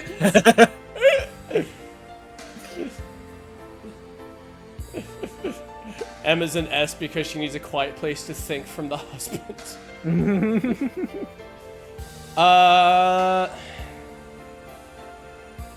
Fucking Ash Carbide. He's. Is he Welcome lower to hell. A? motherfucker! I think he's... I say As for shot the Emperor. As for shot the Emperor. Tiki, favor the raid. We're doing tier list of Trails characters. Come on down. And the last, but certainly not least, Altina. Altina. God, she's such a tragic fucking character. She stole all of Milliam's depth. Well, to be fair, she thought she was dead, and then we found another one. And Lenny took the words out of my mouth to put next to Reen for daughter. It's true.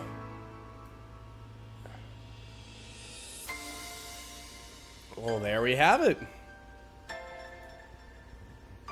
Not bad. Not fucking bad at all. Where's Haas? Shush, we're not doing all the NPCs. Where's Ha? Dude, I saw a tier list of all the NPCs and I went, holy fucking Moses. Fucking Anton, put him up there. Put him up there! Where's Mint? Alright. Oh, Mint is my favorite. You wanna buy a Buy a friggin' balloon. Not bad at all, Midnight. No, I'm looking at this and I'm trying to see if like any egregious mistakes. I don't see any really. Like there's a couple of ordering things that I might do differently, but it's not like awful. I love it. I love it to death. I love this series. And I hope you guys love this series. 10 games in. Yeah. Fug. Where's Valimar? Oh my god. No wife tier? Nah. No, I don't need the wolves to eat each other. Nothing's too bloated or too ridiculous. Alright. Now since we got a good amount of you kids in here, gonna be doing some things. Moving forward for a little while. I will now drive the Mishi cart in front of a tier list. And I will hand Middles the microphone. Well, I was gonna ask, did you want to tell them sort of what's happening, and then I can explain why? Oh! That makes sense. This is your channel after all. Oh yeah, it is my channel. We're taking a break from Scree Squad for a little bit. You have made big advancements in your career. Huge fucking advancements, I must say. And I'm proud of you. You've grown so much! Alright. So, that being said, to explain all this, we're gonna take a little break and whatnot while he gets situated with his big fucking career advancements. Yar. So, I am handing the Orbital megaphone. How is that not a thing in this world yet? Running for president, oh god. No, Crossbell's fine. Calm down. Calm down. I'm handing the Orbital megaphone to you. Again, how is that not a thing? Unsure. Take it away. Take it away. Short version is obviously what this has been 5, 6. How long? How many years? 7 years. I actually looked at 7 years. 7 years. 7 years, and given that it's been only Fridays for that long, we could have gotten some of this done faster if we had done like 2 streams a week or whatnot. The way that it had been. Given the fact that I don't exactly know how the end of this year is going to go for me / the start of the next year because of some classes that I have to go like physically travel for work, on top of the extra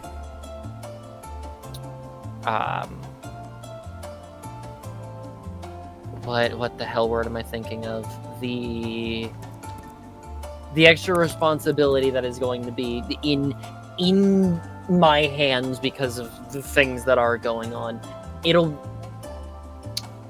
I suggested to Rabbit that we may take a break or may do some other stuff until I get like readjusted or know exactly what is going on and what my full schedule will look like, because I will essentially be a salaried individual with like all sorts of vacation and whatnot moving forward, which also means that I will be there will be much more responsibility that I have to undertake with my current job and all the stuff that has been going on in the background, which is also why I haven't been streaming on my own channel for a while. I'm not imagining that it'll be hard to readjust. It's just one of those things that I would like the extra day and time personally, so that I can devote that to making sure that this goes as smoothly as possible. And then when that is all like resettled or whatnot, we would come back and like sort of either look into doing Scree Squad again, or I say again, or picking it back up where it is, or some other such thing. Or, you know, I can play the games for once on my own time. Smile. So it's not gonna be hopefully a permanent thing. I would like to imagine, but there is a chance that it is, at least for a little bit, and this might be a thing that has to get like crammed into like a couple months if we have to do like multiple streams, just so because of things going on. But that's in the future. Yeah, that's for future us. That's for future us. But it's technically a good thing. For all we know, X-Ray could be Sky the First again. Sky the First again. A million years. A million years, Estelle. A million years, Estelle. Oh, congratulations, though, buddy. Super proud of you. Super proud of you. I mean, I to even give people an idea, I literally went out and bought a new car like last week. Like, things have been going well for me personally. This isn't like an, oh, what's wrong sort of deal. It's a kind of, oh god, what went right kind of deal. So now it's just, I want to commit to this and make sure this goes well. And then when that's all good and settled, then we can go from there. Absolutely. Make sense? Okay. Yeah, absolutely. And yeah, like everything we stated earlier, we're gonna take a little bit of a break from Scree Squad while Middles goes ahead and gets settled in and goes ahead and gets everything situated. And then we'll go ahead and just wiggle around and see what's going on.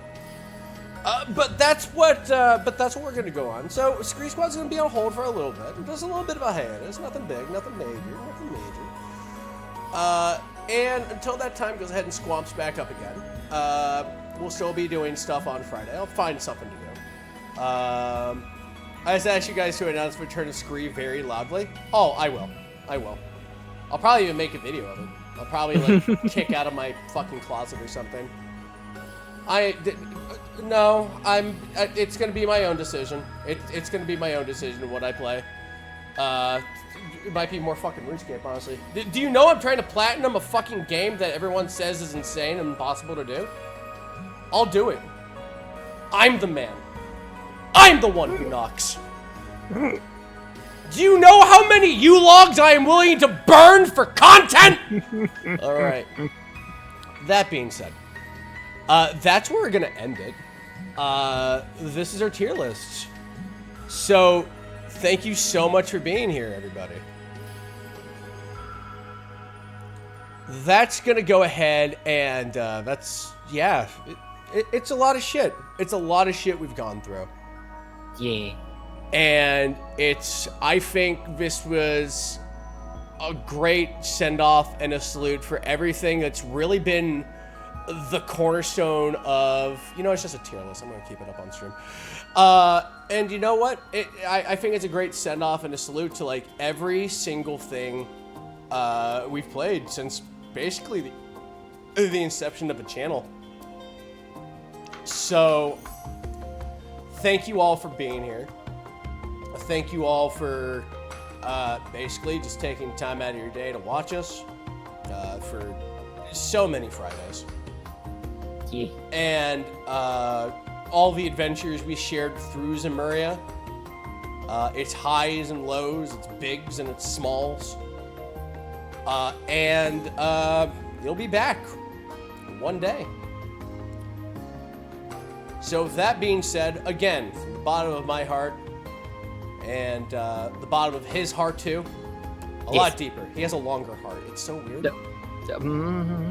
Aren't you long? Aren't you the Borzoi? Yeah, I am. No, I wouldn't say I'm that long, but Okay. We're long people. It's okay. You can say it. This is a safe space.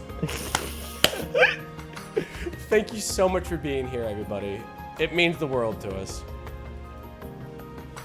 So let's go ahead and ferry it along and see where we can go to raid for today.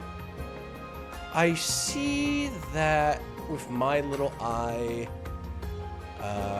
looks like Monty's doing something. So we're gonna go ahead and raid Monty for today. Yeah. Your raid message will be, I completely fucked up spelling that. Your raid message will be 1,000,000 years Falcon. Yeah. Here's to me. Here's to you. Me in the middle. This is the Scree Squad. These are our tier lists, which are correct. And we will see you on a dawn of a new Zemuria. Have a good night. Good night.